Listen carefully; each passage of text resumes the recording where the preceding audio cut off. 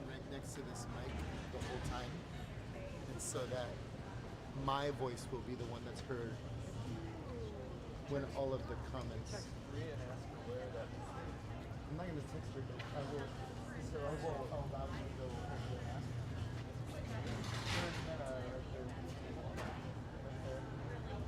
Hey Derek, that's hot, just so you know. They can hear That's you. why I said I'm going to say all the colorful comments. I was like, oh, What? you know we can hear What? Derek.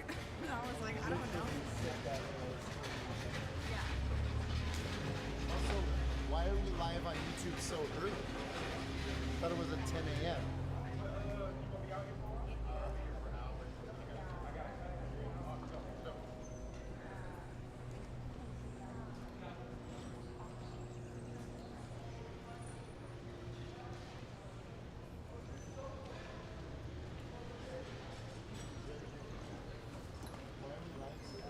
Stream looks live. We are not live. Is that light? No, it's on. Is stuff off? No, like channels are up.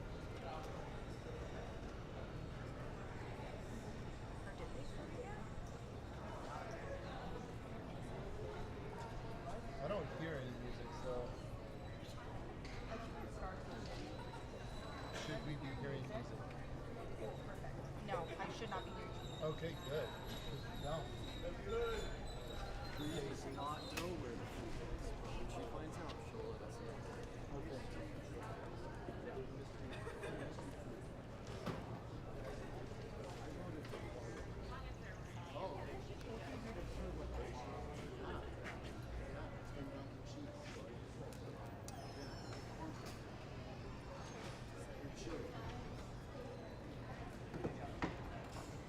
Yes. I wonder if that's even going to be a thing.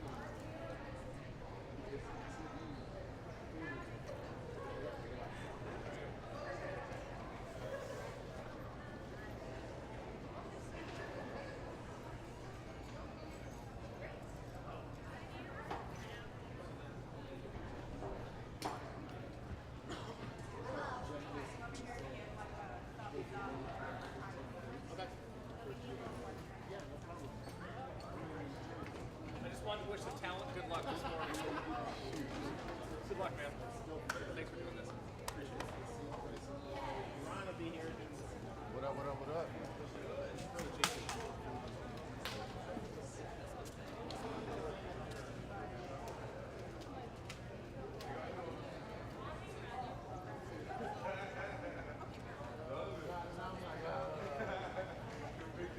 Yeah, I did it last year. So. Okay, nice.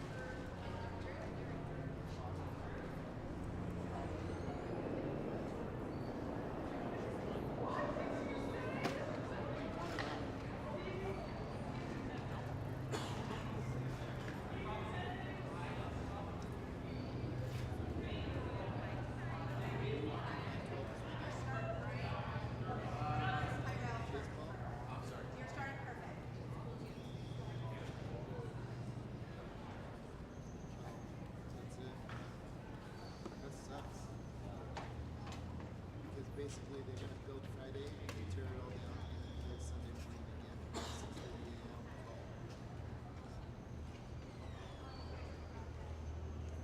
Because they're pulling out Friday, it's a new game. But they're pulling out Friday and going to Eugene for their football spring showcase game, and then coming back Sunday. Saturday is just us. It's a 3 o'clock game, so probably 1 o'clock.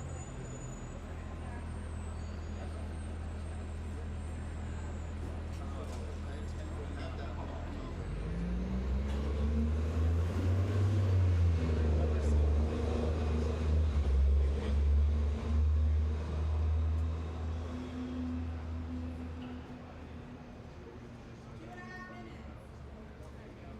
Do I need to mute my mic? Do I need to mute my mic? No, mute it when I'm not talking.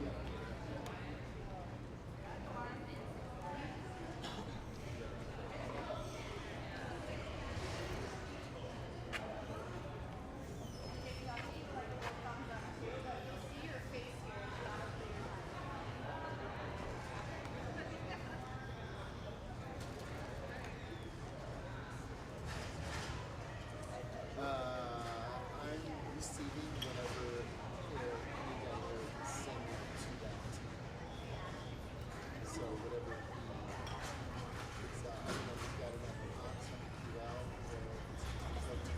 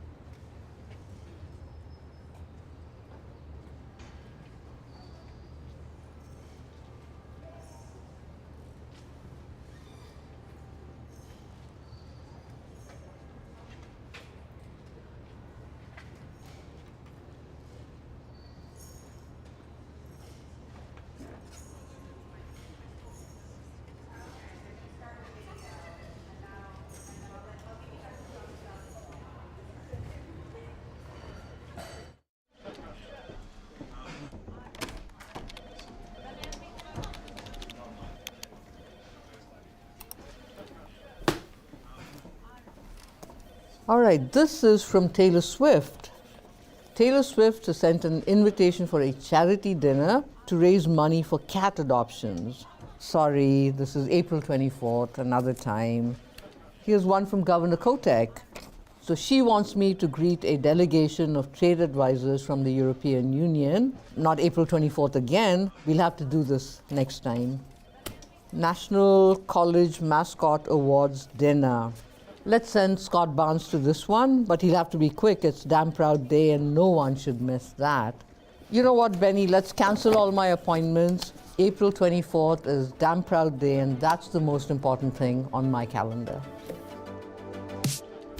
Join me and the rest of the Beaver community to celebrate Damn Proud Day, OSU's Day of Giving. Beavers everywhere will rally together to show our support for our amazing students and OSU programs. It's my favorite day of the year.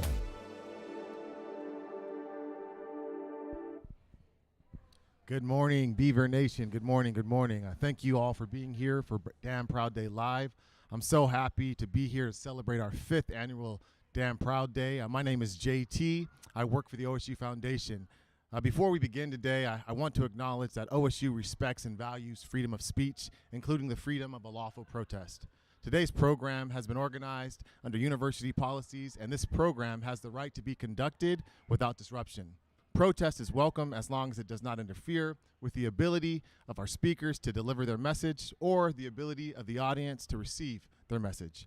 A person whose actions interfere with this manner will be warned by staff. If the person continues to interfere, they may be asked to leave and may be held accountable under university policies. With that being said, I'd like to welcome our first guest, my friend, my brother, Tyrell Warren Burnett. Thanks, JT. How you doing today, sir? Glad to be here. I thought you was going to have some walkout music for me, but... I mean, we could play some walkout. What would your choice be? Ooh, maybe some Jay-Z. Jay-Z? I Yeah, like Jay-Z. yeah. I like Jay-Z. Or I could have did a monologue, but I didn't have time to prep for that, though. Okay. Well, I really appreciate you joining me today on the stage. Would love for you, Ty, to tell us a little bit about the history of Damn Proud Day. Yeah, it's crazy to think that it's been 5 years since the first Damn Proud Day, 2019. And it's evolved so much over the last 5 years. First year that we had it, we had just under 3,000 donors, $628,000 raised. But flash forward to last year, we had nearly 7,000 donors and almost $2.1 million in support of OSU, from athletics to academics to pracs to everything underneath the sun. It's been great to see the evolution. And days like this is really when you're able to see bees rally, and that's one of our taglines this year is bees rally. And with everything that's going on, it's a day for the OSU community to really come together and really highlight all the great things that are happening at the institution, from like the great Forestry program that we have, the great women's basketball team that we had this past year, gymnastics, there's a lot of things, great things that's happening at OSU. And I think Damn Proud Day really signifies all that is great about OSU. You just mentioned OSU. We're here in the middle of a beautiful campus today. Beautiful day. What do you expect? What do you expect to see on campus? What do you expect to see in Oregon as a whole, and even online? Well, it looks like the weather is going to be great. In Oregon, we always have that fall spring that happens. Those first 3 days of March that are really good, and then the rain comes. But the weather is going to be good, which is always good for Damn Proud Day. It's going to be lively here at SEC Plaza. We have over nearly 30 different orgs and programs tabling today. We see some of the cars from engineering. We'll have some swag today. We'll have some free T-shirts, some bucket hats, some rally towels. We'll be giving away ice cream as well from the Ag Scientist food truck. So it's going to be really lively. And then right behind me, we have Big Benny. So you can take pictures with Big Benny as well. So I think it's just going to be a great day for everyone to really energize, and the excitement is going to be a lot here in SEC Plaza. Thank you for sharing that. I also hear that there are more than 200 challenges to help gifts on Damn Proud Day make a greater impact. Maybe talk to us about what you're most excited about within the challenges. I think the trustee challenges in particular, I think it's a way for some of those smaller units to gain some additional support. And those, shout out to our trustees, our previous chairs, and chair-elect for really donating for those different trustee challenges that we have. And a lot of units can win up to $15,000 to $20,000 in addition to that. And then one new wrinkle that we have this year is our hour-by-hour gift challenge. So from now until noon, the unit that has the most gifts between that timeline and basically every 2 hours can potentially win another $2,000 for their unit, which I think is very critical. So I wanted to add a couple other elements. Some healthy competition is what we call it. So it's going to be exciting. If you could project crystal ball, who wins this year? Ooh, that's a good one. Women's soccer have been crushing the game the past couple years. Men's and women's crew has been crushing as well. So I think it's going to be a toss-up. But I would say student affairs and one of our university priorities, finishing 4, and the OSU Athletics Fund for Excellence, I think is going to give the projects a run for their money. So I'm excited. I'm excited. I'm excited to see what happens today. We will be right back with men's basketball coach Wayne Tinkle. Thank you, Tyrell. Thank you. Go Beavs.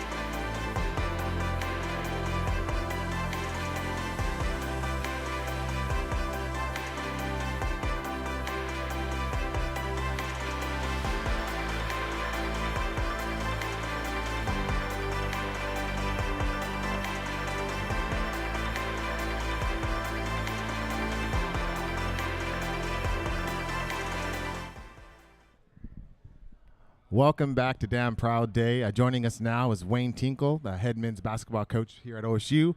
Wayne just completed his 10th year with the Beavs. Really appreciate you joining us today, Coach. I'm going to leave with the first question here. Let's talk about the incredible win you had over a top 5 opponent at home this year. Yeah, that was a great atmosphere. Arizona came in on quite a roll, and our guys just came out with great inspiration. We got down double figures in both halves, I believe, as many as 12 in the second half, but our guys kept battling back. Actually took a 9-point lead with just under 3 minutes to go, but almost squandered it. And then the guys said they just wanted to set it up for that incredible finish, obviously with Jordan Pope hitting a 3 at the buzzer. And then the crowd, I mean, there were students on the court before our guys coming off the bench to celebrate. It was kind of neat. I watched that replay the other night, and still kind of gives the goosebumps with the atmosphere in Gill and the celebration that ensued. Yeah, it's awesome when you see the fans involved and just for the celebrating that great win. Maybe let's change the conversation and talk about the guys that you're excited to see take a leadership role next year. Yeah, big changes. Obviously changing leagues with the portal, today's climate in college athletics. We're going to have a lot of new guys, but really are going to anchor around the guys that are committed to be here, to be at Oregon State, to continue to carry the torch for our program. Starting with Michael Ratai, who will be a junior. Was injury plagued this year with a lower leg injury at the beginning of the season, but he's putting in great work with our strength and conditioning and athletic training department to be 100%. Nate Maitoff was a player out of the junior college ranks that we signed last summer. Unfortunately tore his ACL, but has done a remarkable job in rehab, getting ready. Those two have really set the tone here early in the offseason. Josiah Lake is another player that we awarded a scholarship to a couple of weeks back because of and we have it in our office. It says earn what you get. Mm-hmm. And that kid, as a walk-on true freshman, played the most consistent minutes off the bench for us and had a great impact. I think those three guys are going to be anchors for us moving forward. We got DeJohn Craig, who's going into his sophomore year, and then Thomas Endong and Gavin Mars as well. But we've already signed a couple of guys early this spring. Parsifala, 6'9" post player, really good footwork, mature player in the low post area. Going to expand his game out to the perimeter a little bit. Excited to be adding him. And DeMarco Minor, folks are going to love him. I mean, Beaver Nation's going to be excited. He's very tough-nosed point guard. He's built like a linebacker in the NFL at 6 foot, though.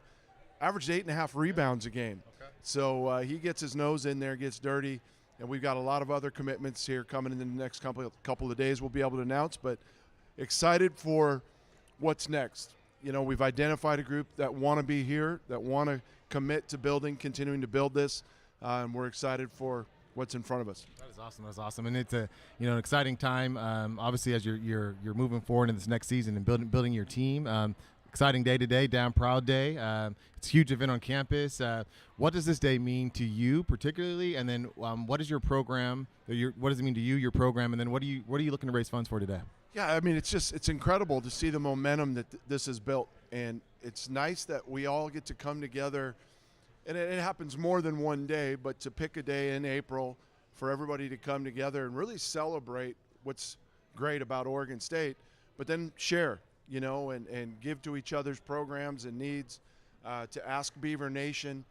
We thank all of them for the support, and ask those that maybe haven't been able to jump on board yet to be a part of this, because we're celebrating each other and we're helping each other grow. We know with the way things are going economically in our country that we all need some help, and it's a great celebration and to that end. And what we're looking for is some technology enhancement in our program. The West Coast Conference is going to upgrade a lot of technology in Gill for us for next season. We need to replicate that in our basketball center, our practice facility, with cameras, with different technologies that help with player evaluation and performance and development, data, insight, that sort of thing. And so that's what we're kind of wrapping around this charge towards, those sort of upgrades within our program that are going to help advancing the direction we go. Well, you heard it, Beaver Nation. What we're looking for here, join, support, and we really appreciate Coach Wayne Tinkle joining us today. And we'll be right back and welcoming to the stage Tony Doolin, our Dean of the Honors College. So go Beavs, and we'll see you soon. Damn proud.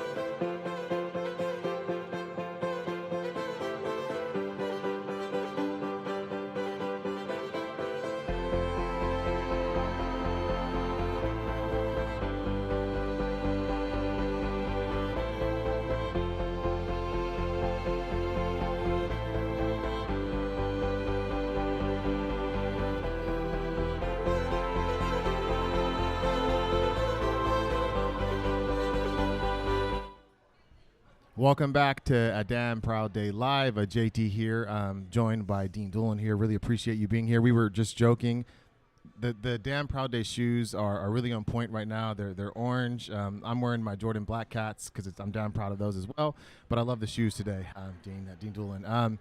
This year, the Honors College is really highlighting the importance of scholarships, right, for Damn Proud Day. Can you share with the audience about why scholarships are so important for honor students? Yeah, and there's really two reasons. So for some students, scholarships are really the enable them to even come to OSU, much less join the Honors College. But I think the other thing is, as our students move through their journeys, not surprisingly, sometimes they face challenges. And so having scholarships are basically validation for what they're doing and really helping them know that there are folks out there that really want them to be successful. So I think that validation, as well as just the financial support to come here, are the two things that are super important for students, and having scholarships to support their OSU journeys. We're here on Damn Proud Day. There's a lot of things to be damn proud about. Can you share maybe 1 or 2 points about the pride of the Honors College that make you proud, make you damn proud about the community?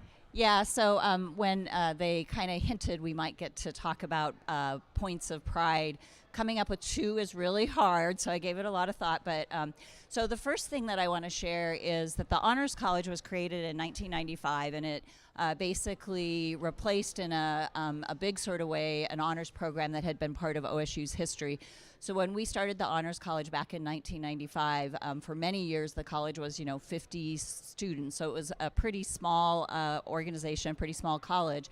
And so this June, we think that we're going to hit very close to graduating 300 students with their honors baccalaureate degrees. So to go from, a college of 50 students to being able to actually graduate each and every year close to 300 students with the honors baccalaureate degree is definitely a point of pride.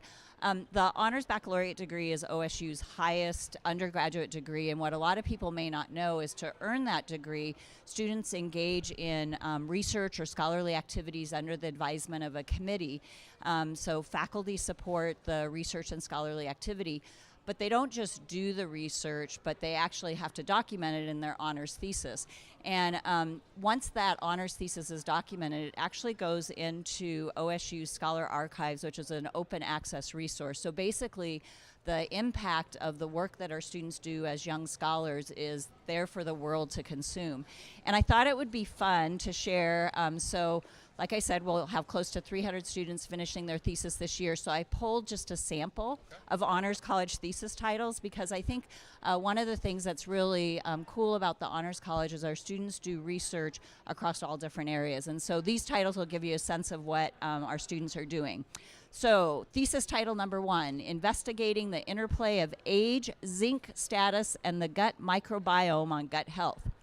Thesis title number 2, addressing the pipeline and how to repair it, where STEM gets exclusive. Thesis title 3, sensorless localization for robots and wheelchairs. 4, effects of yeast type and environmental factors on kombucha fermentation. Does athleticism moderate reactions to social media images? Numerical analyses of experimental impacts on wind turbine blades. All work and no play, employment, stress, and coping. So the crazy part is there's 280 more of these theses that are out there basically having an impact and in many cases really helping move forward the body of knowledge in all these different areas. I couldn't be more than proud of that. I definitely understand why you're damn proud. Is there anything else that you'd like to say right now to the people that are watching in closing?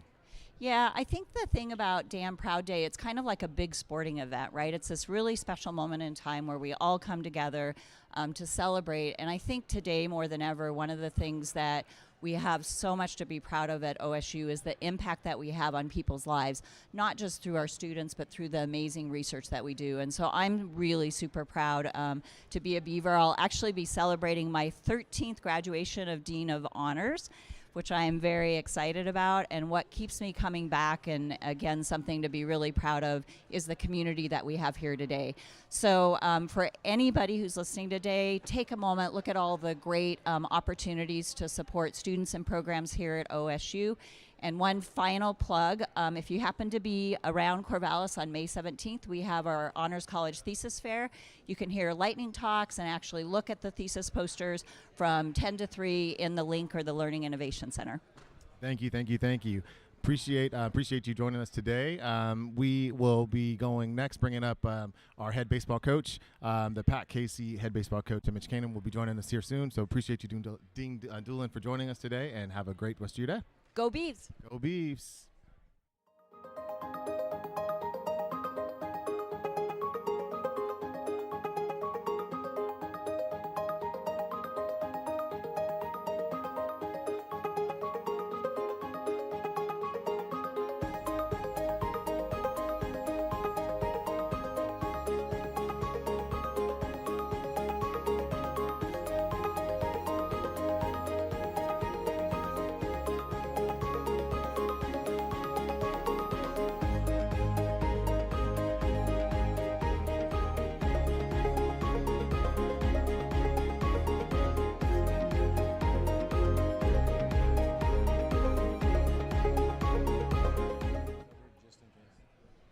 Welcome back to Damn Proud Day Live. I'm JT here. Joining us today, our Pat Casey head baseball coach at OSU, Mitch Canham. Great to see you today, Coach.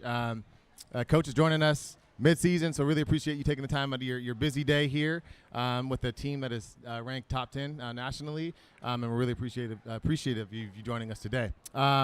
Maybe let's talk about the success thus far and your excitement for the team's success thus far in the season. Sure. Well, first, thanks for having me up here. Exciting. We just got back last night late, about midnight, from a game up in Hillsboro. 4,500 Beaver fans jumping out and watching us play. And I mean, every chance we get to take the field is extremely exciting because I look at our guys and I say, you guys are like superheroes. You know, we don't wear the cape, but we do wear a uniform. We represent something so incredibly special. And so today, as we're prepping up for this weekend series, we got the Ducks coming up and playing, so the guys are amped up about that. But you know, we're off to a great start. We're heavily ranked nationally, which is nice. But we try to remind ourselves every day that we're 0-0. We need to get better. Today is what's important. This moment is what's important, and the guys have done a great job with that thus far. I'm watching a lot of growth with these young men, both on and off the field. Their enjoyment on campus, their enjoyment with one another, and how they're helping transform the community. So it's fun to watch them grow as young men to men and achieve all these great things, you know, scholastically and athletically. And we got some pretty special guys you can go out there and watch. You mentioned moments. You're obviously an Oregon State alum. You were a part of just a couple great baseball teams here as a student athlete. What does it mean to you now that you're leading a program that you once played in? Shoot, I got to pinch myself every day to remind myself like how lucky I am to be in this position. Having come here yesterday on our way up, I ran into some friends up in Portland, and I get to. He goes, man, that's pretty wild. You're coaching at Oregon State. I go, you know what? It is incredible because after coming here and experiencing the life-changing moments that we had, the people that we met that helped make myself and helped allow me to have a family like I have and a house. And my family moved up from the Bay Area. My family moved down from Washington. We're all kind of hubbing up here in Corvallis, so it's a beautiful thing, and being a part of a wonderful church and being a part of just so many different blessings and to be in this area. So when we travel throughout the season and you go see different cities and campuses, it also reminds you how fortunate we are to be in this kind of environment and have this level of support that we have. And so that's part of the joy of going out on these road trips throughout the season.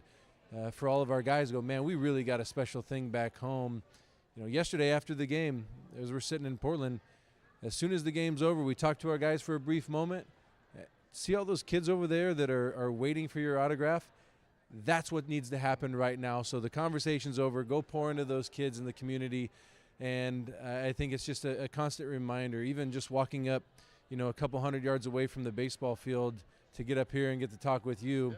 By the way, you have a wonderful voice at church. I got to say that. But it's just such a special thing to be able to be a part of that. And if I want to go home and have lunch, it's right down the road. I get to see my wife and kids, and I get to be right back at work. Yeah. Well, as I was walking up today, I noticed the construction that's happening in the outfield for a new facility. Maybe talk to the audience, kind of in closing, about what is this new facility? How's it going to help your program? And then what can they do to support? Yeah, if you haven't had a chance to walk by center field yet and see the construction, we've had a lot of construction on campus, which shows growth, and it's kind of just beautiful. Even when recruits are in town, we take the golf cart around and look at the different buildings. I made all of our coaching staff do a campus tour, including myself, to reacclimate ourselves to what's going on campus, so we're not losing connection there. But in center field, we got our brand new hitting facility. For years, we've always worked up in the McAlexander Fieldhouse. There's a couple cages up there, and as much as our guys like to work, it's hard to get 40 student athletes up there in 2 cages, and they come in the morning, they want to work during practice, they want to work after practice.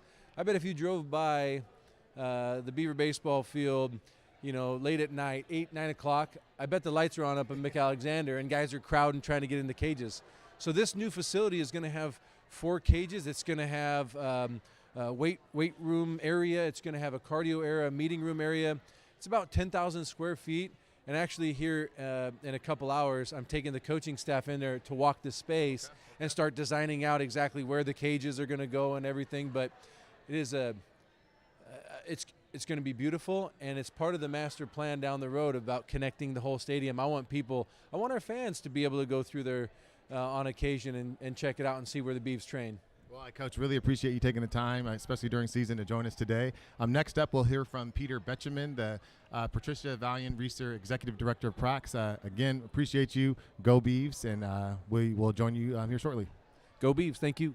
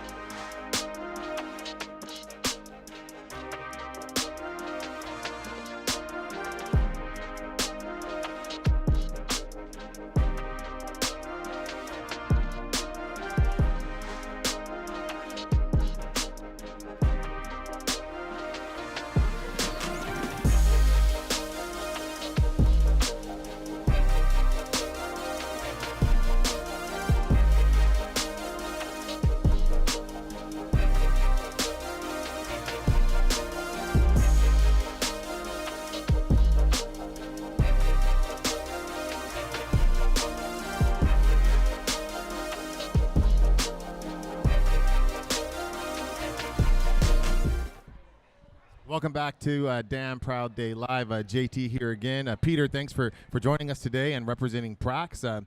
First off, congratulations on Prax opening earlier this month. That's awesome. Before we take a deeper dive in the conversation, maybe talk to us about what Prax stands for, and then we'll get into our conversation. Sure, yeah, thank you for the opportunity. So Prax stands for Patricia Valiant-Reeser Center for the Creative Arts. That's our formal name. But the shorter name, Prax, Patricia Reeser Arts. And then the X stands for the really essence of the mission, which is to engage the arts with all of campus. And so the X stands for cross-disciplinary, it stands for experimental, And the concept here is that we really see Prax as a crossroads for the campus community at large. I mean, it's really easy to imagine, oh, OSU has a new home for the arts. But what I like to say is actually what we have is a new home for OSU in the arts and a future in which the arts will activate disciplines across campus as a whole. We just co-presented a concert the other night with University Human Resources, which was great. Yeah.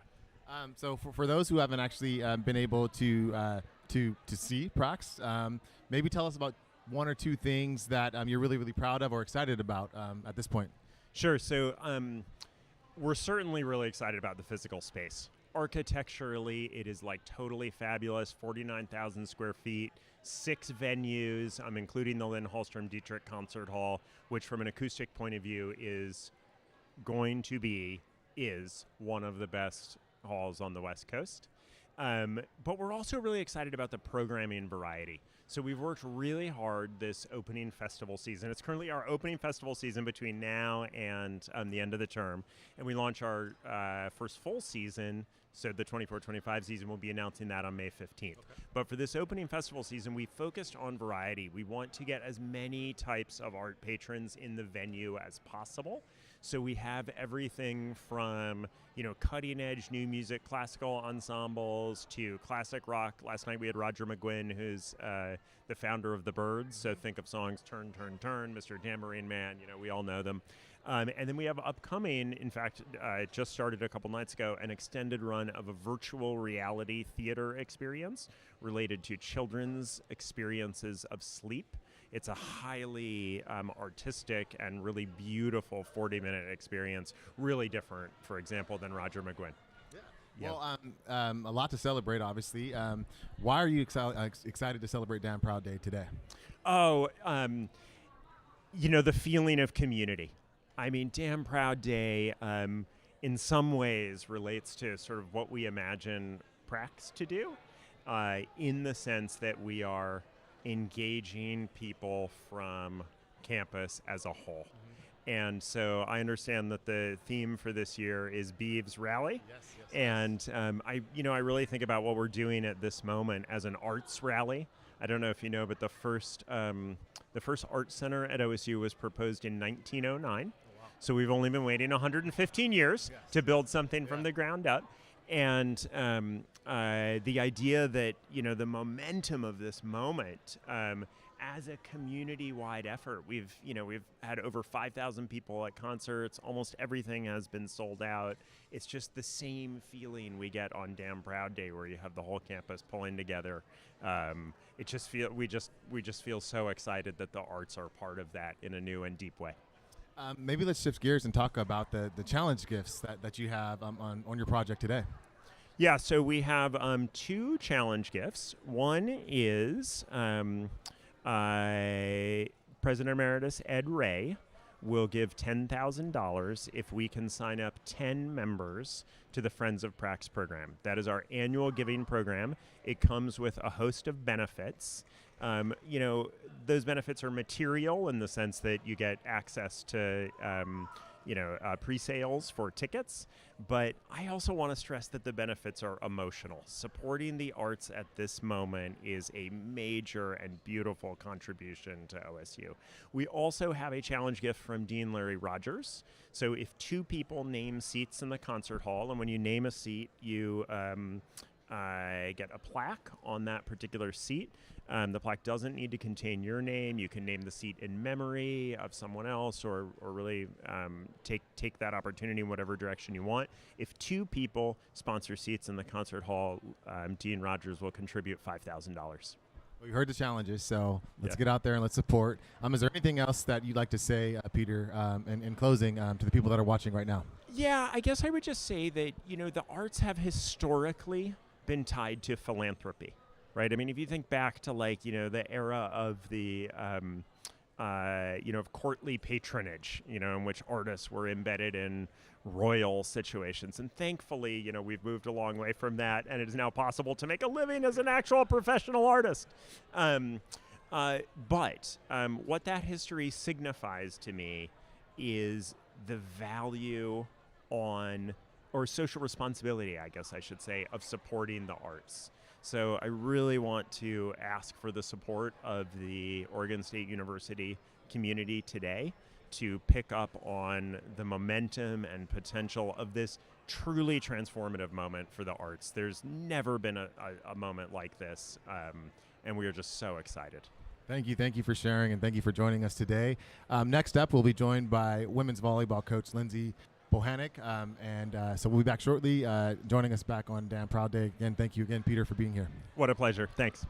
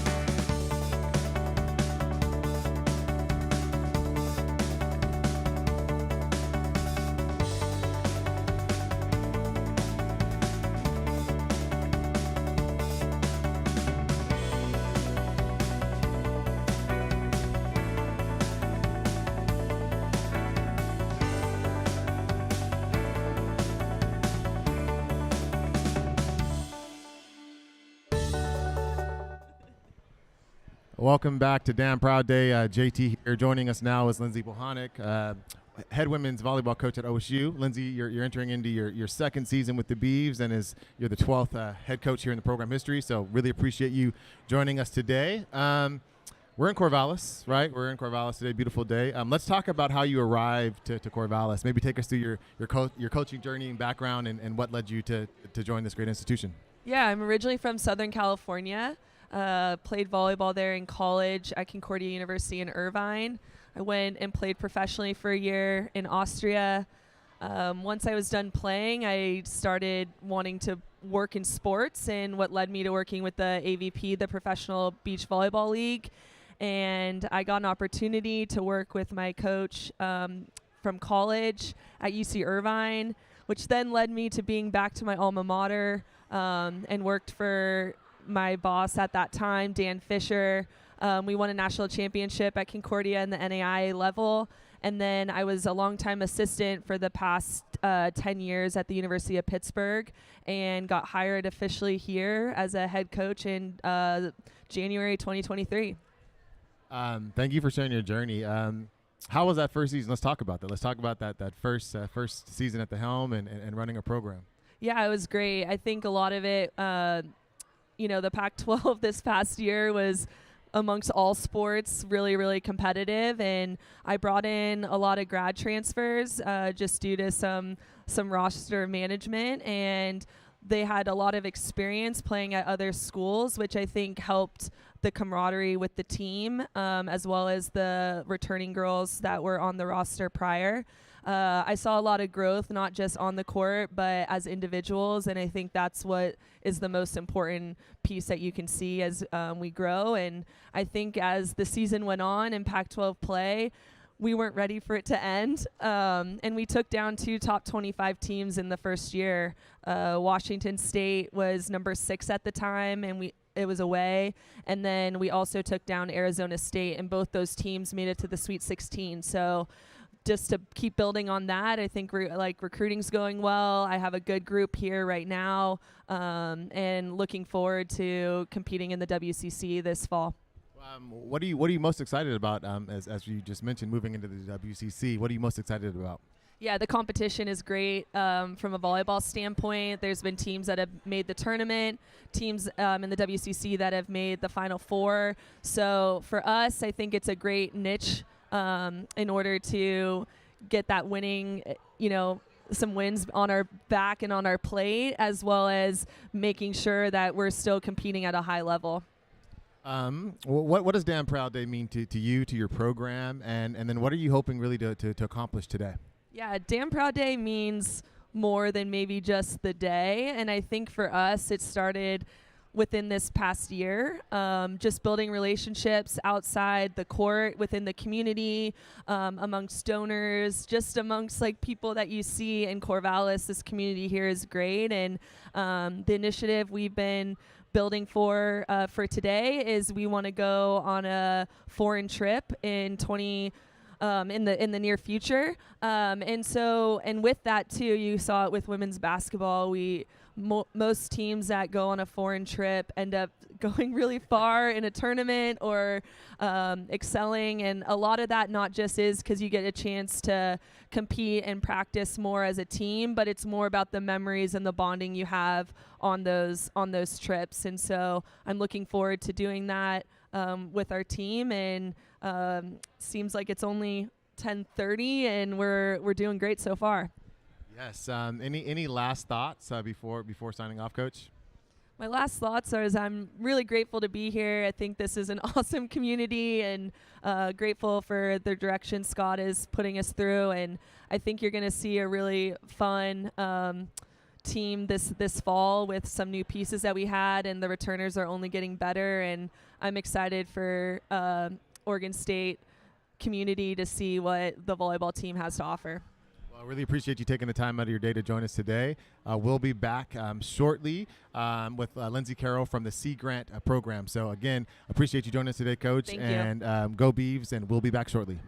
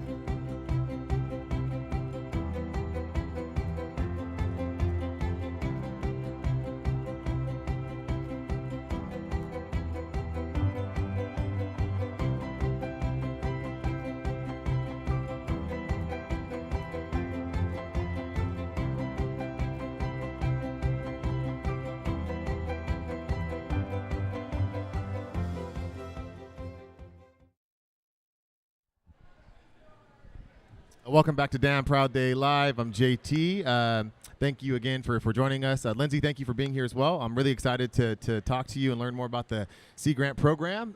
So why don't we start? What is the Oregon Sea Grant, and why is it important, and what does it do?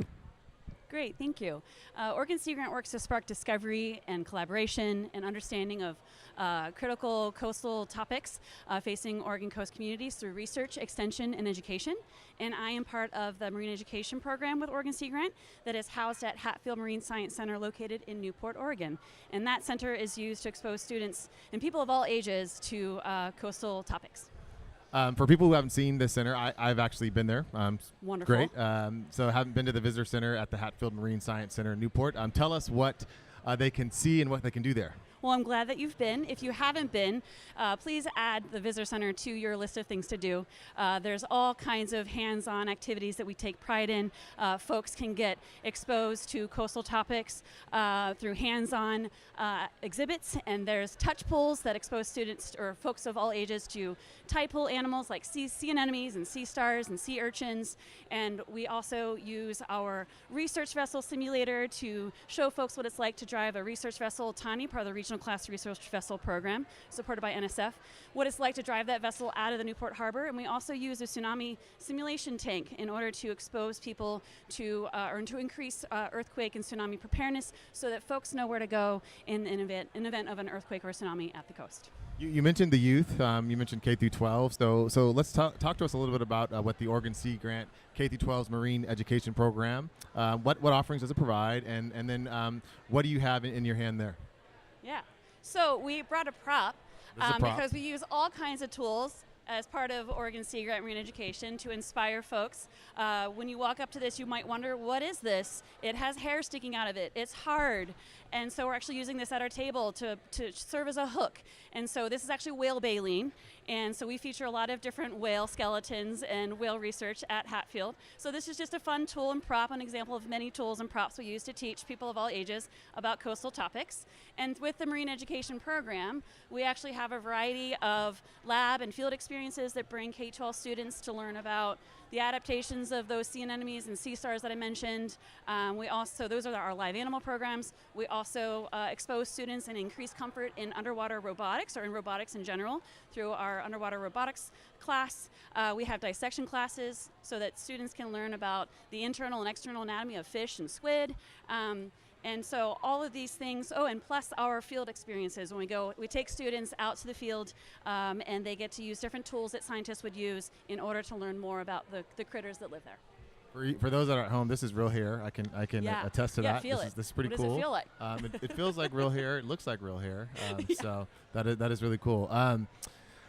What are we raising funds for today? What are we looking for? What's kind of on your bucket list in regards to raising donations today?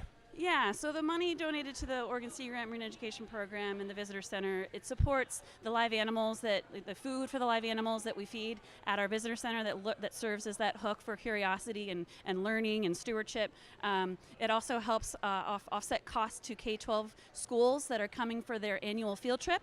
They'll come and do those lab and field experiences that I mentioned. So for example, $25 supports a career day opportunity for a budding marine enthusiast who is in high school that wants to learn more about marine careers. $100 will support feeding of the octopus and the live animals in our touch pools for a month, and then $250 would support the cost for 30 students participating in one of those lab and field experiences that I talked about. Why don't you tell the folks that are joining in at home and looking online, watching right now, why it's important to fund these programs in closing? Absolutely. Yeah. So we're damn proud that we have the opportunity to witness those all moments of students and people of all ages as they get to see our resident octopus for the first time, or get to touch those sea stars and sea anemones. And so they also get to learn about commercial fishing vessels that leave our Newport Harbor through our exhibits. And so those moments contribute to further curiosity and stewardship that is critical as we learn more about our changing oceans. Well, thank you, Lindsay, for joining us today. Next, we'll hear from head women's soccer coach Lauren Sinacola. So we're really excited for that and excited to learn more about the Sea Grant, Oregon Sea Grant today. And this is cool, a prop. Come see us at Hatfield. Definitely. Go Beavs.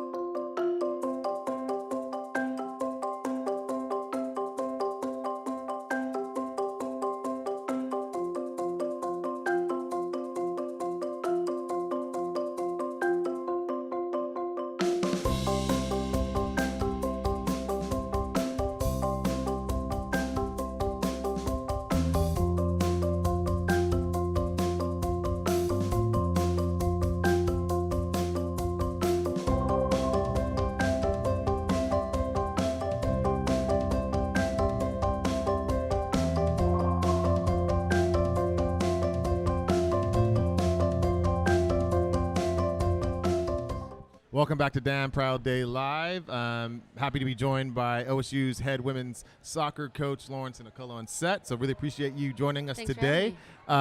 Since entering as head coach, 2021, you've placed 3 student athletes in the professional soccer ranks, so congratulations on that end. So we're really excited to learn more about your program, and I'm excited to have a conversation with you today. We're going to start with the elephant in the room. Okay. Women's soccer has a history of being really, really damn good on Damn Proud Day. So what does that mean to your program? Yeah, Damn Proud Day has been very influential for our team. Our players do an amazing job being extremely competitive on today, and our support from families, alumni, just anybody who's willing to give and support to our program. We do a really good job, bringing the competitiveness out of our athletes on Damn Proud Day, and our team, they're just so bought in. So it's really helped us bond. I mean, we've been able to go on trips. We've been able to update our locker room, just really build the culture of our program through what we raise on Damn Proud Day. So it's been extremely beneficial for us. As a former student athlete and as a still competitive individual, I like to compete in anything. Your team, you've won awards as the winner of a few Damn Proud Day Trustee Challenges. Tell us about some of those awards that you've won over the years. Yeah, I think our first year we won the biggest improvement, I think we got the most donors on the day, which won us a great incentive to help to our funds. I think last year we improved the participation of our alumni base on Damn Pride Day, so that really helped win that award. We got the Spirit Award last year as well. My players got to pie me in the face here. No pie happening this time around. But no, I think we just do a really good job finding those incentives and having a plan to work to hopefully raise more money throughout the day. Well, let's shift and talk about your team. Talk to us about the returners for next year and what you're most excited about. Yeah, no, we have a really solid group returning for the fall, which is great, and we're adding a very talented group of freshmen to that group as well. And entering the WCC for the next year at least, it's kind of an exciting time for us, though we always want to be Pac-12 and represent Pac-12. WCC is a very strong women's soccer conference, so the excitement to compete against other schools we normally don't, to prove ourselves in that realm, give us an opportunity to make postseason. I think we're just really excited to get back on the field and represent Oregon State. Well, as some that are watching maybe that don't know, but there are opportunities obviously to compete in the spring. So maybe talk a little bit about some of those opportunities to come out into Corvallis and watch your team this spring. Yeah, we have a couple games left. We actually play this Sunday at 10 o'clock on the IM fields. Then we will play Oregon as well. We're going to play a WPSL team as well, and then Portland State. So the next opportunity is just Sunday at 10 a.m. Start your Sunday off strong. Come support us. Yeah, it would be great to come out and support the Beavs. In closing, give us one pitch to support your program on Damn Proud Day. I think the big thing is, with everything and all the adversity that's hitting college athletics, I think the ability to continue a strong culture so that our players are confident, going into battle and going into competition, but also with each other. We really want to continue taking our team on preseason training trips. So that's really what we're focusing on, as well as adding technological things to our program so that they can keep growing as individuals and as athletes and as a team. So, any donation helps. We're the numbers of donations help us unlock the great challenge gifts that we've been able to collect today. So, today is a huge part, and really focus on this 10 to 12 time slot. So if you're going to donate to women's soccer, please do it now. We're going after those incentives. So thank you so much. My last question. You guys going to win it again this year? I don't know if we're going to win it. We're going to try. If we're going to do it, we're all in. So we're all in. Our team's already doing a great job. Our supporters are doing a great job. The alumni, everyone's doing a great job for us. So we're greatly appreciative. Well, Coach, really appreciate you taking the time to join us today. After a short break, we'll talk to Tim Carroll, the Sarah Hart Kimball Dean of the College of Business. Go Beavs. Go Beavs.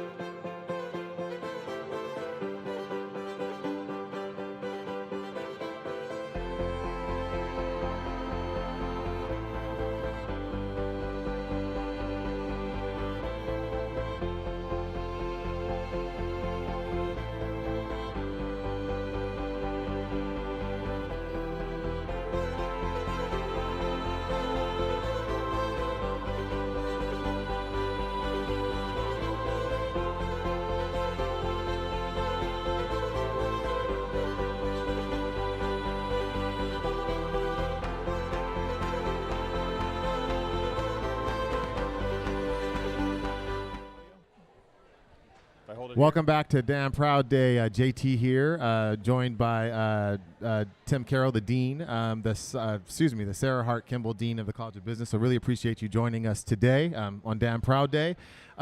Let's talk about Damn Proud Day as a whole. What are the priorities for the College of Business this year? Sure. So for the College of Business, we're highlighting a number of different areas. We've got a few that are tied to student success. We've got a Catalyst Scholarship, an Emergency Needs Scholarship, and a Dean Scholarship. All those are providing access and opportunity for students. We're also highlighting our Center for Financial Literacy, which we call CAFE, and we're looking to support our faculty to be able to attract, retain the best and brightest to help us with our mission. That is cool. That is cool. What do you find the most meaningful about Damn Proud Day?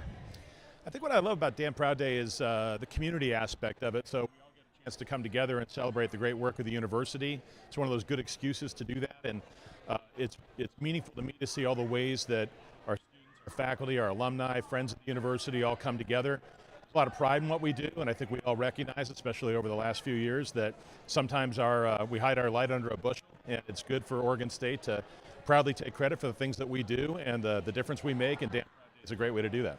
Well, you mentioned the pride. I've been asking folks, what are you damn proud of? And so maybe tell us a few things that make you damn proud of the College of Business. Sure. Well, the College of Business, I think we do a few things really, really well. One of them is student success. So we have something called the Blueprint Program, where our students have the opportunity to take classes alongside their traditional business curriculum, and they learn things like teamwork, ethics, personal development, professional development. We do that all throughout the 4 years that they're with us, or in an accelerated fashion if they join us as a transfer student. That's one of the things that has led us to improve our graduation rates by 15 points in the last 5-6 years. That's kind of unheard of. That just doesn't happen very often in universities and in units. So a lot of the investments we make in the student success have really paid off. We're also proud of external recognition we've gotten. We've got a top 3, number 3, online undergraduate business program. We've got growing graduate programs. We've got a fantastic faculty that delivers all those things for us. So there's a lot to be proud of at the College of Business. Is there anything else you'd like to add or tell Beaver Nation before signing off? So I think the College of Business, we're proud to contribute to Oregon State. We're proud to be part of the Beaver community. We have a lot of success, a lot of the great things are going on, and even more that's coming up. So we've been talking about things like AI and how we lean into that and how we prepare students for the careers and jobs of tomorrow and give them skills that will complement the technology that's coming, and the College of Business is very much at the forefront of all of that. So it's been wonderful so far. There's even more bright days to come, and we're really excited to be part of it. So thank you, everybody in Beaver Nation. Beavers certainly rally. We've seen that in many different ways. I know that's the theme for this year. It makes a lot of sense. So really happy to be here, happy to talk to you, JT. Go Beavs. Go Beavs, and thank you for joining us again today, Dean Carroll. After a short break, we will hear from Dean David Bearden from the College of Pharmacy. So again, appreciate you joining us, and go Beavs.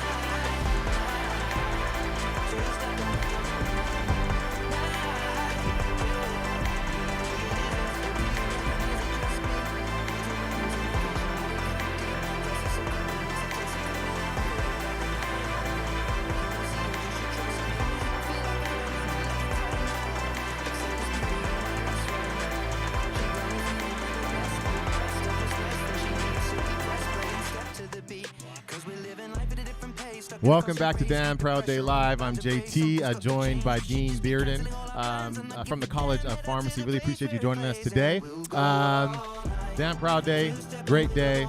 If you could pick one thing, what do you like best about Damn Proud Day? I love the fact that it brings everyone together for one day to think about how they can help give back to hopefully something that's given a lot to them throughout the years. You mentioned giving back. What inspires you to personally give? For me, it ends up living in this dean role. I get to see really generous people who tell the most amazing stories about their lives and how the College of Pharmacy pushes that forward. and it makes me think about my own college pharmacy experience and others. And from that side, it's really just that idea that there is something bigger and broader that you can help support at any level. We're on Damn Proud Day. I've been asking people on the stage, what are you proud of? And maybe talk to us about 1 or 2 points that are points of pride for the College of Pharmacy. Sure. For us, one of the things that we're specifically looking to fund today is student outreach and student travel. And I'll say the things that our students do outside of the classroom are pretty spectacular and actually end up helping their communities, as well as helping them figure out kind of where they go on their pharmacy journeys. And so certainly the fact that that's a big part of our pharmacy education is not only what they learn in the classroom and things that I can test them on, but also that they've got those opportunities to actually be out in the profession and talking to people who will be their future patients, helping them with maybe little things as they go along the way, like how to use medications if you're in a nursing home, and we have folks that will go out to those spots. And then the other thing is our students do is they, in addition to maybe doing this outreach or brown bags and working with the community, is they have opportunities to actually then present things they've learned or projects they've done at national meetings or state meetings. And our students have done fantastic jobs there, won national awards for some recent meeting pieces from that side as well. And I'll say, that seeing them do real things as students and knowing that they're going to run out and do those one day as pharmacists is an amazing part. Really special. Is there anything that, in closing, that you'd like to tell Beaver Nation folks that are watching in closing? Yeah, from our side of things, it's really obviously telling our stories out there. Encourage people to, keep looking at all the amazing content that's coming out of OSU, things that we're putting out from the College of Pharmacy side of things. We've got a lot of stories to share with what folks are doing in the college, what our students are doing, and then we'd love people to share their stories and really get the community inspired on how do we keep pushing pharmacy forward and where do we go from there. Well, thank you, Dean Bearden, for joining us today. Our next guest will be Hunter Holman, who's a graduate fellow for the College of Forestry, and my colleague, Miss Queen Jonah Fay, will take over as moderator. So really appreciate you joining us today. Thanks. We'll be back shortly, and go Beavs. Go Beavs.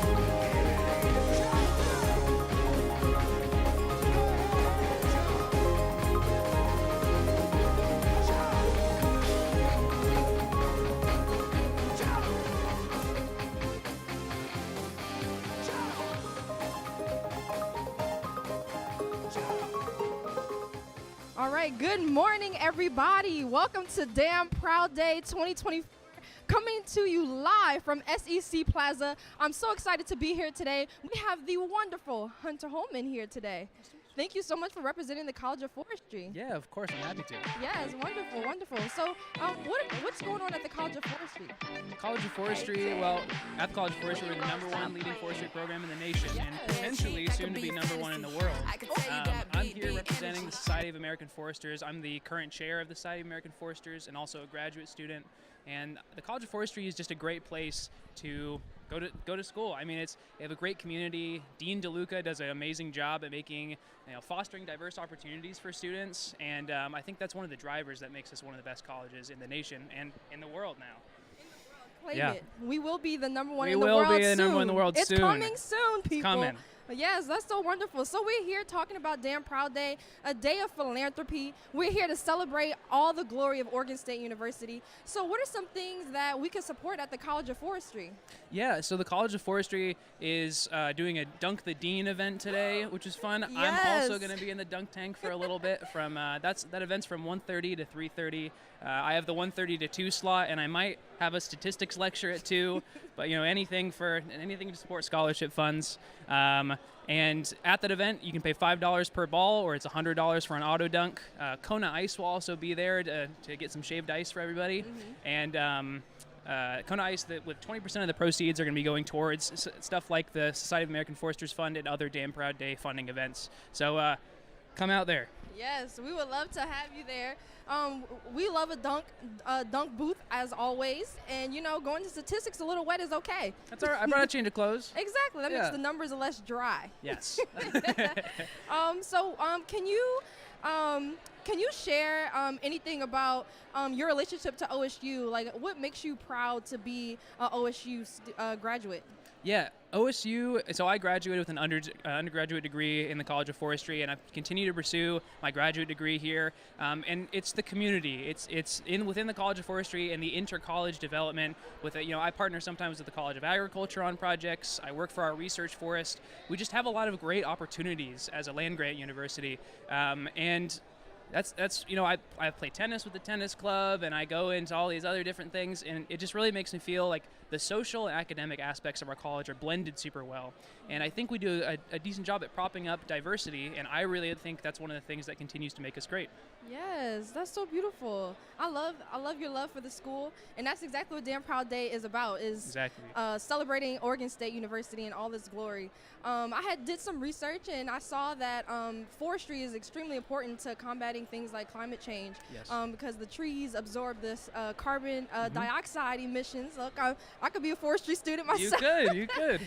So is there anything that you would like to say in regards to the work that the forestry does and how it's important? Yeah, forestry is extremely important. All of our natural resource management is extremely important. Right now, the College of Forestry is continuing to find ways that we can hold our competitive edge, and one of those ways is to bolster things like our climate adaptive management. And so things like that, making new programs in the College of Forestry for students to learn the ways that we can manage our forests and we can adapt our natural resources to combat those future events, is insanely important, because it's the stake of all of our futures. And it's also just, people love being outside, and I think that connects us to want to defend our forests and want to defend our society by doing so. Yeah, that's so wonderful, because Oregon has a lot of trees. Indeed. For sure. So this is a perfect place to have a College of Forestry, because we have so many wonderful different trees that I've been noticing since I've moved here. So I'm so excited about that. I think we are wrapping up on the end of our interview, but it was such a pleasure to talk to you and get to know you and telling the people about the College of Forestry, which I hope you continue to do great work.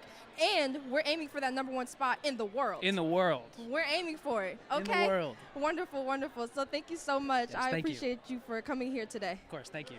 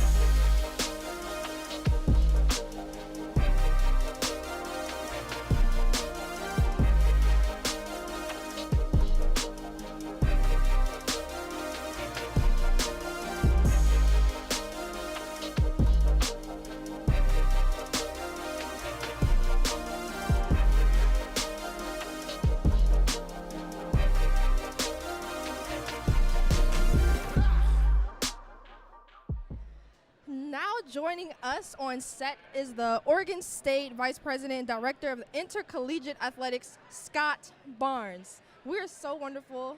We're so excited that you're here today, and I'm so excited to talk with you today. Oh, me too, Quinn. And look at this vibe out here. Isn't this awesome? There's so many people here. What a big day for our university. Yes, it really is. So we're so excited to get into some details with you. And the first thing that we wanted to talk about is what makes you proud of OSU athletics? There are so many things to think about, and it starts with the people who are representing both our student athletes and our coaches. And I couldn't ask for better representation from quality people than the coaches that we have in place and the student athletes they recruit.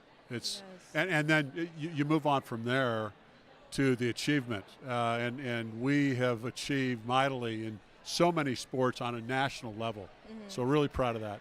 Yes, and we love rallying behind sports. Sports Yes. teams are so important for building a culture of proudness that we're celebrating here today. The next question I have for you is I'll give you some time to talk about the conference realignment. I know that that's something that you get asked about a lot in these days. Yeah. And we just wanted to see where OSU currently stands with that. Yeah, and it's quite a puzzle piece, right? There's so many moving parts, and so our goal when the Pac-12, as we know it, started to fall apart last fall, was to put our student athletes in the best and highest position, and to do that with maximum flexibility, because we don't know what we have for the future. And so over the next 2 years, many of our sports, 10 of them, will be in the West Coast Conference competing for the next 2 years. Football will have a 6-game scheduling alliance with the Mountain West Conference, and then a handful of our sports will be playing under the Pac-12 umbrella still. Baseball is sort of the outlier. They'll be independent. Was our best foot forward for that national program. So we were really pleased that by Christmas time we were able to place all of our teams for the next 2 years. Now, while that's happening and while they're competing, we're obviously looking for our permanent home, and that takes a lot of strategy and a lot of folks working together, and we're right in the middle of doing that. Yes, thank you. For those of us who don't quite understand what exactly is the importance of being in a good conference, can you just explain to us a little bit more about what the conference does for OSU athletics? Yeah, well, let's start with the university. The company we keep is so important, and it's important for faculty. It's important for the student body as a whole to be represented in a conference of like-minded universities. Some of the best universities in the country, as the Pac-12 had, is an important aspect. So as we think about transitioning to another Power 5, which is certainly an option we're hoping for, or rebuilding, the company we keep is super important, not only to athletics and the competition that we play, but to a university who aligns themselves with peer institutions, whether it be research or faculty excellence or winning football games. Yeah, that's wonderful, because when one person wins, we all win. So that's really good to be with winners together. Yes. Okay, I like that. Okay, Yes. wonderful. Yes. I'm not the biggest person who knows everything about sports, but I can understand that. I love that. Thank you so much for You bet. explaining that to us.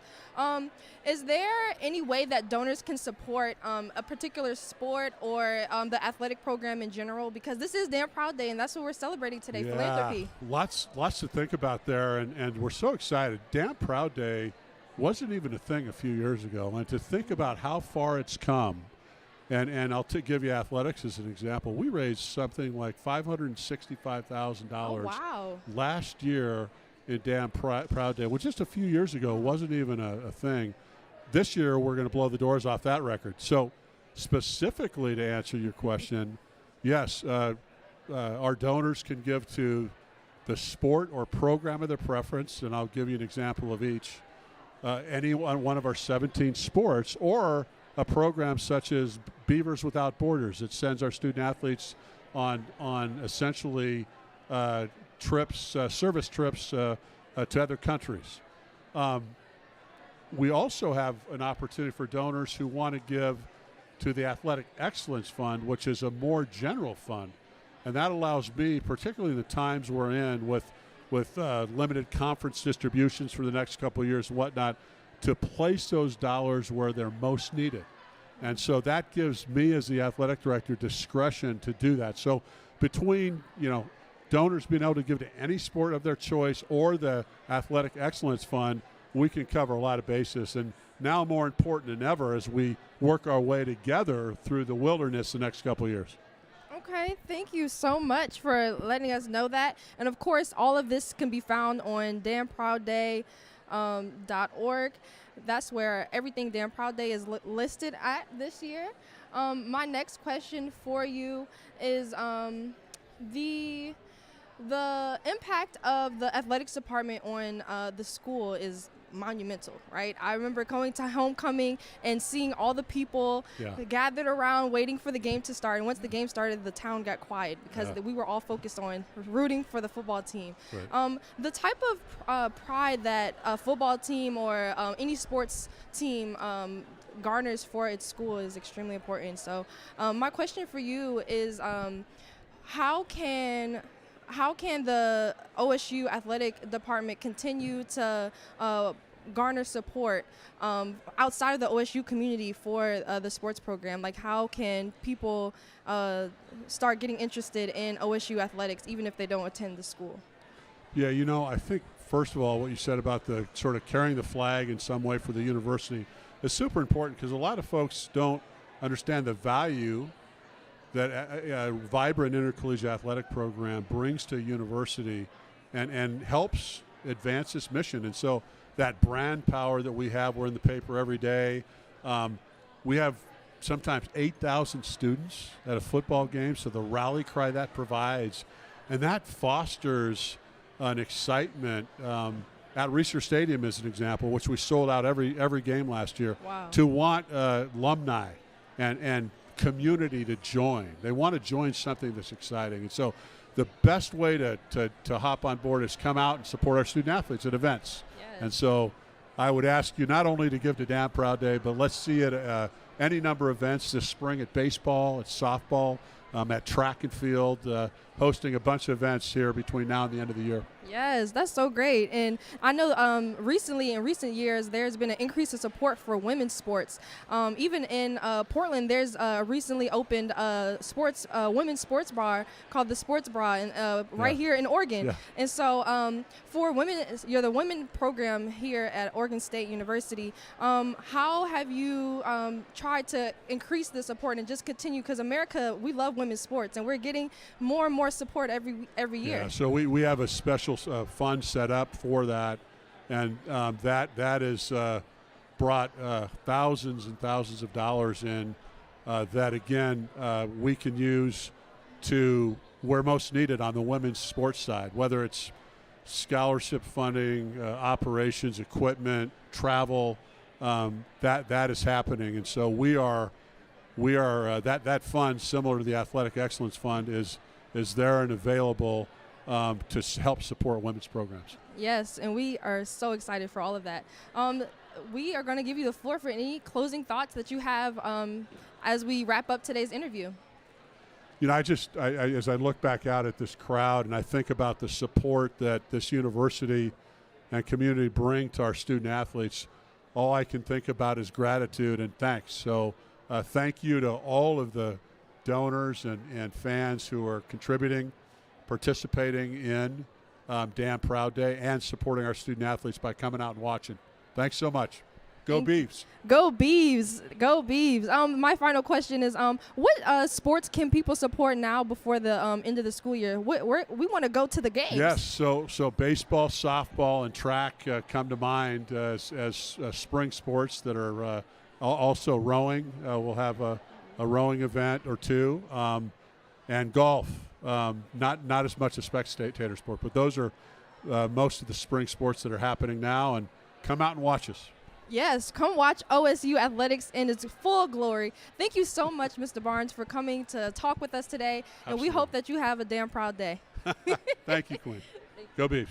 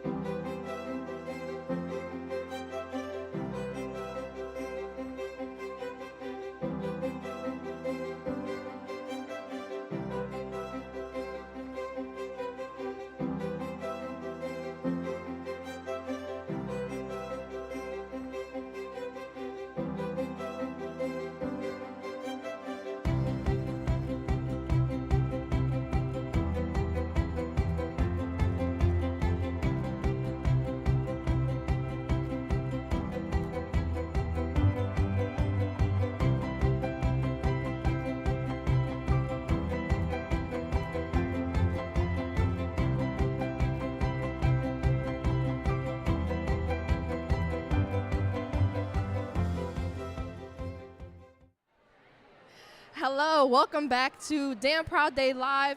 We are here in SEC Plaza in the wonderful city of Corvallis, Oregon, and I'm here with the distinguished Dean Susan Gardner, Dean of the College of Education. And we are so happy to be talking with you today. And I see you have this wonderful get-up on. You have to tell us about your outfit, because it's getting bigger and better every single year. Because I saw a couple years ago you had the dinosaur. Yeah. Oh, yeah. So we have someone who supports OSU all the way down to the clothes. I do whatever it takes to support scholarships for students. And this has grown over the years. This was actually voted on social media last year as being like the top pick. And we extended it this year. This is my Super Beav outfit, and it's to commemorate and to celebrate all the superheroes that we produce in the College of Education. Yes. So teachers who are superheroes, counselors who are superheroes, and higher ed professionals who are all superheroes. Superheroes, people. You know, we're in the era of superhero movies, but we have superheroes here at Oregon State University. So I'm so happy that you are the dean of the college who produces so many superheroes, because teachers are our superheroes, educators. That's right. Oh my gosh. That's wow, right. I'm excited to talk with you today. So let's see. What's one of your favorite things about Damn Proud Day? Of course, the outfit. Getting to dress up. Yes. and this outfit, my get up here, like you called it, is really to inspire our College of Education faculty and staff to give. So each year we up the numbers a little bit, and if they give, I wear this outfit, and then we also, produce some more scholarships that way. Yes. So my favorite thing about Damn Proud Day is this. Yes. It is the energy, it is the excitement, it is the support of Beaver Nation to help students succeed. And that's kind of the bottom line about what Damn Proud Day is all about, and really, honestly, what OSU is all about. Yes, that's so wonderful. It's so important to see our higher leaders supporting students, even in the most extravagant ways. And we're so glad that you're able to take some time out for time and time again to celebrate students and celebrate the College of Education. Is there anything about, are there any challenge gifts that are ready to be unlocked in the College of Education today? We have already unlocked several of our challenge gifts. Yes. Wow. So we've already unlocked our first one this morning around like 9:30 in the morning from Dr. Chris Stevenson, who's also a member. She's an alumna of our adult and higher education doctoral program, but she is also a member of our Alumni and Friends Leadership Circle, and that was a $2,000 challenge gift. And then we just about an hour ago unleashed another from our former Dean Emeritus, Sam Stern, another challenge gift. So we're really close to a couple more, including mine, because if 60 faculty and staff in the College of Ed donate today, there's also a challenge gift for me personally to inspire them. Yes, because you support the cause. You support Damn Proud Day. Wow, that's so good. Okay, College of Education, philanthropist. I love that. So I see in the write-up of the College of Education, I see that the College of Education has some of the highest percentage of first generation and high needs students. And Damn Proud Day is an initiative to help kind of close those gaps. Yeah. Is there anything that you'd like to say on that? Yeah, absolutely. As a first-gen student myself, Me I too. understand. All right. Yes. I understand how important this is to support students not only navigate college and how higher ed works, and we have first-gen grad students, and we have first-gen PhD students and EDD students who are just learning how to navigate this stuff. So scholarships also make a big difference. We also have the highest percentage of students of color, underrepresented students, and these monies that we produce and help to raise make such a huge difference and help them to get over that finish line so they can go out and do their super heroic duties. Oh, yes. Right now, I want everyone to think about all the educators that has impacted them, whether it's in preschool, kindergarten, whether it's in middle school, high school, and even in college, your PhD. Think about the educators and how you have been positively impacted by them. I love that. The Oregon College of Education is one of those places where they are able to shine and get the education that they need to get us the education that we need. That's right. And any closing thoughts that you have? My closing thoughts are thank you, Beaver Nation. Thank you to all the supporters of the College of Education. Thank you to the foundation, who is a wonderful supporter of not only us, but obviously Damn Proud Day. And go Beavs. Go Beavs. Thank you so much, Ms. Gardner, for having us here. Dean, we are so happy that you're here. Thank you so much for being here and being super. Thank you. Thank you. Have a great day. Great day. Go Beavs.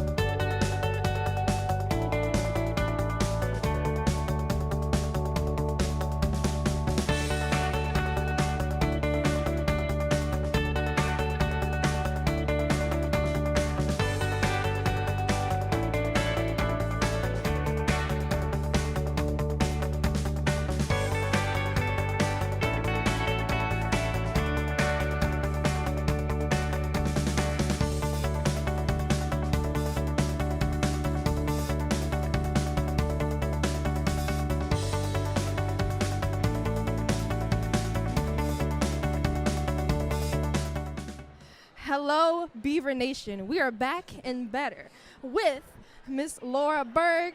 Laura Berg, you are over the softball program here at Oregon State University. So we are so excited to talk with you so you can give us a little snippet on what's going on in the softball program.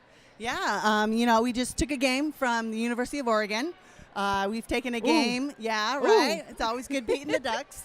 We took a game from UCLA and a game from Stanford. And so these guys are doing really well. Yeah, they're doing well, taking some games from some top 25 teams, and so I'm really proud of them. Yes, that's so wonderful. Lovely, lovely. I just spoke with Mr. Scott Barnes about the athletic program, and I was just talking to him that recently women's sports have been seeing an uptick in viewers and support across the nation, and so I'm so excited about that. And here in Oregon, Oregon has a wonderful sports bar up in Portland that just opened not 2 years ago called the Sports Bra, and it celebrates women in sports. Yeah. So what do you have to say about the support of women in sports, especially here at Oregon State University? Yeah, I think it's incredible. The amount of attention that women's sports are getting, they deserve it. They work hard. They do.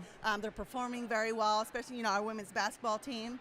The College World Series has, the Women's College World Series has a lot of viewership and all that, so it's really fun to be a part of where, when I was playing, to see where it is now is pretty incredible. And, I haven't been to the Sports Bra yet. I hear there's a picture of the 96 team there, so wow. I need to go and visit. Oh, yeah, and see. that's history. Yeah. Oh, yes, we would love to see that together. So the thing that I would like to continue to say is Miss Laura here is on her 12th season at Oregon State University and has joined us after the most decorated playing careers in the USA team history.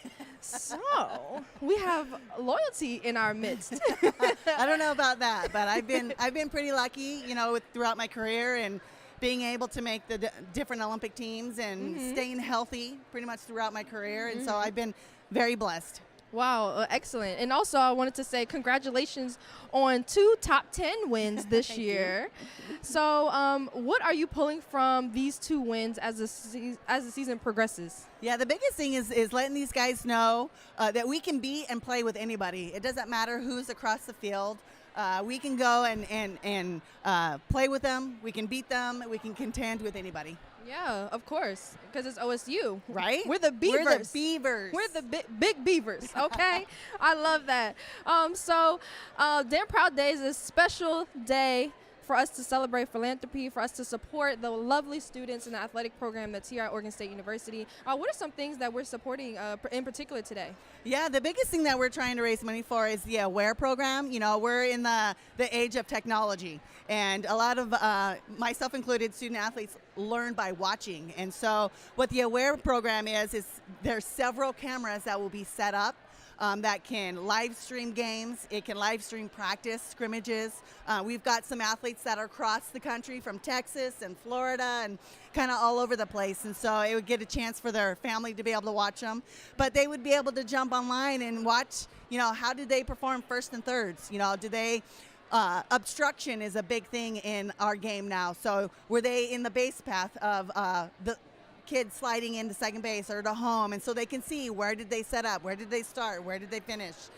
They can see, did I properly apply a tag? And I can go on and say, hey, Grace, I need you to go look at this frame and see how you were setting up on third base, or, stuff like that. And so they can learn and see what we see. Yes. Oh, that's wonderful. It's pretty cool. That is pretty cool. And that you're mentioning that, I'm thinking about the fact that we're in an Olympic year this year. And, we have a great softball team here. And what do you take from the experience of being in the Olympics, and that this is an Olympic year that has helped your program here at OSU? Yeah, well, one thing, softball is not in the Olympics, which I'm really sad about this year, unfortunately. But they'll be back for 2028, so I'm excited about that in Los Angeles. But, some of the things that I've taken from, not only as my playing experience from the Olympics, but from my coaching experience is, it's a long process. It's a marathon. It's not a sprint. And so to kind of trust the process, trust the work that you're putting in, so when the time comes, you'll be ready to perform. Yes, that's so wonderful. Thank you so much for coming here and talking with us today. Thank you. I hope that the OSU softball team continues to dominate. I and appreciate I hope that. that they continue to make Beaver Nation proud. Yep, I appreciate that. Go Beavs. Can I throw a shout out to Mark and Sheila Please. Stevens? They're awesome, amazing people. Love them to death. Mary and Aaron Power, with their challenge gift, and Mark and Sheila with their challenge gifts. We can't do this without you guys. And so we love you, your family. Go Beavs. Go Beavs. Thank you so much. Thank you.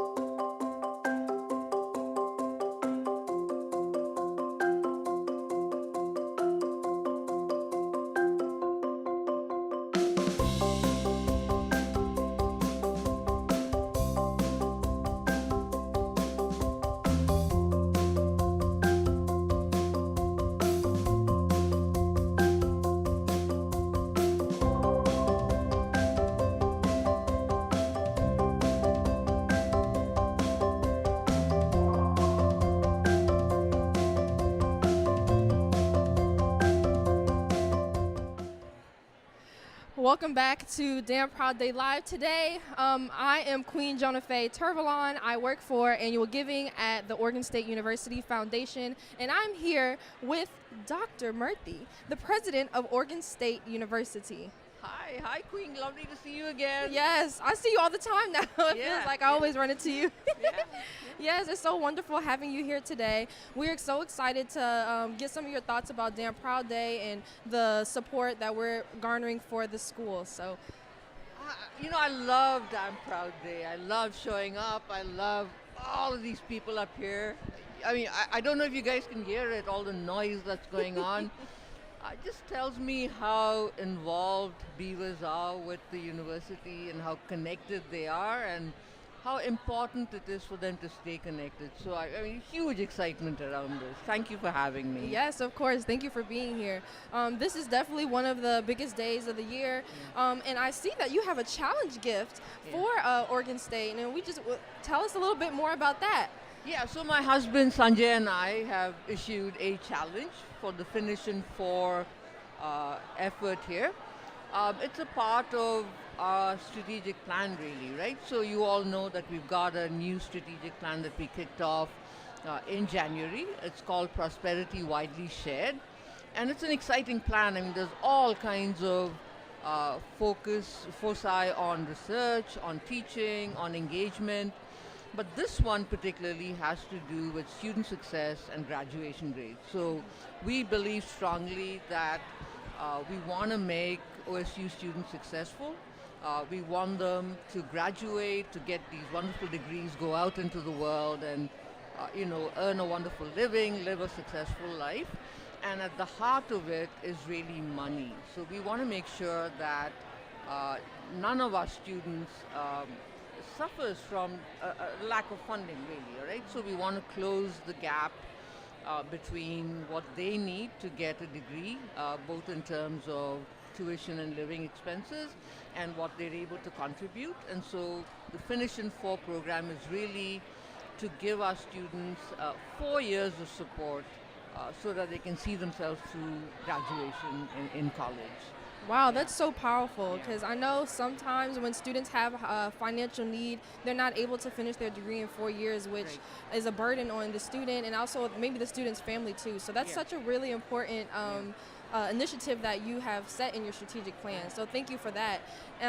So for the viewers online, I just want to let you know, when 4,000 gifts are made to any project on Damn Proud Day, a $16,000 gift from President Murthy and her husband will be unlocked to help continue this Finish in 4 initiative. So we hope that you find something worthwhile for you to donate to, because we love Beaver Nation and we want to make sure that these students are able to finish in 4. Well, I was just told that we're 1,000 donors away, so very, very close. Wow. We're almost there. Yes. Yeah. Okay, so that means that hopefully by the end of the stream we get there. All right, I hope so. We're trying, okay?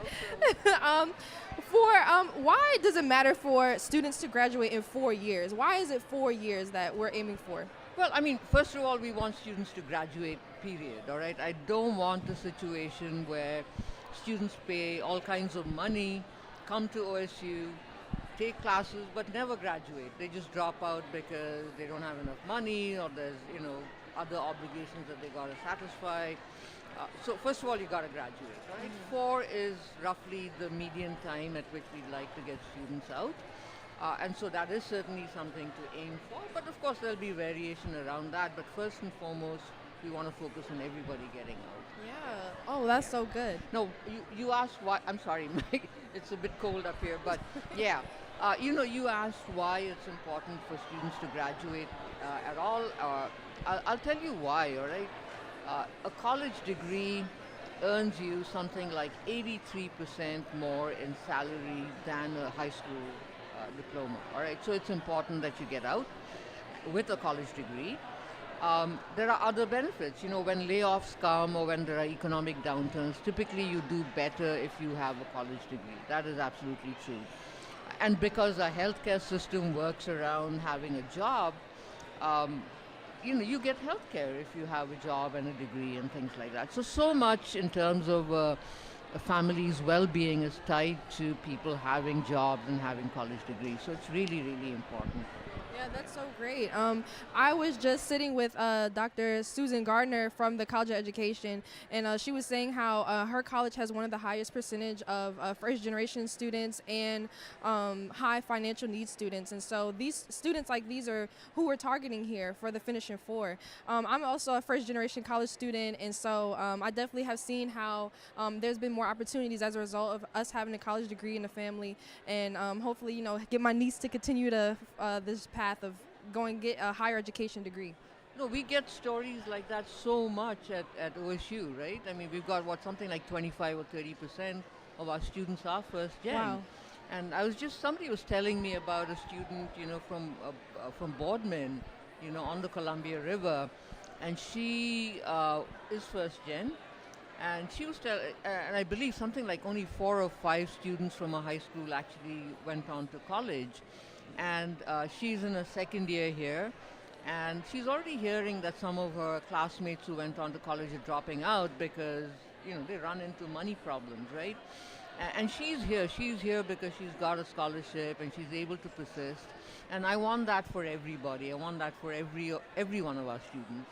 Yeah, that's so wonderful. That's a cause we can all get behind, Finish in 4. Thank you so much for having that to be an initiative.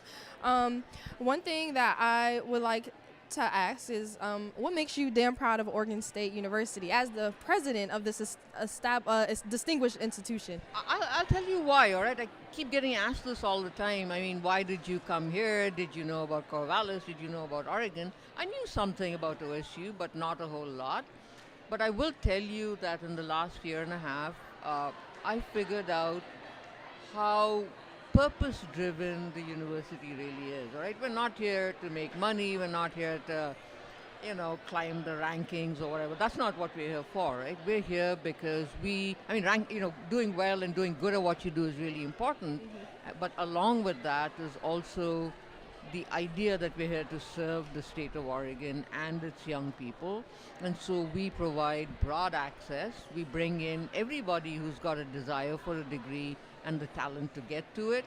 And we provide the opportunity to make them successful. And I like that mission. I like that we're focused on that. That's so wonderful. Leading by example. I definitely open your arms to as many people as you can. And that's why this Finishing For initiative is so important, because we don't want money to be a barrier for people to get their higher education degree. That's so wonderful. Since you have been working here, I know you have an engineering background. How has it been being a person at a school where there's a high percentage of engineering students? Well, I'm definitely proud of our engineering school, and I'm definitely proud that we've got so many talented students there, but I'm proud of the whole institution, all right? And I want to say, we have so many different kinds of expertise here at OSU. I mean, we just opened PRACS, the Patricia Valiant Research Center for the Creative Arts. That is focused on the creative arts, and we've got amazing programming. I mean, I've been tied up every day of this week attending things that are going on in PRACS, literally every night, all right? And it's such fun, and what's even more fun is that facility is open to students for practice and so many other things, 8 to 12 every day. So it's actually a classroom, all right? And I just love that we've got that on top of engineering and CEOS and all things forest and all things ag. I love the mix. Yes, I love that, because OSU has so many different programs, and anything that you want to study, pretty much you can study here, and we do it well. So thank you so much for joining us here today. I hope your challenge gift unlocks, and I hope that we are able to continue to make you damn proud as you work here. So thank you so much. All right, people, Finishing For. Thank you for coming today. Thank you.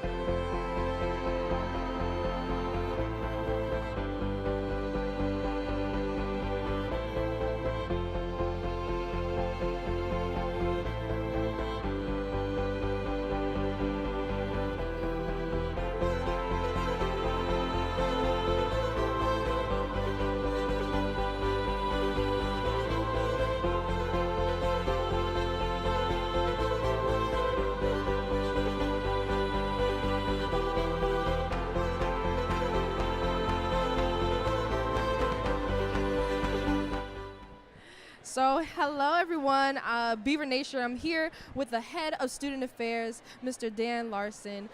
I'm so happy that you're here today. You have some support in the crowd. Woohoo! Welcome to Damn Proud Day 2024. Yeah, excited to be here. Excited to talk about our programs. Yes. I heard that y'all have a couple tables out there for the street fair today. Yeah, we do. We're highlighting a number of our programs. Hope people come and meet with the folks and learn about what they're doing. Yes. I heard in the past that student affairs has been doing very well on Damn Proud Day. Well, so we have a lot of energy. We have a lot of staff that are very committed to the programs that they have. They know that they make an impact. And we know actually it's our donor community. It's the alumni, the people who care about the student experience. It's easy to contribute to the programs that are in student affairs because they're the ones that are directly connecting with the students and leading to student success. So there's a lot of energy. Yes, that's so wonderful. Can you talk about the challenge gifts that we have to support the student success? Yeah, we have a number of different opportunities, really a challenge gift in almost each of our different giving opportunities. There's a challenge gift for the Basic Needs Center, and the Basic Needs Center provides all kinds of support, including textbook lending, educational programming, just supporting students with basic needs. We have a challenge gift in our Black Access and Success, and that's part of our Griggs Center, which supports Black and Indigenous students, and so getting students connected with community, with academic resources. That money goes to support a number of different programming initiatives. In our collegiate recovery, we have opportunities to support students who are in recovery. Again, most of our giving opportunities within Damn Proud Day have matching gifts. Wow, that's so good. Yeah. I love that. I love how student affairs is directly related to students, and sometimes the donors, they just want to make sure they give to a fund that directly impacts students, and the dollar goes the longest way. Yeah, I think that's why we have a lot of folks coming out on Damn Proud Day to support student affairs, because the programs that they will see that they can give to really go directly to support students, whether it's programming or resources to make college accessible. A lot of different ways to give. One that I want to highlight that's new this year and a new initiative is our Finish in 4 scholarship, which focuses on Oregon's highest need students and filling the gap between what they get with Pell, the Pell Grant and the Oregon Opportunity Grant. There's still, for many students, over $13,000 of a gap to attend OSU. And what we want to do with this Finish in 4 scholarship is say, we've got you. Come to OSU. We've got you covered for 4 years, and we'll have a wraparound program that's going to accompany that help students along the way. A lot of the programs that people can give to Damn Proud Day are the programs that will help support students in Finish in 4. So we're really excited about it. Yes, I love that. I was just talking with Dr. Murthy about how OSU tries to reach its arms out wide and make sure we collect in all the students who want to come and get a higher education. So that's really great. The Student Affairs really contributes to that by providing the funds and support that the students need, that are the gaps that are present. So that's really great. Yeah, we have about 45 different programs within the Division of Student Affairs, and what that means is that we can really provide holistic student support. So that's exactly what we want to do. We want to see every student thrive. We want to see every student graduate. Students tend to fare well when they're able to get their needs met, which is something I learned at the Basic Needs Center. We spent some time up there early in the semester for one of the campaigns for the Basic Needs Center. So I am familiar with some of the work that Student Affairs does, and I'm so happy that you all are continuing to do that. One thing that we are championing this year is Beavers Rally. So we are here to rally support for the various things that we care about at OSU.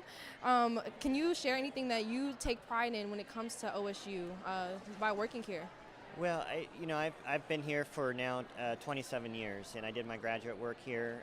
This is an amazing community. It's a community that supports one another, that stays together, and it's an opportunity for personal and professional growth. And I think that's the case for students as well as staff. And so that's what I rally around. This is an amazing community, and I hope to stay here for the rest of my career. Yeah. Well, we hope to support you in that endeavor for sure. Thank you so much. The last thing that I'll say is there anything that you would like to say to the people watching right now? Is there any final closing words that you have for the Beaver Nation? Yeah, well, Beaver Nation, we want to thank you so much for all the support in past years, the current support. Just caring about the student experience, coming together to make sure that we're doing everything we can to, again, graduate every student and prepare them for careers once they leave here. It's so important what we do together, and we're grateful that you participate in every student's journey. Thank you so much. The Student Affairs, they're student-driven. We are so grateful for the work that you do. Thank you so much for joining us here today, Mr. Larson, and I hope that you continue to rally behind the Beaver Nation. Yeah, go Beavs. Go Beavs.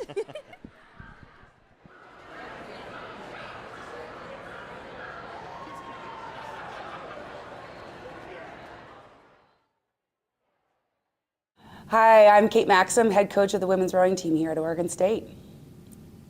So your winter training trip is your fundraising priority this year, and it's been your fundraising priority for how many years? Yeah, actually we tried to do a big training trip in the year of COVID, and we weren't able to take advantage of that. So this was the first winter that we're actually able to go and travel someplace that really eliminated some of the variables for us, meaning being on still water, in a warmer climate, which allowed us to get into small boats, be safer in that, and then be on a buoy line to really get a sense of our actual speed.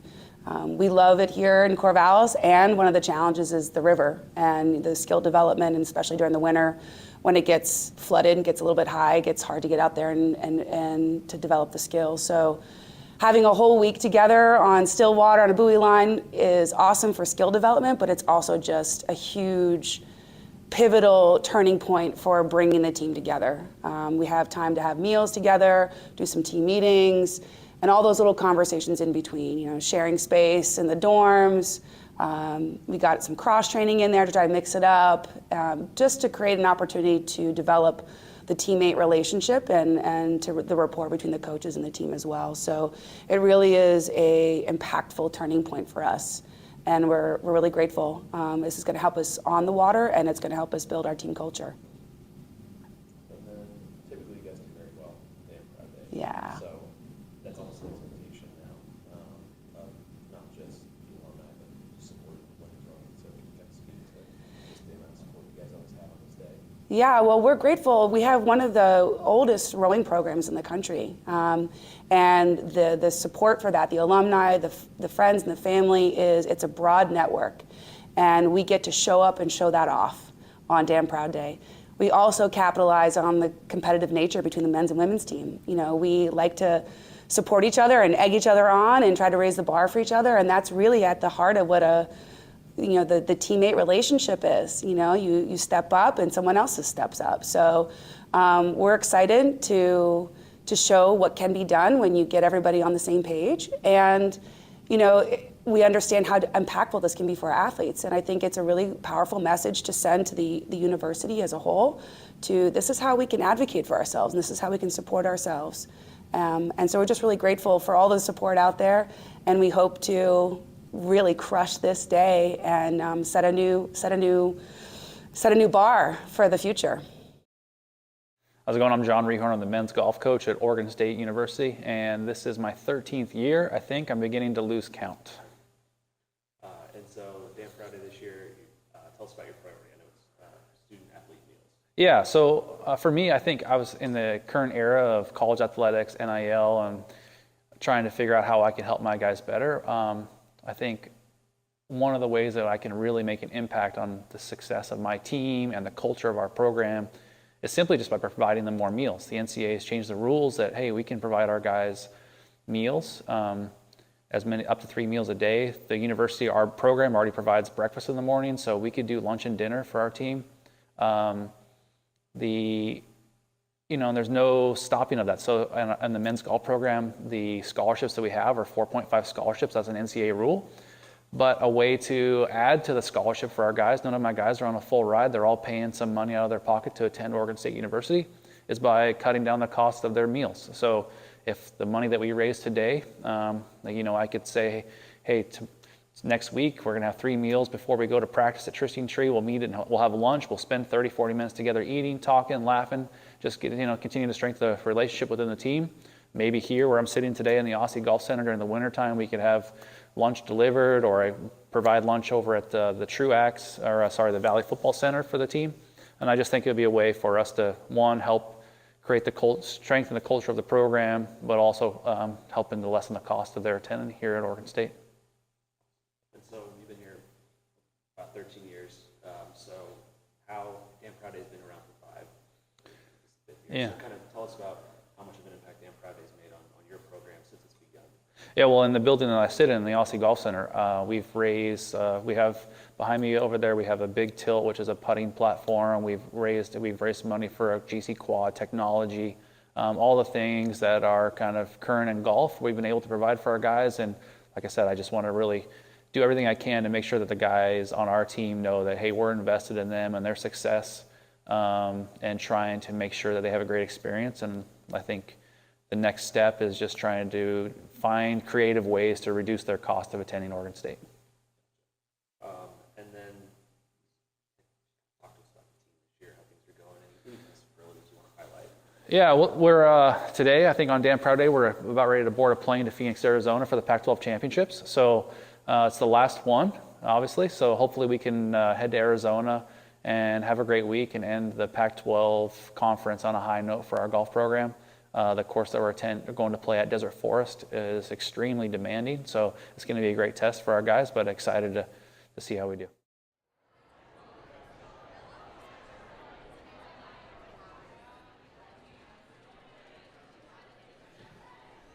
All right, everyone, welcome back. We have the wonderful school head, Megan McDonald.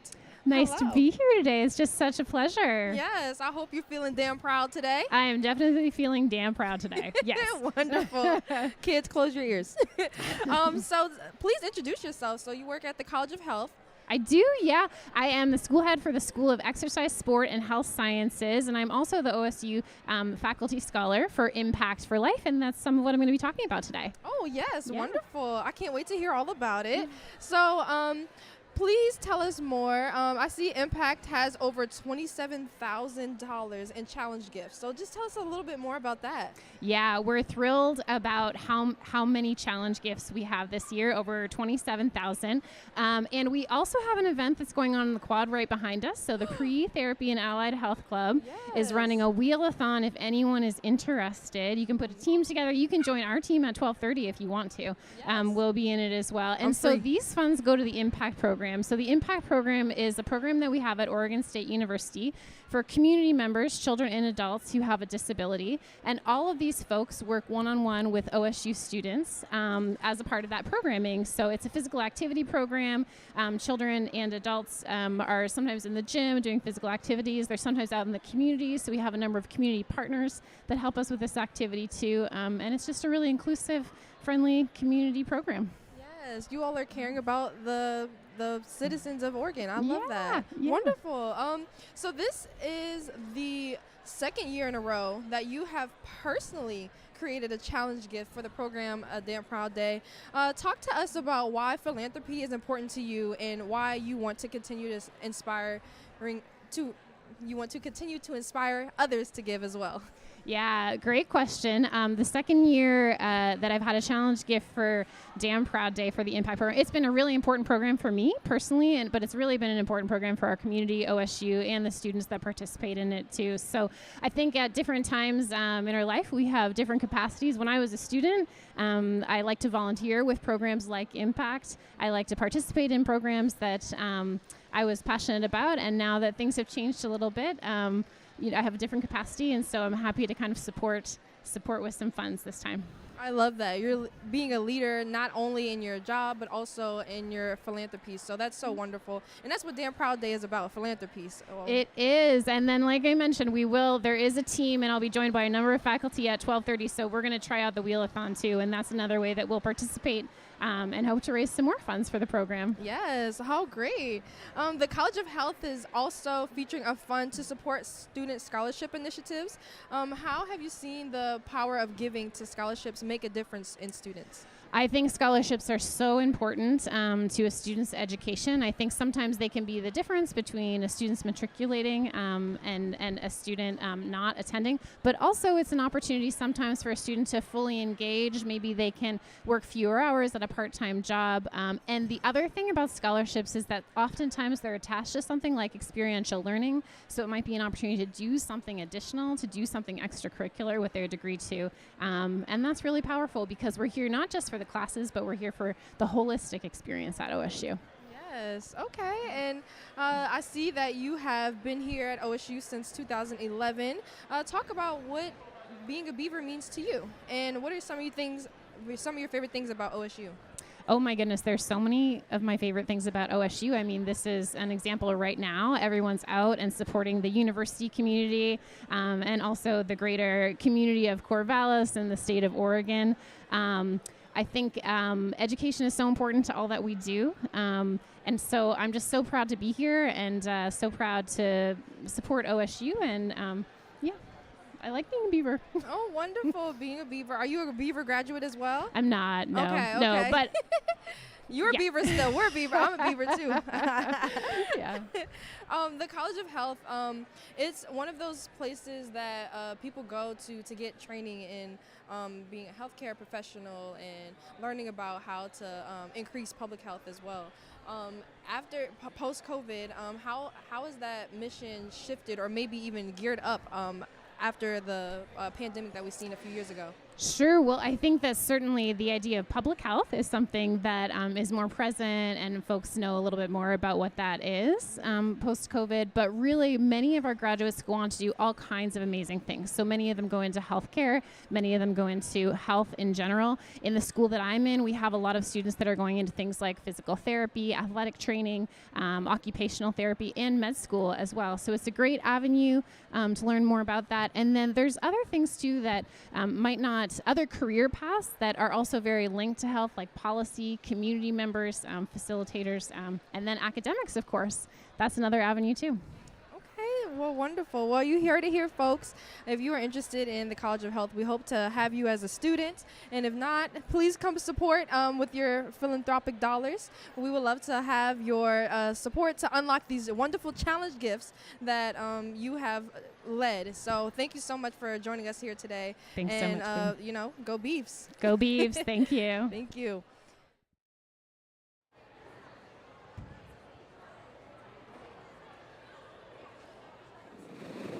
No other place has so much that is aching for marine biology students to come out and interact with them.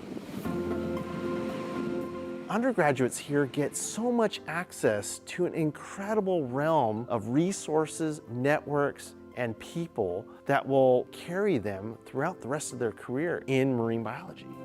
I would say Oregon State University is the best place to do marine science because of the diversity of opportunities that we have.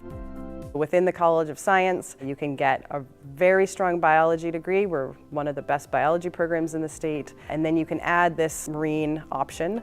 Having a marine biology option rather than a full-on marine biology degree gives a good, solid biology background for a student with the touch of marine focus, so you feel a little bit more well-rounded.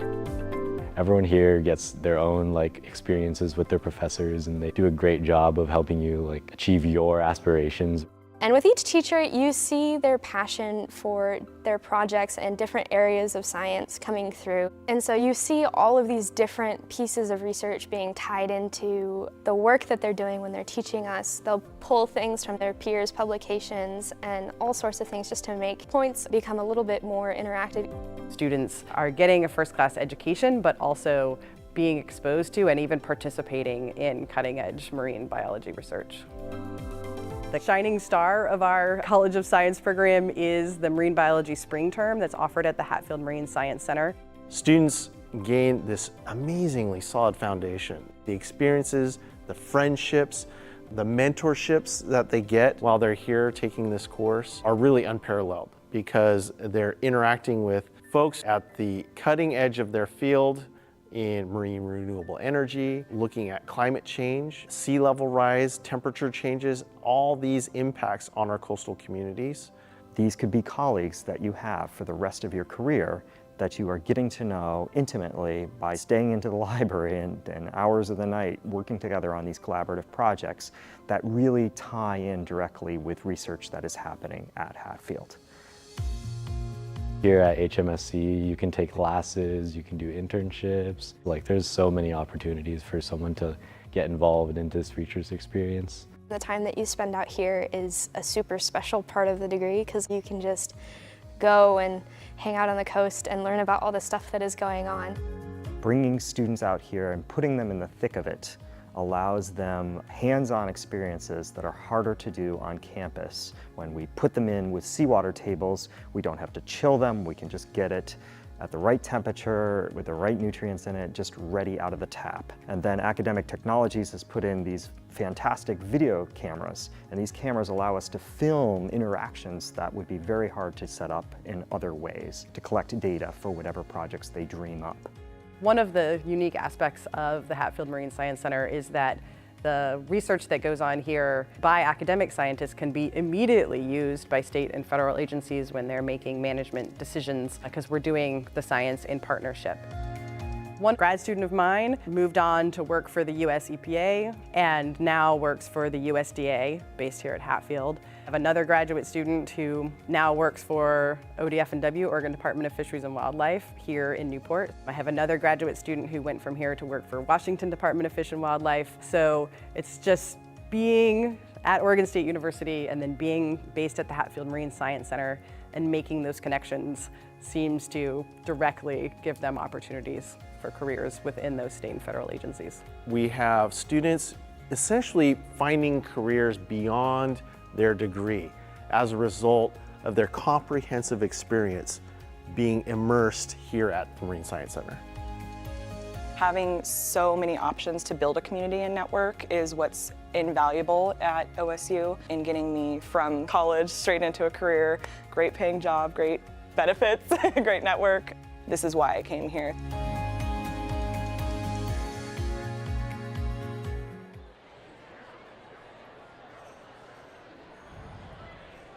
Hey, we continue at the SEC Plaza on the campus of Oregon State University. Ron Callan with you.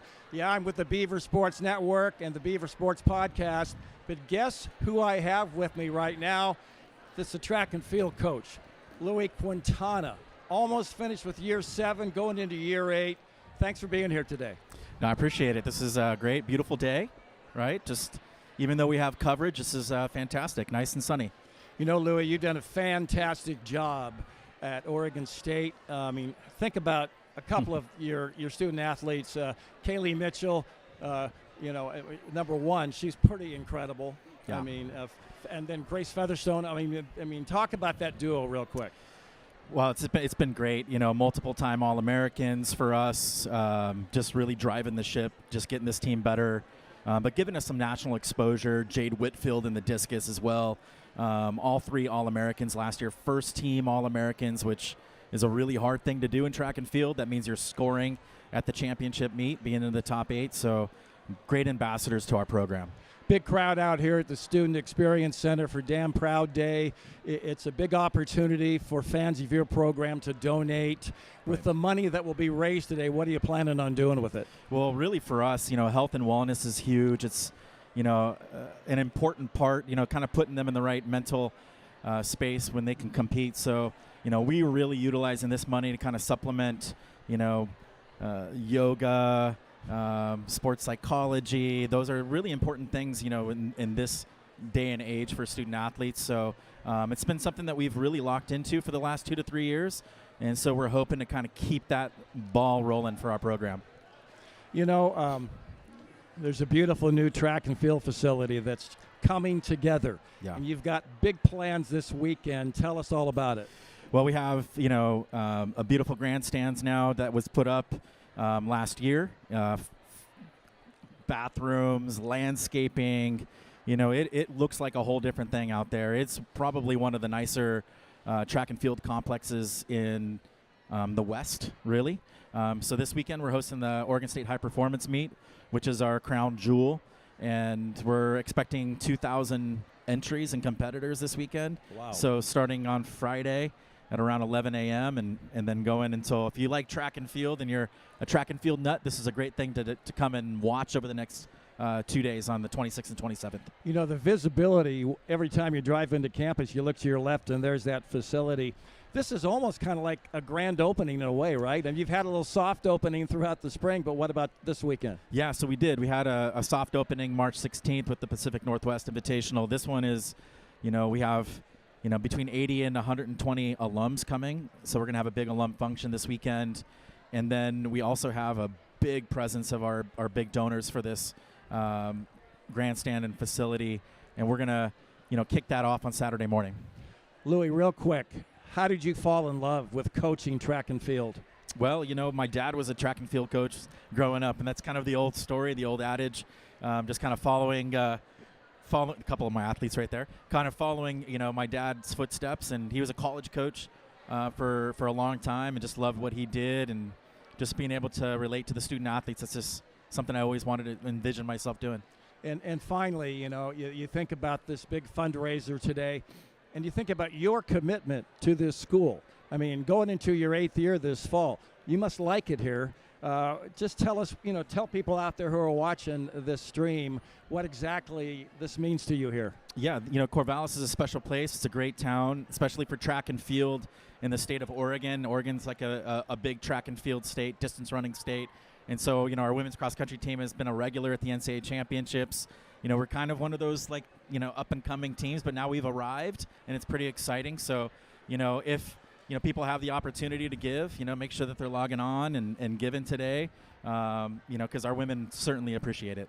Last thing, walking over here today, I look to my right and there's the statue of Dick Fosbury, who changed the name of an actual event in high jump, right? Men in track and field, what's the future look like here?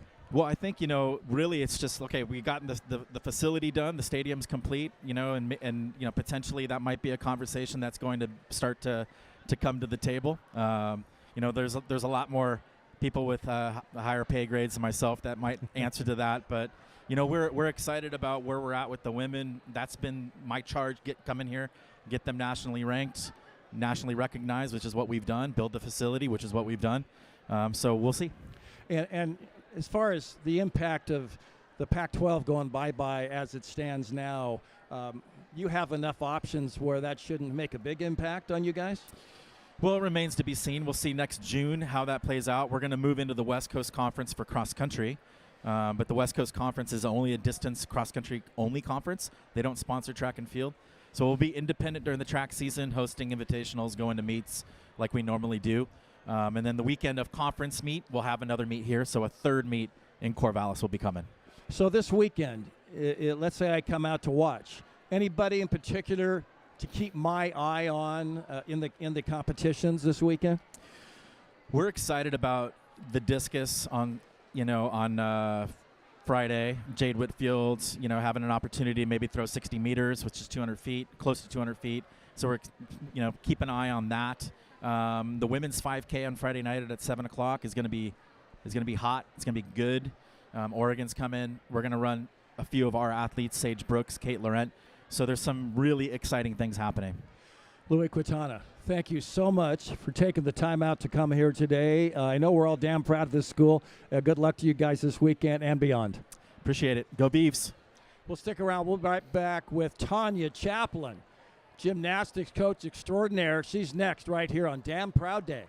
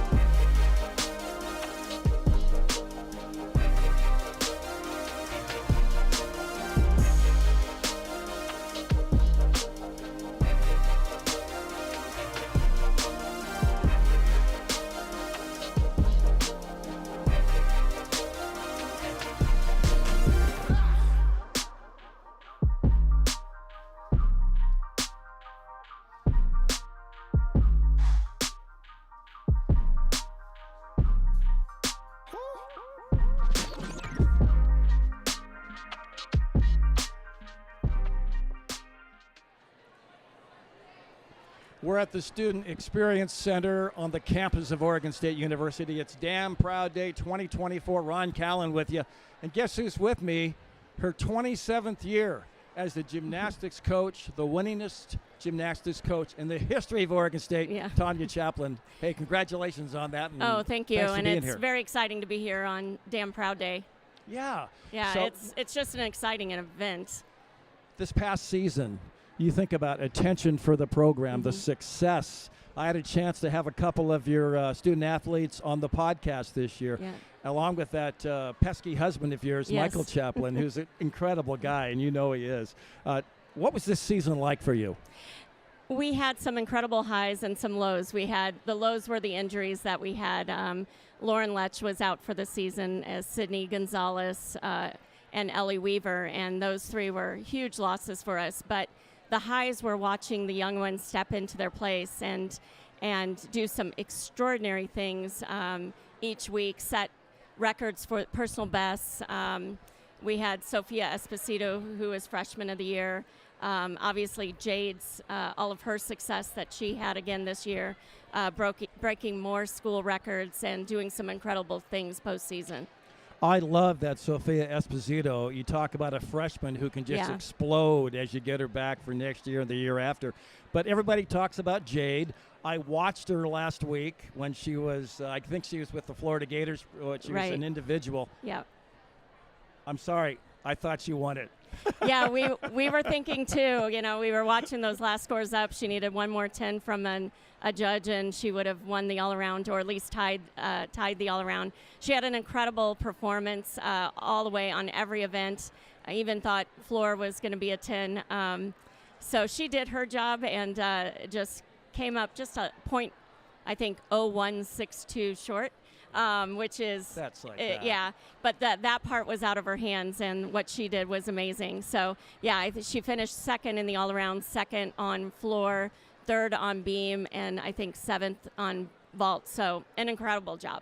Incredible job, and she was the guest on the Beaver Sports podcast, and she did talk to me about the difference between preparing for a college event and an Olympic event, where she's turning her attention to now. Yeah, and so actually we have been training both routines. So that was a little bit more of a challenge this year because the difficulty goes up, and the landings when you go back to the easier skills is a little more challenging to really zero in and not overpower it.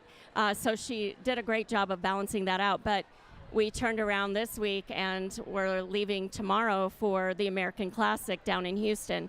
So we're getting right into the push for the Olympic selection procedures, and we're going right into it. Tanya Chaplin, our guest here on Damn Proud Day, and big crowd out here today at the Student Experience Center. Maybe make your pitch to all those fans who like to contribute to the gymnastics program. Obviously, everybody's got needs. Well, first, I want to thank all of those fans that have already contributed to our Damn Proud Day in the gymnastics program. It is just amazing to see all the support that we do have. You know, gymnastics is an individual sport, and we use these funds to really give experiences to our student athletes that are going to bring them together, sometimes outside of the gym, and that creates that success inside the gym. So every dollar that you contribute is huge to our program, and it's really changing people's lives. I've watched so many incredible athletes come in here and not just do what they do in the competition or on the mats, but what they achieve after graduation. And we have some incredible alum out there doing some amazing things, and that's all because of what you give to our program and what you put into our athletes. And so thank you so much, and we're really looking forward to finishing this day out strong. You know, Tanya, one of the great things that's happened recent years, a couple of years ago, the new practice center. Mm-hmm. What kind of difference has that made? Because, hey, donations helped get that baby aboard, and I know the students love it. Yeah, no, it's had a huge impact. Our athletes are able to train in the state-of-the-art facility. We're able to go in now and focus in on bigger and better skills for next season. And the trajectory for Oregon State Gymnastics is looking incredible right now. We have some incredible young athletes, and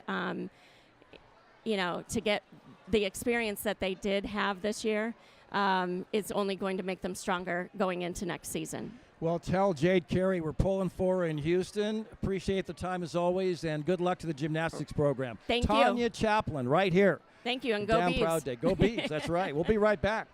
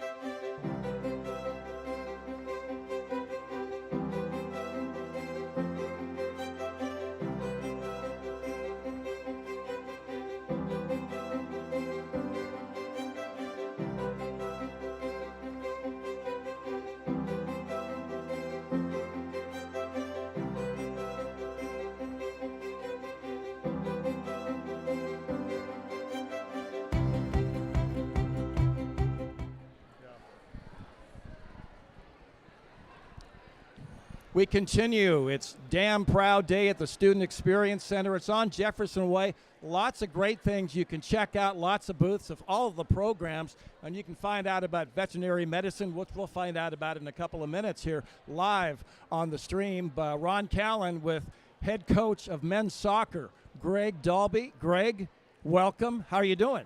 Good, good. We just finished training, so hustled over here. The guys are working hard. We have 2 more games left this spring. We play Seattle U, and then we'll finish with Western Oregon. But the guys are doing great. Do you ever suit up and play in these exhibitions or not? Are you in good enough shape? No, I'm not. I used to, but no, thank God I don't do that anymore. So to get to the Final Four in your first year as a head coach at a school like Oregon State, what did that mean to you, Greg? What was that like?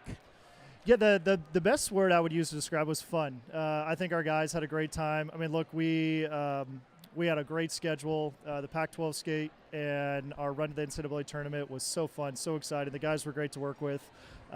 So I think it's just a really good memory. I think the saddest part about the season being over was we didn't have one more game to get ready for.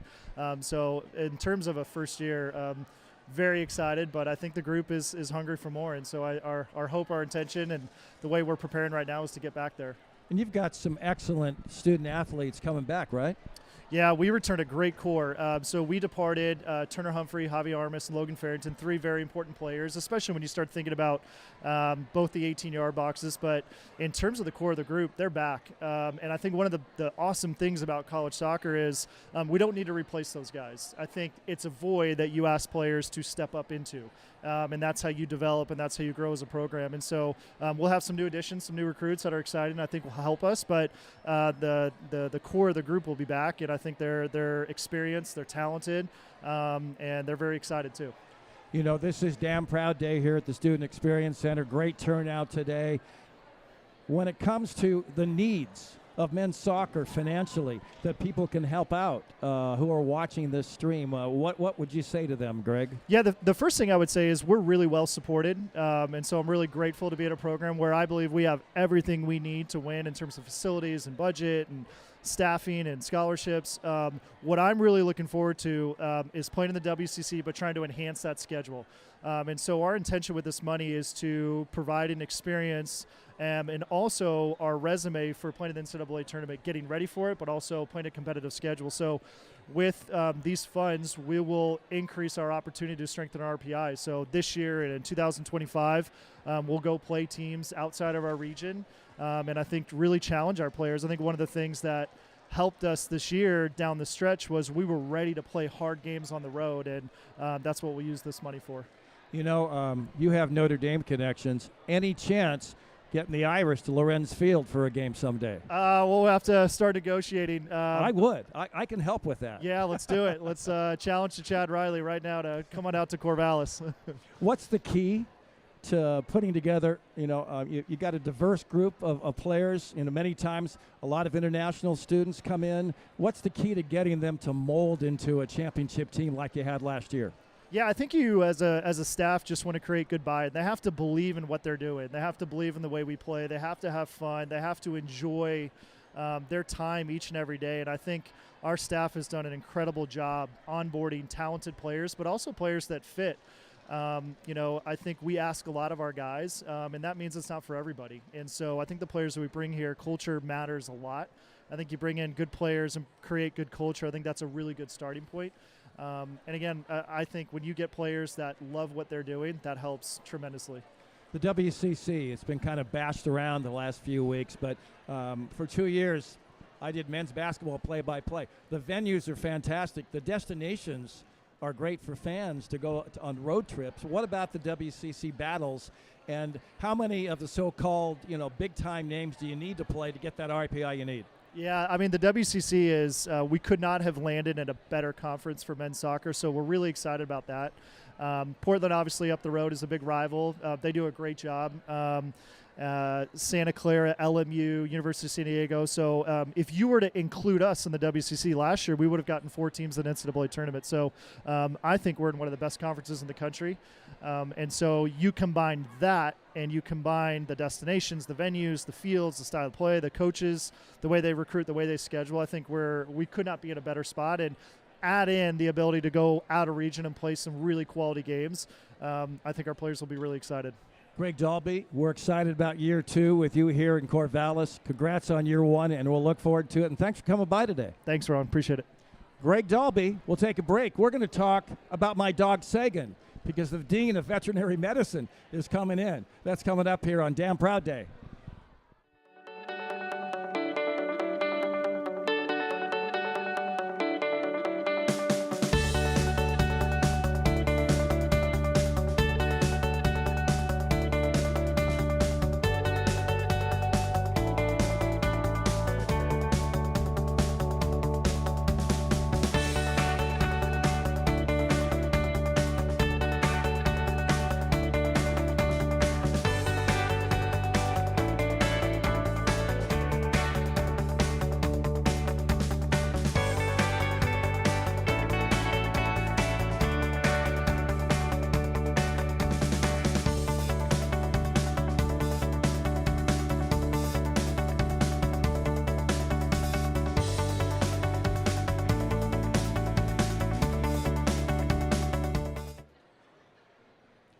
We continue here at the Student Experience Center. There's a handstand competition if you want to come by and stand on your head.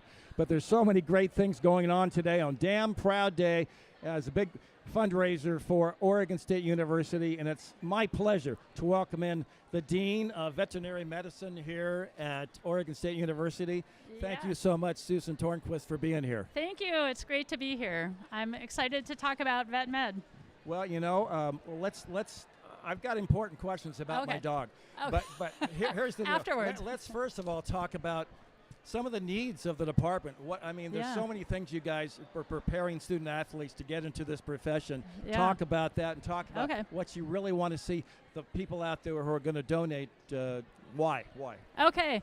Well, our students are wonderful. They're smart, they're compassionate, they're hardworking. They are also greatly in debt because vet school is an expensive program. So these are the future veterinarians. These are the people that are going to be taking care of your animals well into the future. And scholarship support for them means a lot. It means that they'll be able to graduate and not pay off debts for the next 20, 30 years. So that's really important. The other thing that we're promoting today is donations to the Dr. Olive K. Britt Animal Care Fund. So this is a way that you can help support animals who need oftentimes pretty expensive medical and surgical care. And this fund provides opportunities for some of those animals to get the care that they need. And so we welcome contributions to that as well. Susan, the Carlson College of Veterinary Medicine has some great things going on. Mm-hmm. I know you're very proud of, or I guess we should say damn proud today. Damn proud, yeah. What are some Thank you. things that you want to make sure people know that are going on? Okay.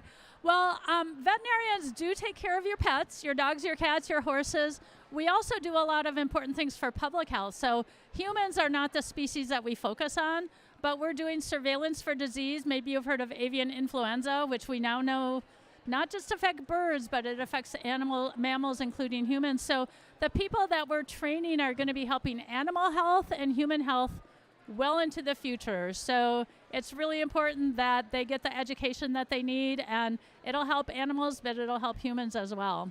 If someone's living in the Corvallis, Albany area and they want their dog looked at, they think they've got something going on, can they come to your school? Do they have to have a special way to get there or what?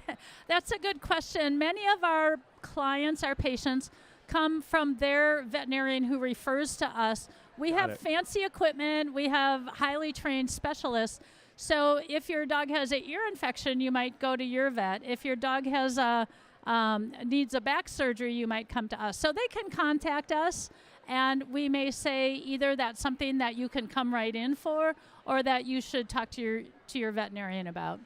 All right, Susan, your passion for veterinary medicine, did that grow when you were in college? Or, tell us that story. Yeah, I think like most veterinarians, I've always loved animals. And I wanted to be a human doctor for a while, but then I realized there was another specialty where I could take care of individuals, but they would be the animals who we all loved. So as I grew up and got educated, I realized that this was the profession I wanted. And I've been a veterinarian for 40 years, never regretted a minute of it. And I hope that our students feel the same way. All right, real quick. Sagan, my dog, he's 10. He's a border terrier with a little splash of Chihuahua.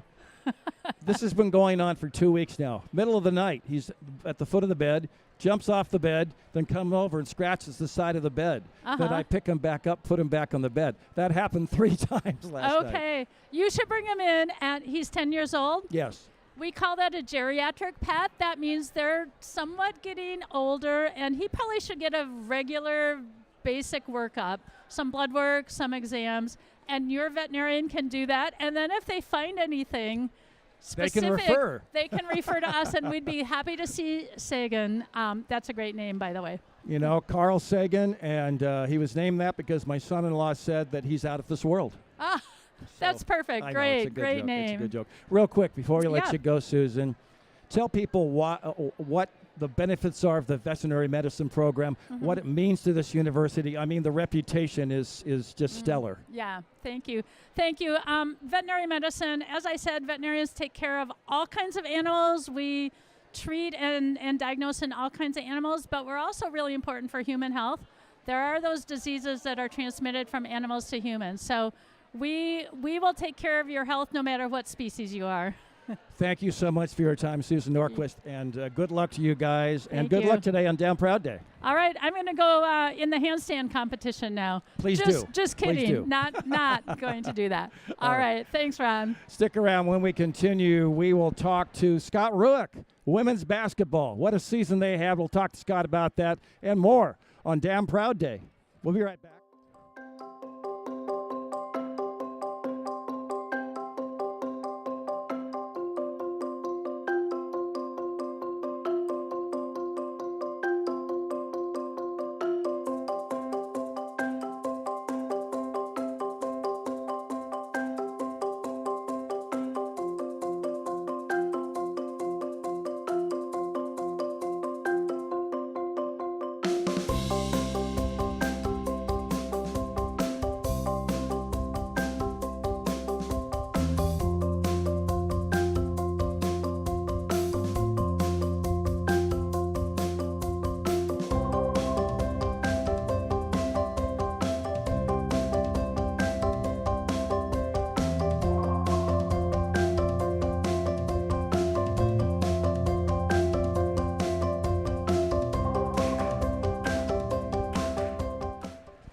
Damn Proud Day continues at the Student Experience Center.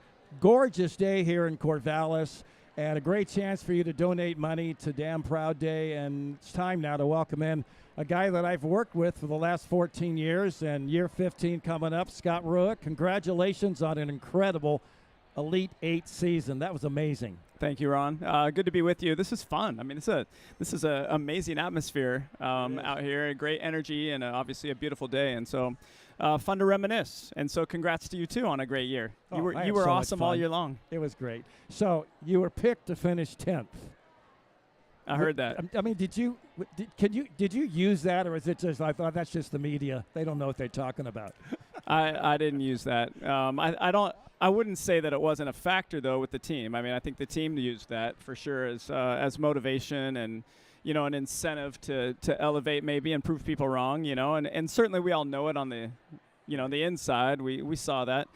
But I think it made sense, though, at the time. You know, we were unproven. We knew that we were pretty good. We knew we had talent, but we also knew it had to come together, and we had to do some things we hadn't done before. Coming off a year where it was tough to win games in conference to a year where now you're expecting to win a lot.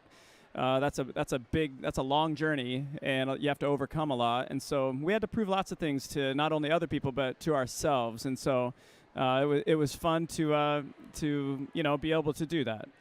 You know, you talk about a long journey, 108 years of the Pac-12, and big changes going on in college athletics.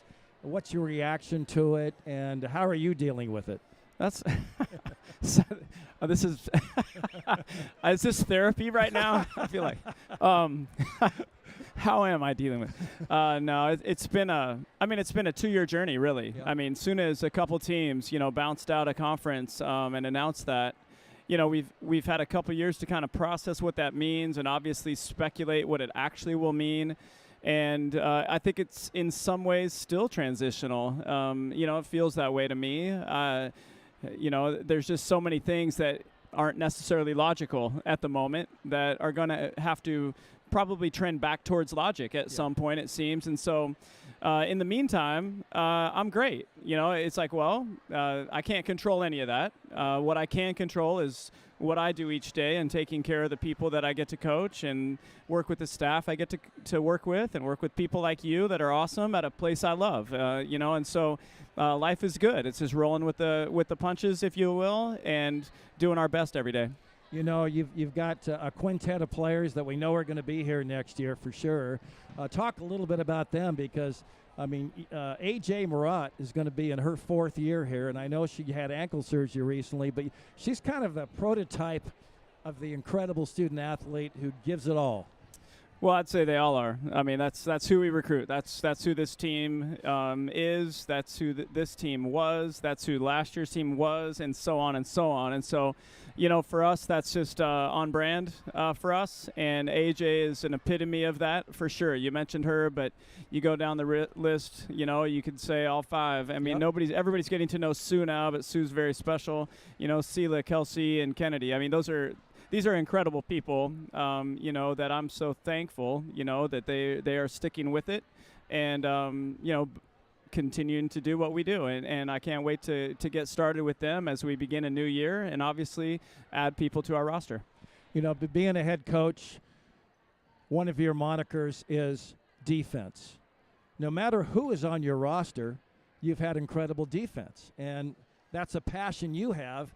But it's turned into wins here at Oregon State over many, many years now. Yeah, and I think it's, I think if you just look at great teams, and if you look back to this season, that was, what really turned things for us this was a group that bought into that end of the floor at the level that you have to, and they learned to love it. And it is an acquired taste, and it is different than anything you've done previously, no matter where you've played, until you get to this level. And so we demand a lot, but the game demands a lot on that end of the floor. And so I was so proud of this team from all of them. I mean, we had incredible leadership with Talia and AJ that kind of set the tone, and then that special sophomore group, bought into that end of the floor. Right. And next thing you know, we are a tough team to score against, which took all the pressure off the other end of the floor as we were developing and growing together. And so I could talk about that for a long time, but you can it's easy to see. If it's a great basketball team, typically it's a great defensive team. In 2024, the portal has become such a huge deal. And as a coach, you open it up and you see, over 1,000 players in there. I mean, it's got to be like, wow, it's got to be daunting, but at the same time, opportunity, right? Well, it's just the way things have trended. It's so fluid. College sports are so fluid now. It's definitely different, and it's definitely uncomfortable for people who have been a part of it for a long time or been supportive of it for a long time. And so it's not what you like to see, people moving so fluidly, because it wasn't like that before. You got to know people for 4 years, and now realizing, I might only get to cheer for this person, know them for 1 year or whatever, and that's a possibility now. And it's and so it's different. It's different, but it is what it is, and that's what we all have to realize. It's just the way it is. And so if that's the case, and it's 1 year, awesome. If it's 2, even better. If it's 3, even better. And if it's 4, in my opinion, it's the best experience there is. And so, but that's not true for everyone. And so we just have to love them when we got them, and just, it's just, I'm grateful to be a part of everybody's story that I get to coach, and that's how I view it. Scott Ruick, I know you've got a season-ending banquet tomorrow night. Looking forward to it. It's going to be fun. What a great year you had. Congrats on that. And you know what? I'm getting pumped up about next year. I know it's going to be different, and it's going to be, there's sadness about some players leaving. That's reality. But you've got a good base to get going. Well, different, yes. It's very similar in many ways. We're still the same program. Right. We do these things the same way. Some of the faces change for sure, and that's what we just talked about. But we operate as a family, and I don't care how long you're here. That's who you are, and that doesn't change no matter where you go or what. That's not how we operate, and so those things will stay the same. And I'm looking forward. I'm the same. You have to mourn, what was when it ends. Just like our last loss. I wish we would have won that game. You kind of got to mourn the end of a season, and then you get excited about the next one, and and we're all turning that corner towards that, and I have a lot of optimism towards what we can do going forward. And so with all that said, I just want to say thank you, to everybody for incredible support, all year long. Overwhelming, actually, and I can say that as the coach, of this program, but I can also say that personally as Scott. I don't want to speak in a third person. That's kind of weird. But as me, I just am very grateful for the overwhelming support that I have received, that we have received from Beaver Nation, and I'm just so grateful for it. Scott, appreciate the time as always. We'll see you tomorrow night at the banquet. All right. Thank you, Ron. Go Beavs. Stick around. Damn Proud Day, Student Experience Center. Come on by and say hi. We'll continue right after this.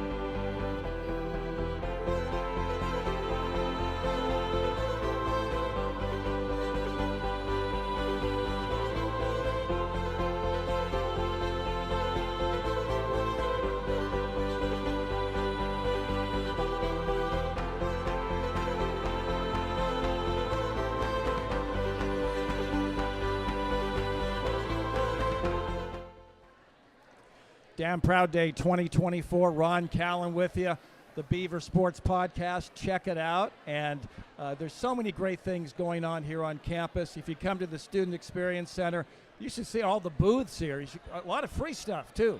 Come on by. And we also want you to donate to your favorite cause. And let's bring in a cause that you may or may not have heard about. It's the Beaver Caucus. And Andy Foster is the key behind it. Andy, thanks for being here. Really appreciate the opportunity. Thanks. Tell everybody about the Beaver Caucus. I'm familiar, but I want you to let everybody know exactly what you're up to. Yeah, absolutely. So the Beaver Caucus is the legislative advocacy wing of the OSU Alumni Association and Foundation.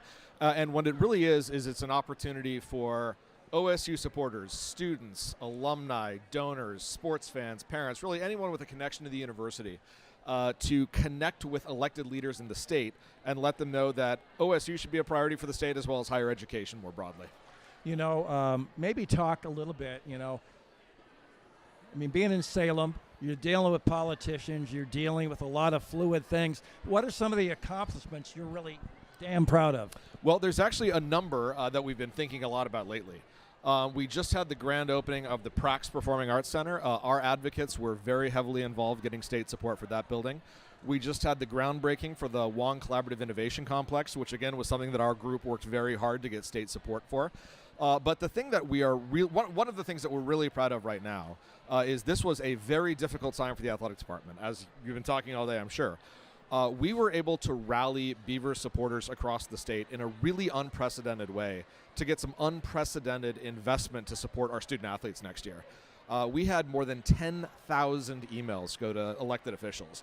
Every single legislator, there's 90 legislators in the state of Oregon, every single one of them heard from multiple, if not hundreds of their constituents that our student athletes needed their support. And against a lot of we were able to overcome a lot of hurdles and got some really needed investment for our student athletes. So we're very proud of the way that Beaver Nation really rallied for that call.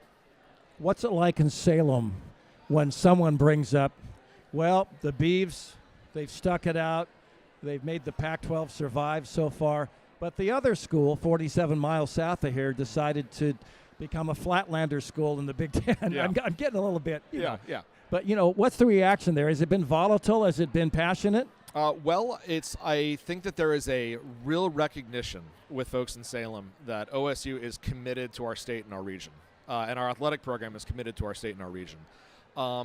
And that recognition, I think, was brought to a boil by how active our advocates were. Every time we had a hearing where President Murthy was speaking, the room was packed with orange. We got a message from the governor's staff saying, enough with the emails, we get the point. So really, we made this an unavoidable issue for state leaders and helped them understand that there really was this groundswell of support for OSU because we were doing the right thing and we were staying committed to the state. And what's it like to have that connection with the school from Pullman? I'm sure they have their own issues in Olympia.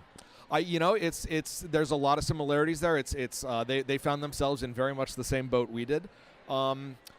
But it was nice that we were able to talk about how this was a regional issue, and there was the school in Pullman, there was the school in Washington, and that really, we weren't on an island all by ourselves, even though it certainly felt like we were for a while, and that helped us sort of chart what the path forward was going to look like. So what do you like about today? What's your favorite thing about today and telling Beaver Nation, look, we need you today? First off, we planned and we were able to secure a beautiful day, which is wonderful. I'll connect it back to the work I do. I'm very fortunate that the work the caucus does really touches everything that the university does. Like we've talked about, we work with athletics, we work with our academic programs. We work very extensively with our statewide extension services. And what I like about Damn Proud Day, what I like about a day like today is you really get to see all of the different things this university does, all of the different good work people are doing, all of the different ways we're making our communities better. And that's what I'm always delighted by. Doing the work I do and being at days like this, I always learn something new about OSU, which is fantastic. It's your time now. Talk to Beaver Nation directly. What would you like to say to them about how important your job is and the group of people you work with to help get people recognized just some of the fantastic things that are happening here? Well, I would start out with a huge thank you. As I said, it's the response to our call to action around athletics was really unprecedented. We have so many new advocates who are engaging us for the first time. We've got a really big year next year when the legislature gets back together. Oregon trails the rest of the nation, particularly our West Coast neighbors, very badly in student support. Oregon underfunds higher education to a very significant degree that shifts the burden of paying for college to students and families. We're going to make a very strategic push to change that next session. So what I would ask people to do is check out our website, thebeavercaucus.org, sign up for our mailing list, because there's going to be a lot of opportunities over the next year to really communicate to state leaders that higher education is important and OSU is important. And no matter what your connection to the university is, there is a role for you to play in making that case. Andy Foster, Beaver Caucus, doing great work in Salem. I'm sure you know all the good restaurants there. I'll have to talk to you afterwards about that. But anyway, good luck to you guys. Really appreciate it. Thank you very much. We continue on Damn Proud Day. By the way, congratulations to women's soccer. Lauren Sinacola's gang. They won the 10-12 competition, so they get an extra $2K. Way to go, women's soccer. We'll take a break and come back with more Damn Proud Day. Stick around.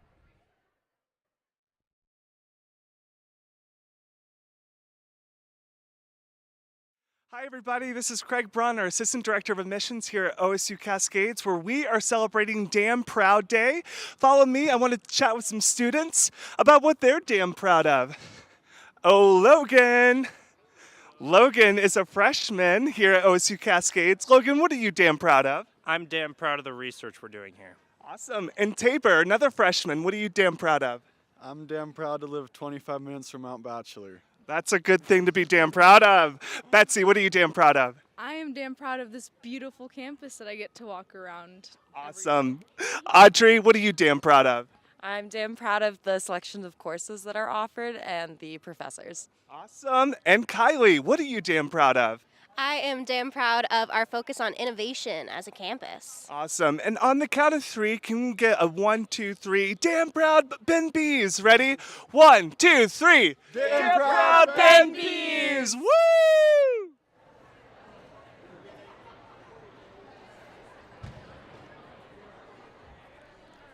Hey, we continue here at the Student Experience Center. If you don't know where it is, if you know where Goss Stadium is, it's about 2 blocks north on Jefferson.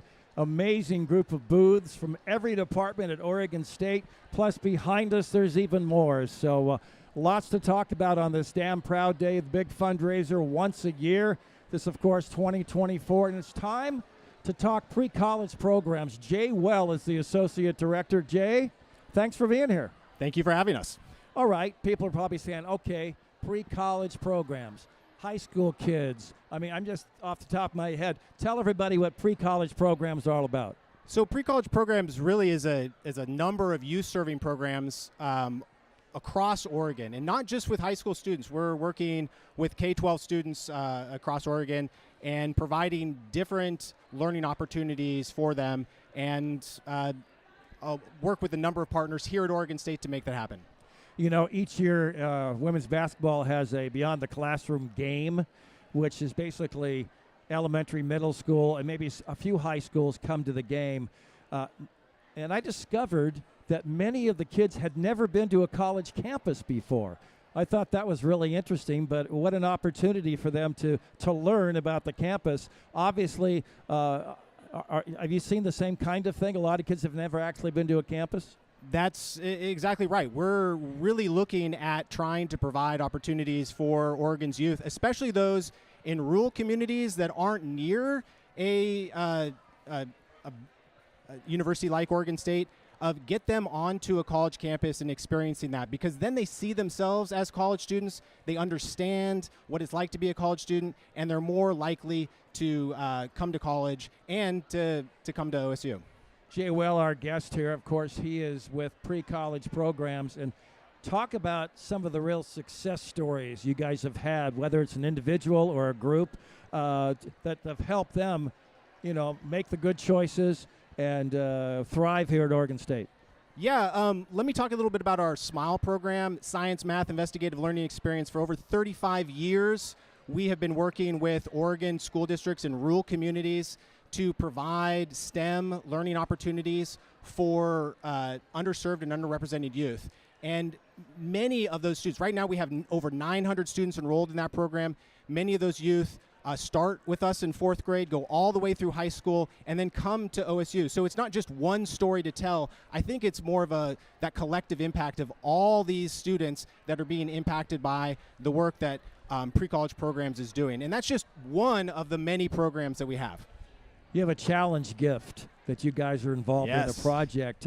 I want to hear about it. Tell me about it. Yes, you know, what a generous gift by former President Ray, a $10,000 challenge gift, and that, you know, that is really to provide continued support for the work we do. You know, not just about the SMILE program that I talked about, but many of the other youth programs we have, such as STEM Academy, Beaver Hangouts, Explore More, I Invent. These are all programs that we're working with youth across Oregon, not just here at Oregon State on campus, but throughout Oregon, trying to build Beaver Nation by letting those students know what it's like to be a college student and getting them hopefully to come to OSU. Native American students, how are you guys involved in getting them aware and helping them? Yes. So the SMILE program was initially, 35 years ago, was brought on to increase the awareness of college for Native students. We have just started a new program called Explore More that is specifically working with Native youth and tribal partners to raise awareness of college, but also provide those college experiences and STEM experiences for those youth that they may not be getting in their communities. So, Jay, here's an opportunity for you. Beaver Nation's out there watching. Tell them what a gift to pre-college programs would mean to you guys, and what will you use it for? Yeah, we work and try to provide educational opportunities for Oregon youth, and that's a big part of it. But another part of it is taking OSU and Beaver Nation and bringing that out to the students that we work with. And your donations help us to do that. And by unlocking that challenge gift, that generous challenge gift by President Ray, really helps us start to build a world where Oregon youth strive and succeed. So, Jay, before we let you go, how did you get involved in this? Is this something you've been involved with for a long time? Talk about that. Yeah, I got involved actually as a student. So I did undergrad here at Oregon State back in the 90s and started volunteering actually with the SMILE program and then after a whole nother career came back and worked. So there's lots of opportunities for current OSU students to get involved in our programming too. Jay Well. Hey, thanks for jumping on with us here on the a Damn Proud Day, and good luck to you guys. Appreciate all the information. Thank you very much. Stick around. We'll continue. Come on out. We have the you can get in the handstand competition. You can get freebies. There's food, drink. Come on out, and we'll continue right after this.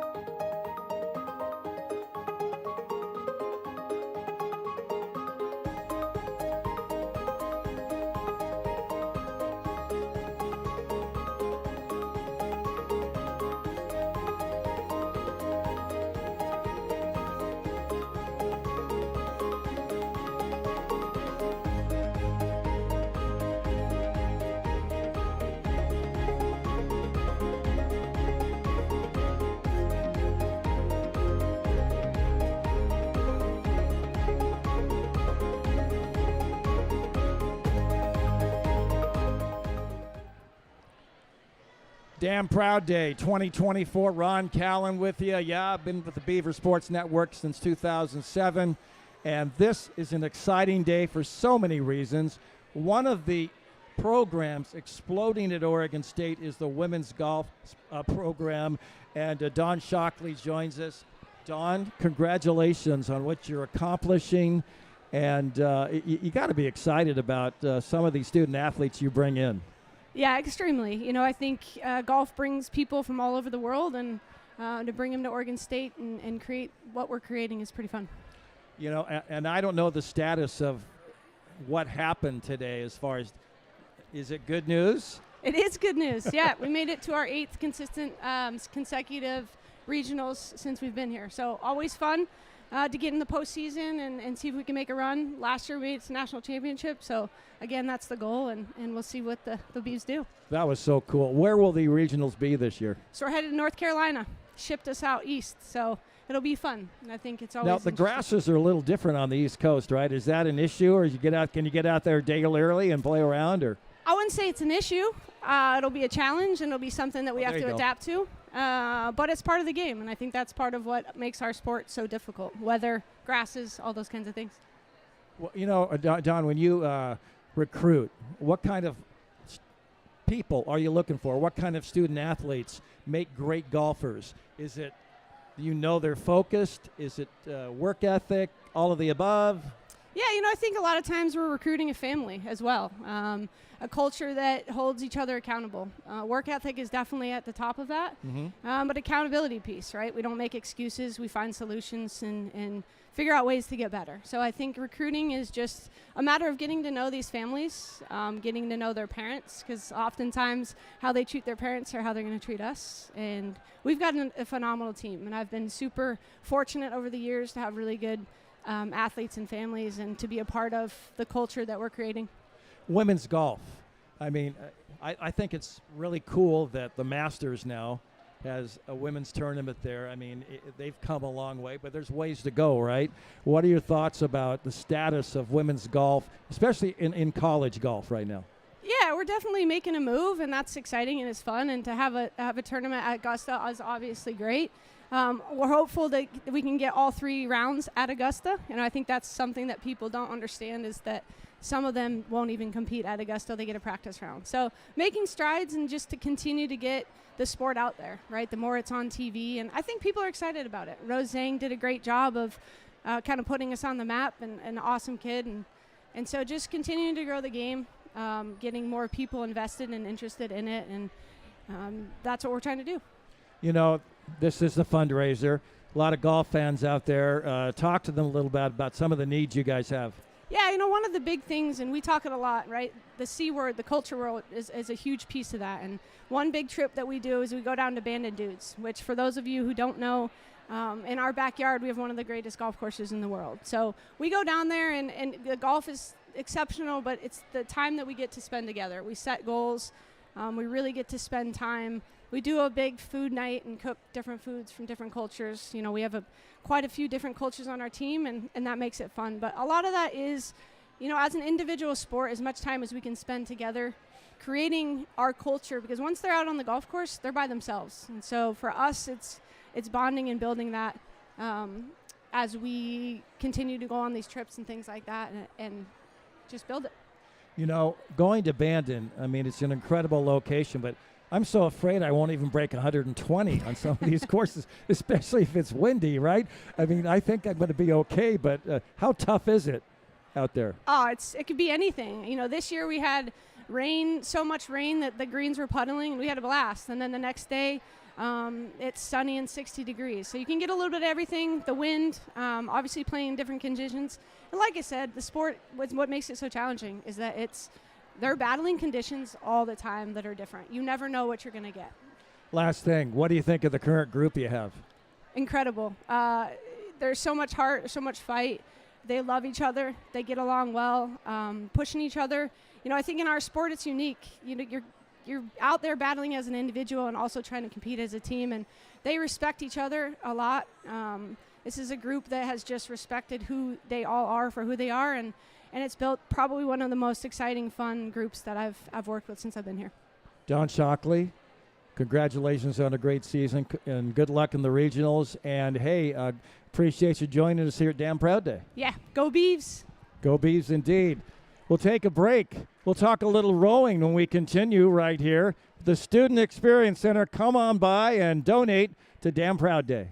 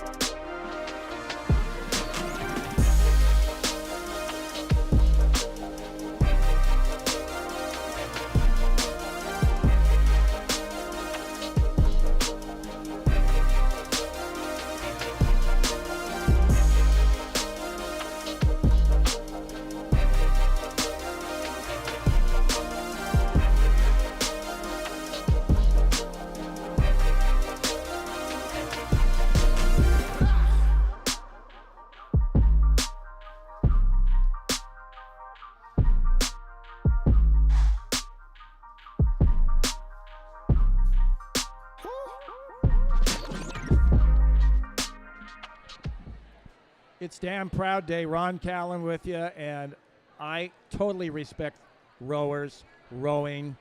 One time in a previous life when I was at a TV station, I got to get on an 8-man shell at the University of Washington to go out on a workout. And it's hard work. Gabe Winkler, yeah, it's not easy. It's real hard. You got to be working together, just like today. We got to be working together, all as one, moving forward, make the team fast. That's what we're doing. So I know, as the men's rowing coach, I mean, there are so many logistics involved in preparing, especially for a road meet. I mean, the truck with the shells, the trailer. You got to load that up. You have to. Those shells themselves are relatively fragile. You got to de-rig those and put them in special bags and stuff to help that going. It is a lot to do. So talk about the program, how it's going, what you like, and what do you guys need from Beaver Nation? Oh, we're doing great. We have, I would say, the best alums in the world. They're very active, very supportive. They've been helping us out a lot. The team themselves are in a great position. We're ranked in the top 20 right now, which is fantastic. We're going pretty fast. And from how people can help is the fact that those rowing shells are expensive. We got to buy those every year, and that the goal today is to raise enough money to buy another one of those rowing shells. So hopefully we're talking 60, 65 grand if those things go by. And we want the top-notch, best, fastest boats that we could put on the water. So by the end of the day, I want to be able to hit that purchase button with a new shell. We're getting there. We're getting close. Now, how about the coach's boat? Do you need one of those? Oh, yeah. I swim along. I just run. We need our launches too ourselves to go by those we need to tune up every time and keep the gas going with that. But my part is only secondary to what the athletes do. If I can't keep up with them, that's probably almost a good thing. If they're going faster than what the launch can go, then that's a pretty fast day. Well, you're so right. I mean, the men's rowing alums, family members, fans, they are passionate about what you guys in the women's rowing programs do here. They're always very active on today, and I'm assuming you're going to ask them to continue donating. Yeah, so last year we had something about 350 donors. It'd be nice to get up to that 400 donor level, but today that's a lot of activity. That's a lot of support. That's a lot of fans out there that are cheering for rowing, right? It doesn't get too much press, but the passion comes from how hard of the work it is, how much effort it does need to be in there, and there's no real superstars in the boat. You're all winning and losing completely as a team, and we all have to be pulling together in the same direction to make it go right. And today, we're trying to all collectively pull together and to get all these fundraising dollars in. Is the changing of college athletics with the Pac-12 moving into some other world? We don't know the final results. It's so volatile and changeable right now. What's the impact on rowing, if any? Well, like I was saying, rowing is kind of one of the oldest sports. Literally, it was the first collegiate sport out there back 150 years ago. The very first collegiate sport was rowing. So it has tons of tradition, tons of history that, if the Pac-12 isn't existing as it was before, we're still going to be racing the same people. We're still going to be having, and everybody knows kind of the East Coast teams of the Ivy Leagues. We're actually going out there next weekend. We're going to go out to Ithaca, New York, to Cornell, and race Cornell, Penn, and Holy Cross next weekend, which, take it back to Dan Proud Day. Those dollars raised to that help go funding towards to get us out there. But we are still going to be racing those top-level crews. The leagues in rowing aren't that important. It's not like there is I mentioned the Ivy Leagues, and there's the Pac-12, which the last, I can count 22 of the last 25 national championships has come from the Pac-12. So it's obvious got some very big history and some big boat speed in there. But we're going to race those same people next year. The championship is probably going to look different. We're going to probably include all the West Coast teams into one championship, which is actually going to be pretty fun. So, but our actual activity is going to be the same. Last thing, boys in the boat. Yeah, great. Is it turned a few heads about men's rowing? Oh, I've gotten so many questions about that. Do you have anything like that? That's actually kind of our model. We get a lot of guys, first generation college students, a lot of guys that have never rowed before ever, but they're decent athletes, and we train them, and a lot of guys never even been on a plane before, and then they go and race at the highest level out there.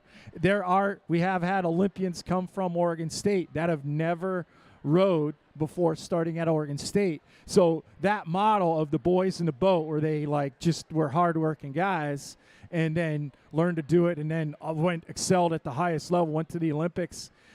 That's kind of still even 80, 75 years in the future. That's right. Exactly what we're doing.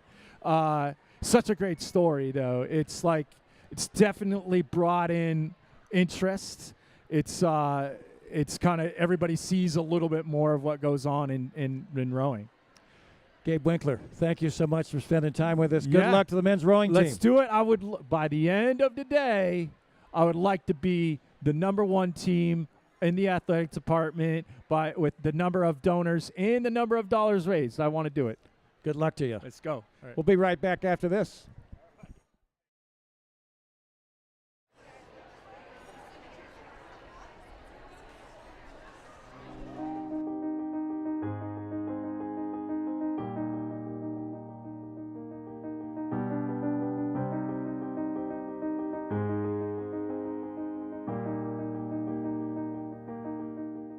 I really wanted to go beyond the knowledge that I learned in the classroom and really apply it to a more meaningful project.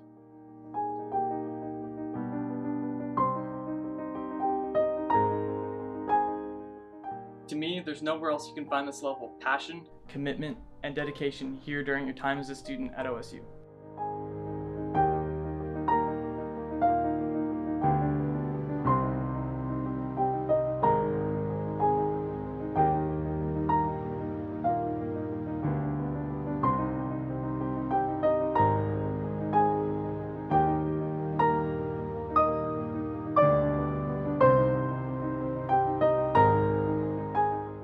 Really, it's that competition where you get to see the results of thousands of hours of work that you realize just how much you can achieve as a team.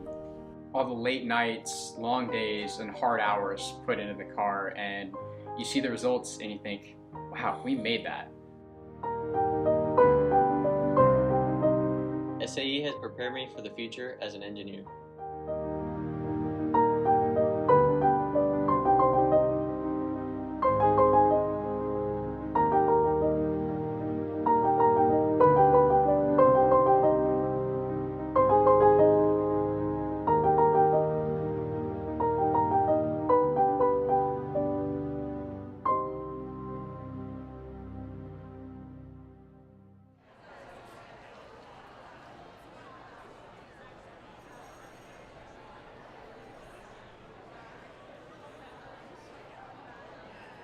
Hey, welcome back. It's Damn Proud Day. Ron Callan with you at Beaver Sports Network. We've had a great day, and the Oregon State College of Engineering is incredible. I mean, they care about all student athletes. They help sponsor women's basketball this year. We've got two of their outstanding students. I'm going to have you introduce yourselves. Tara, tell us all about Laura. Laura, tell us all about yourself and how you got involved in engineering here at Oregon State. I'm from Pleasant Hill, Oregon. I did the robotics club in high school, and that's how I kind of got interested in engineering. Saw mechanical engineering was a route to that, and now I'm here studying mechanical engineering and also have a job in one of the robotics labs here on the campus. So, Christian, tell us all about yourself and how you got involved in engineering here. Yeah, so I'm from Hood River, Oregon, small town in Oregon. And I got involved with engineering because I looked at what was the best school in Oregon for engineering, and that's Oregon State. And another big reason was because I was able to get a scholarship, the Catalyst Scholarship, and that really drove me to come here because I knew I felt like I'd have that support here at Oregon State. Obviously, you guys have passion for being creative. I think you brought up robotics. I was at a basketball game where you had the halftime show, engineering, and you brought out some of those robots that you guys build here at Oregon State. Are you involved in that as well, or talk about what you're talking about with robotics?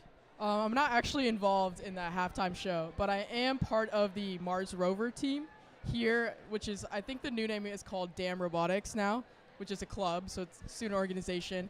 And we basically just build a robot. If you think, NASA has their Mars robot, we try to mimic all the things they do as the best we can. And then we go compete in Canada, and we test our robot against, Mars simulation conditions.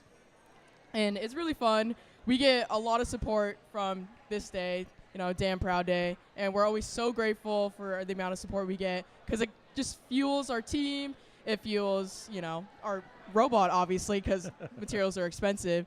So we're just so grateful for all their support, and we like having alumni reach out to us and talk to us about their experiences in the club, especially as a newcomer or second year. That's impressive. Christian, what about you? What's your emphasis in engineering, and what could you see yourself doing maybe after you get your degree? Yeah, so after my degree, I really plan on, my main focus, I was gifted enough to do a study or go abroad to France, and I really was able to see the world. So my really main motive is being able to, as an industrial engineer, go support the world worldwide, nationally, and be able to improve businesses around the world. And that's what really strives me in engineering, and I see myself in the future working internationally and helping businesses. Let's bring up those two letters, AI. Is that something you guys talk about in classes, trying to introduce AI? Is it still controversial? I mean, Laura, we'll begin with you. I honestly think it's a mix of both. I actually have a roommate who's kind of focused on AI, so she definitely sees like the benefits of it, which, you know, I talked to her about and see like, you know, what can AI support us with in the future with like processes, especially like engineering processes. And there's also, you know, the downsides. A lot of teachers are having trouble with ChatGPT, which I don't personally like. Getting tests written for them or something? Yeah, well, it's like their essays or like their homework or something like that. I don't know. I personally like doing, you know, all of my own work. I believe in being authentic to yourself, and I think that just really helps you define yourself as a person out in the real world. Laura, well said. Christian? Yeah, so with AI, I really do think that, yeah, there is a good side and a bad side, but the good side behind that is that it helps you find data really fast.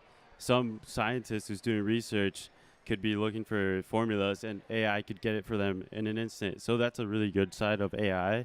Downside is, yeah, like Laura said, sometimes you can use it and not get full credibility. But really, to look at it, I think it's a good thing, AI, because it really helps us be more fast and efficient. All right, real quick, last thing. Engineering department, so many needs, so many reasons for damnation to donate money to you guys. So on this Damn Proud Day, maybe Laura, look into that camera right there and tell them what are some of the needs you guys really have, and so what would you like to see people donate to? Some of the names, I think I would say women's sports. I think they could always use some support. Also the Catalyst Scholarship, because we're both Catalyst Scholars, and we've been so grateful for the opportunity and being able to be supported in OSU and within our STEM fields, because, you know, they're extensive. And also it just gives us even more opportunities. We have something called experiential funds, which we could use to support opportunities like study abroad or internships, job shadows, career fairs. So I think that's another thing you should donate to. What else could I say? Christian, you want to add anything? Yeah, I mean, same as Laura. I'm part of the Catalyst program. We're both Catalyst Scholars, and that donation from donors to Catalyst would be, it's been amazing, because being a Catalyst Scholar, I've had so many opportunities. I've gone to Chicago, I've gone to Los Angeles to networking events, and I've had so many opportunities through those events or those using the experiential funds. And really, I mean, Catalyst Scholarship has supported me so much, giving me so many opportunities just like these, and being able to share my story. And another name is the College Assistance Migrant Program camp here at Oregon State. Really helped me a lot coming into college. They really paved the road to help me see like how to feel comfortable here and have a community, which I've really found a community here through Catalyst and the camp program here at Oregon State. Hey guys, both of you, it's so nice to talk to articulate, passionate student athletes and regular students. So appreciate the time, and good luck in the College of Engineering. It's such a worthwhile program. Thank you for having us. All right, stick around. We'll continue. It's Damn Proud Day. Benny the Beaver's here. I'm looking right behind the camera. Benny's here giving out autographs. Come by and get one. We'll be right back.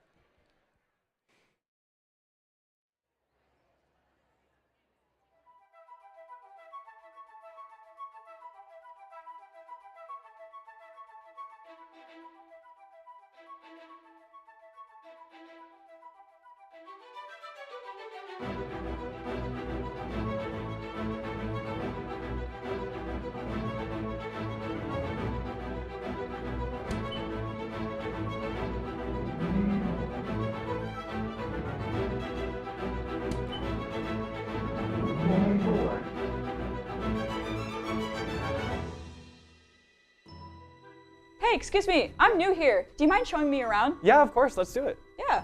What can you tell me about OMN? So this is the 4th floor of the SEC. Here we're a group of dedicated students creating self-directed media. Here you can build skills and then create community, and there's plenty of opportunities to be a writer, photographer, and even leadership position. Wow, that's amazing. And this is the bullpen. You have Damn Chic, the fashion magazine. These inclusive and creative people have their finger on the pulse of trends in fashion. If you like to be in the know and make an impact with your words, join the Daily Barometer. Beavers Digest magazine takes a deep dive into a variety of topics, creating a space to share what your student life looks like. The cheerleaders of OMN, creative marketing and sales, gets the content in your hands and gets to exercise our creativity with videos like this one. The Prison Group appreciates all forms of artistic expression and are passionate about showcasing student talent. Moving on to Corvallis' Hollywood, in front or behind the camera, you have a hand in what goes on the big screen at KBVR TV. If you're always on aux, join FM. Share your music with all of Corvallis on 88.7. Hey, I'm a producer for TV. Would one of you be able to run a camera? Sure, I can help. All right, follow me to the studio. So you don't have to have any experience. I'll show you everything you need to know. Here's your headset. You got this. Thanks.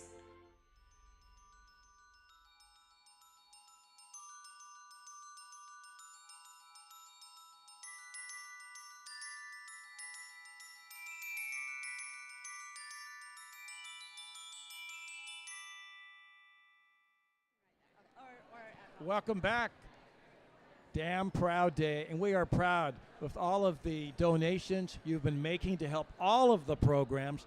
And one of the programs here helps out not only 18-year-olds, but even 2-year-olds. We're talking about the Kid Spirit program, and I want you both to introduce yourselves and what you do. Let's begin right here. Hi, I'm Karen Swanner. I'm the director of the Kid Spirit program, and I've been the director for 25 plus years. Wow. And I'm Paula Cotto. I'm one of the gymnastics supervisors / camps EPA, so I've done a little bit of everything here and there. All right, so for 2 decades and a half, you've been involved in this. Obviously, you know, you love it. It's your passion. What is it? Tell us all about Kid Spirit and how important it is. Okay. Kid Spirit's an amazing program. We do sports, art, science, cooking, starting at age 2 years old through 18, and it's all here on campus. So we're bringing kids on campus. We have kindergartners who feel like they go to college, like I go to college. So not only are they learning and becoming more confident and growing in their skills, but they're really comfortable on a higher education campus, and that's mission one.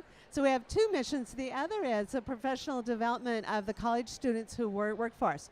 So we're the 3rd largest employer on campus. So we have about 150 college students that work for us. So you brought up cooking, which I think is fantastic. But, you know, there's a problem now with kids eating, you know, good, healthy foods. How do you push them in that direction? And, you know, they may want to bake brownies, but you're saying, well, you could also bake, you know, a nice broccoli casserole or something. Right. Well, our model for cooking is creating independence and confidence in the kitchen. So when the kids come to our cooking camps, they learn to make a meal from start to end. They make everything themselves. We adjust stuff so that sometimes they don't have all their ingredients, so they learn to substitute. And they tell us over and over again, they're willing to try things they wouldn't eat because they made it. And then we're hearing that they're making meals for their families at home. The full meal, not just helping. They're like in the kitchen making the meals. That's fantastic. Great answer. Now, you've been involved in a lot of different programs at Kid Spirit, including gymnastics. Tell us all about it. Yeah, gymnastics we do ages from 2 to 18. We mainly focus on confidence building, strength building, balance, anything that you can learn in gymnastics. And we use that as a method to really gain those skills that they can use in real life. So how to balance everything in their lives, really build that confidence, that self-confidence that they can take on for forever. You know, watching, let's say a 5-year-old comes in shy, kind of, you know, to get them to build that confidence, and then you guys get to see that. What's that like? Let's have both of you answer that. I'll let you go first. It's honestly my favorite thing in the world. It's probably a feeling that's really indescribable to really see those kids go out of their shells and find what I like to describe as their shine. Those kids, they go from like just really shy, not quite there yet. And then when they have that relationship building with their coaches, which is what we really focus on, that's when they allow themselves to really relax and just go for it, honestly. Last thing, tell everybody what you need the money for, how important it is. Oh, it's so important. We need our funds on Down Proud Day for scholarships for our participants. We try to make Kid Spirit as accessible as we can, and quite frankly, I'm about $80,000 short so that every child has access. And so Down Proud Day is important. In the next half an hour, I need 27 gifts, but let's go. Help us let's all go. day long. Yeah, help us. Give to Kid Spirit. Hey, guys, you're doing great work. We appreciate the time, and let's get those 27 donors with maybe 81,000, all right? Yeah, 81, yeah. No, thank you very much. Thanks for being here. Thank you. All right, stick around. We'll continue. We're at the Student Entertainment Center. Beautiful place here on campus. Come check it out, and we'll be right back.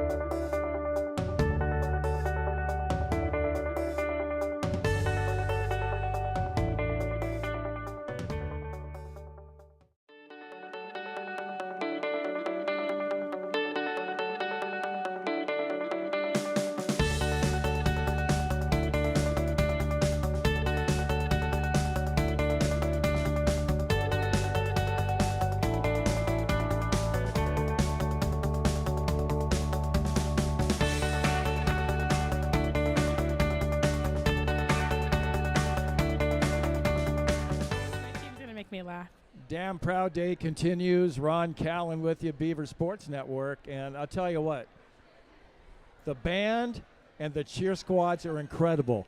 The work they did and how hard they worked in Albany, New York for the recent women's basketball tournament.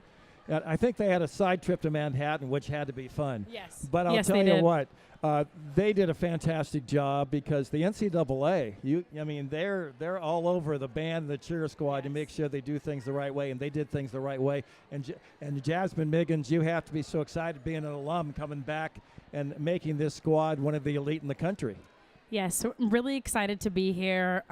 All the student athletes on the team just warm my heart. And yes, speaking of NCAA, that's really what we're looking more for today on Damn Proud Day, is getting more opportunities to travel and support our Beaver sports teams. So were you on the cheer squad here when you were here? Yes, I was. Class of 2015. Oh, you're just so young. Come on, give me a 2015. I appreciate that. That's nice. I'm celebrating my 50th reunion at Linfield in 2 weeks. So, wow! Congrats to you as well. 50. I was there at 5 years old though, which is amazing. Hey, here's the story. The cheer squad. A, they're such great athletes. B, they work so hard. Tell everybody just how hard they work. I mean, we have practices 2 to 3 times a week sometimes, games sometimes 5 to 6 days a week, and they're constantly, also working hard in their academics and in classes and just being, great representatives of Oregon State University. As an alum, there are other alums who remember those days. We've got the senior cheer squad now. Oh, yes, we love them. them. P3 Health, which is fun. But you guys, I think, won the most overall donor award before. What is it about the alums that they love this program, they love you guys? I think the main thing is keeping our tradition and enhancing that tradition and making sure that, any alum that still wants to be involved in our program can always come and enjoy, the new generations of the team. Even our clinics that we've had all this month, we've had a handful of alum come to every single clinic and just be there and support our team. So we're going to continue to do that and continue to build on our alumni support.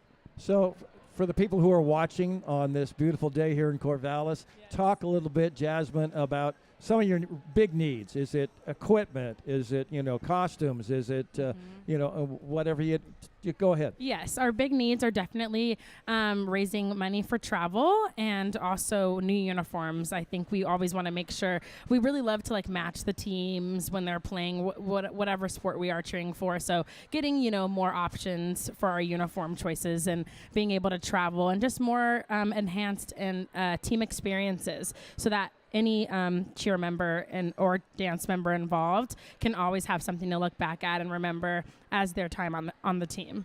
So, Jasmine, do you pick the music, or is it a democracy? Are you able to hey, I want to dance to this? It's a combination. I really love collaborating with the student athletes. I think that's what makes it fun for them. I really want them to feel like they're involved in the process. There's so much that I deal with in regards to the business side of things. I try to make it fun for them and help them choose. But then also we work with Olin Hannum with Oregon State Band on band music that we may want to dance to. But sometimes yes, I do choose. You left Oregon State. You became a professional dancer. How did that experience help the cheer squad get better? I think the main thing is the structure and being able to bring, professionals into them and do more in-house things, in-house choreography, and just give them a more enhanced program, as well as if there are people who do want to take it to the professional level, I have those resources and things that I can help them, get more answers from the inside. So I think that's, just using the tools that I've learned in my professional experience up at the Trailblazers, as well as in LA doing commercial performing. I think that on both sides, we're going to continue to bring in amazing professionals for them so they can get better in their skills. What is tougher? And we've got a group of the cheer squad with us off camera. Woo! But what's tougher, performing at a football game during the timeout or performing at a basketball game during the timeout? What's tougher? I mean, it's a difference because the basketball crowd's a lot closer. Right. I would say, yeah, I think from my perspective as a director and as a coach, I would say basketball because they're so close and every single little thing is shown. So that's where that extra practice time comes in for us to make sure that we're clean and we're ready to perform for Beaver Nation. And what makes the cheer squad at Oregon State so special? I mean, all of our student athletes, they all make it special. Every single one of them, all of their interests, the majors that they've decided. I mean, it's so cool. We have forestry, we have business. I mean, across the board, they make it special. I think that them representing our university and at all the games just makes it everything to us and everything to the university as well. Last thing, is it true that there may be a special dance this year during football featuring Benny and Bernice where they'll take over? I can't say, but maybe. And overall, we're definitely gonna, involve Benny more and maybe, Bernice may make an appearance again. Well, we'll be excited to see. Congratulations on an incredible much. program. Thanks, you guys. Can we hear you? All right. There they go. All right. It's Thank you, Damn Beaver Proud Day. Nation. Donate to the cheer squad. We'll be right back.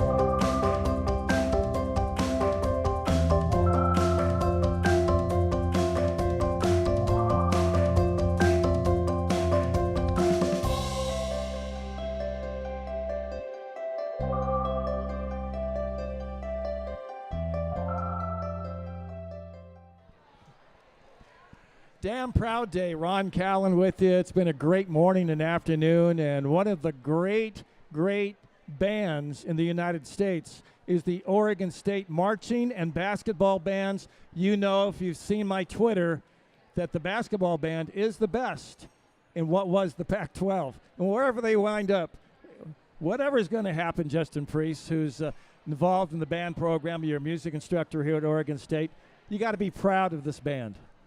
Incredibly proud of this band. In fact, I'm a little somberly dressed. That doesn't seem appropriate. You don't have a band. Oh, wait a minute. Yeah, let's see. Nice.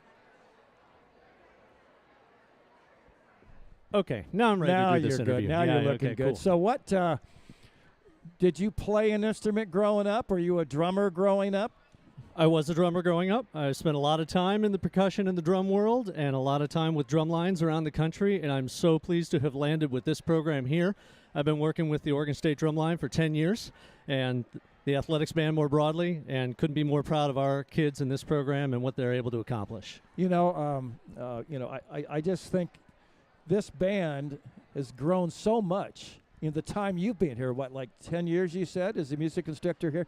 I mean, it's Olin Hannum has done. I mean, he's so much fun to work with. He's just been a blast on the road during the NCAA tournaments, and you've been there too, I'm sure. He is an incredible colleague, and of course we've worked hard, but the students have worked even harder. In many ways, it is their organization. It's a student-led bunch, and we facilitate that, of course, do our recruiting and all that stuff, but it's the students that bring other students into the organization, and the growth that we've experienced is primarily down to them. It's a great community, and we're really glad that they're out there performing for the crowds and working hard for each other. That's how it's gotten so big. We're almost to 300 now. It's pretty amazing. Yeah. And you know what? I mean, I played baritone for 2 years, 7th and 8th grade. Awesome. But you know what the greatest thing about joining a band at that level? You learn how to read music. And that's been such a blessing as you move on in your life. I mean, it's almost like having a different language that you can speak through music. But what are some of the needs, though? When you think about bands, you think about the uniforms, you think about the instruments. I mean, there's a lot of upkeep. And so talk about the number one needs you guys have right now. Sure. Obviously, with any large organization involved in touring and performing, there are many, many needs. The one that we're focused on is scholarship needs primarily. We're very fortunate that through Damn Proud Day and this fundraiser, we've been able to begin and continue to support scholarships for our drum majors. We typically have 3 or 4 drum majors. Since then, we've also added a scholarship for a twirler. Our students work incredibly hard, and anything we can do to balance their schedule out, maybe they can work fewer hours at a job, for example, so they can give more time to their academics and also to the band program. Any scholarship program like that helps to defray that cost. So we'd love to continue that support, and we're very, very thankful to those who've given. Ask you to continue to give so we can bring in the best drum majors and twirlers in the country. What is the key to a successful halftime show? Because there are so many moving parts, and it's choreography. Number one, you need to have student buy-in on the original design. We actually have a really cool program here where the students bring us the show ideas, and then the staff coordinates with them in the off-season to select the shows. So number one, they really need to believe in what they're performing so they can bring the energy. A successful show beyond that, we need to engage with our audience. I mean, we're in the entertainment business in the college marching band world. So our shows need to connect with folks that are coming to the sporting events where we're there supporting the athletes and providing that entertainment. So we select music that they're going to know, they're going to be familiar with. We pay attention to what is current. We play music that spans decades, but it includes the most recent releases as well as stuff you might be familiar with from the 60s and 70s. So entertainment value is the most important aspect of that.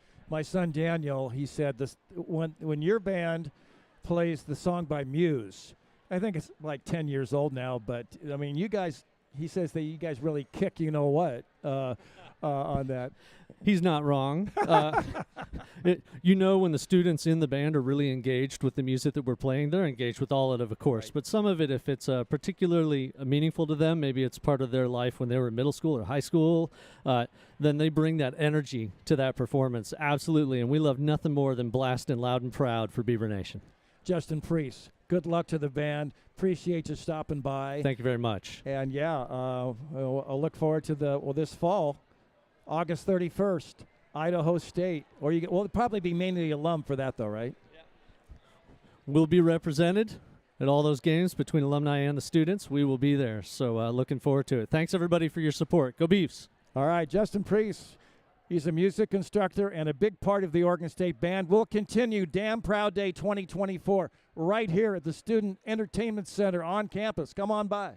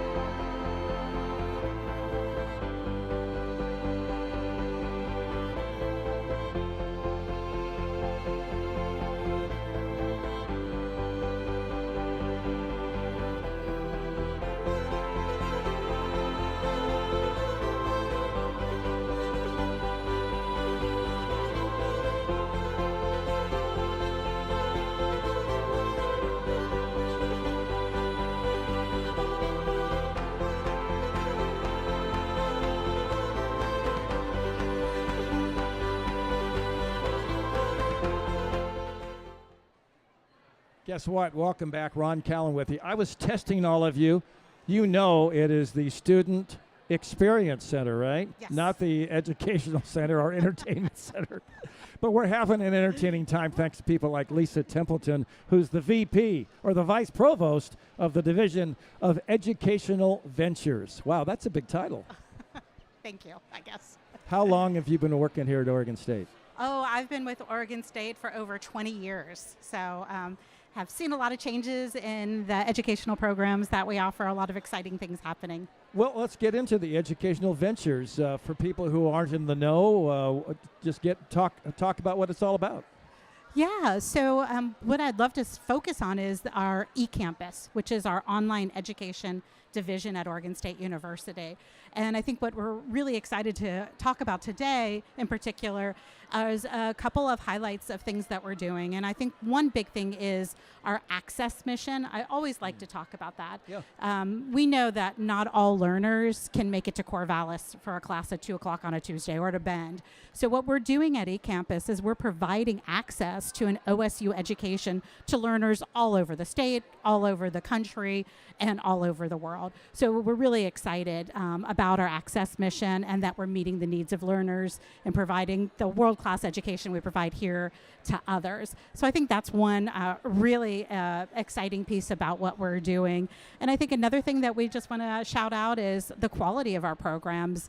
I don't know if you know, but Oregon State eCampus has been ranked in the top 10 by U.S. News and World Report for 10 straight years as the best undergraduate online programs. And last year we were ranked number 4 in the country. So a couple points of pride for the work we're doing at Oregon State University. And everything we do in eCampus is in partnership with an academic college, the same faculty teaching our courses. So it's a real Oregon State effort. So if I'm okay, maybe I come to campus, but maybe I've got knee surgery or something like that, and I can't make it in. I can continue right from home and not get behind. Not exactly. Okay.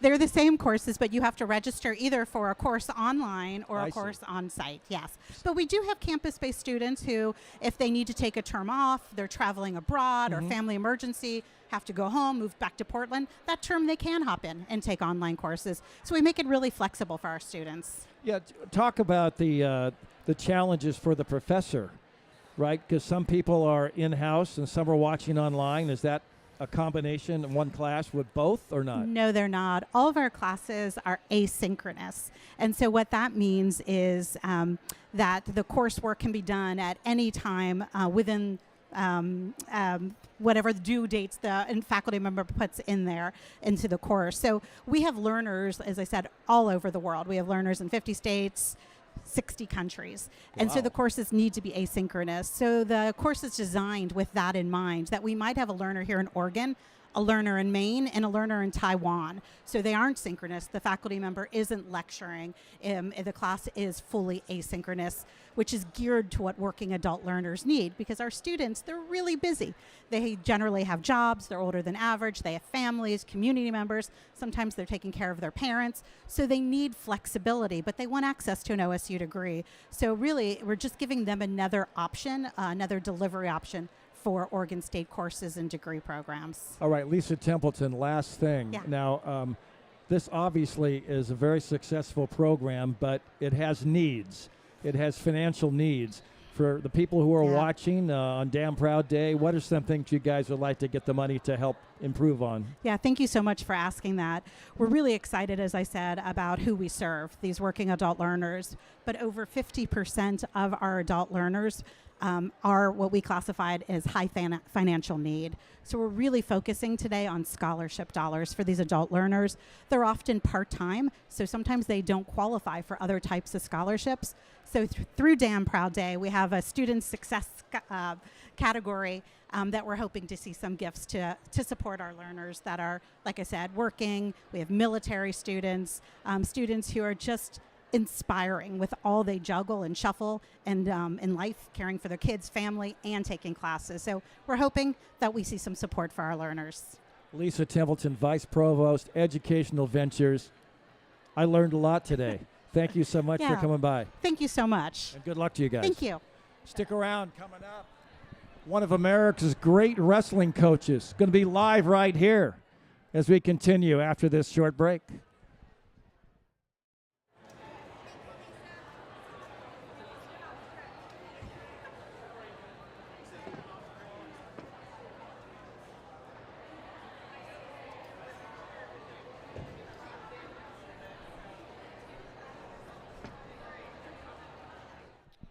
This is Tyra Warren Burnett. We're live at the street fair. What's your name and what's your booth about? Yeah, my name's Sam Wallace, and we're with the Oregon State University Society of Automotive Engineering Club. And we build both a Formula-style race car and a Baja car. The Baja team's actually on their way to comp right now in California, so hopefully we can all wish them luck down at their comp.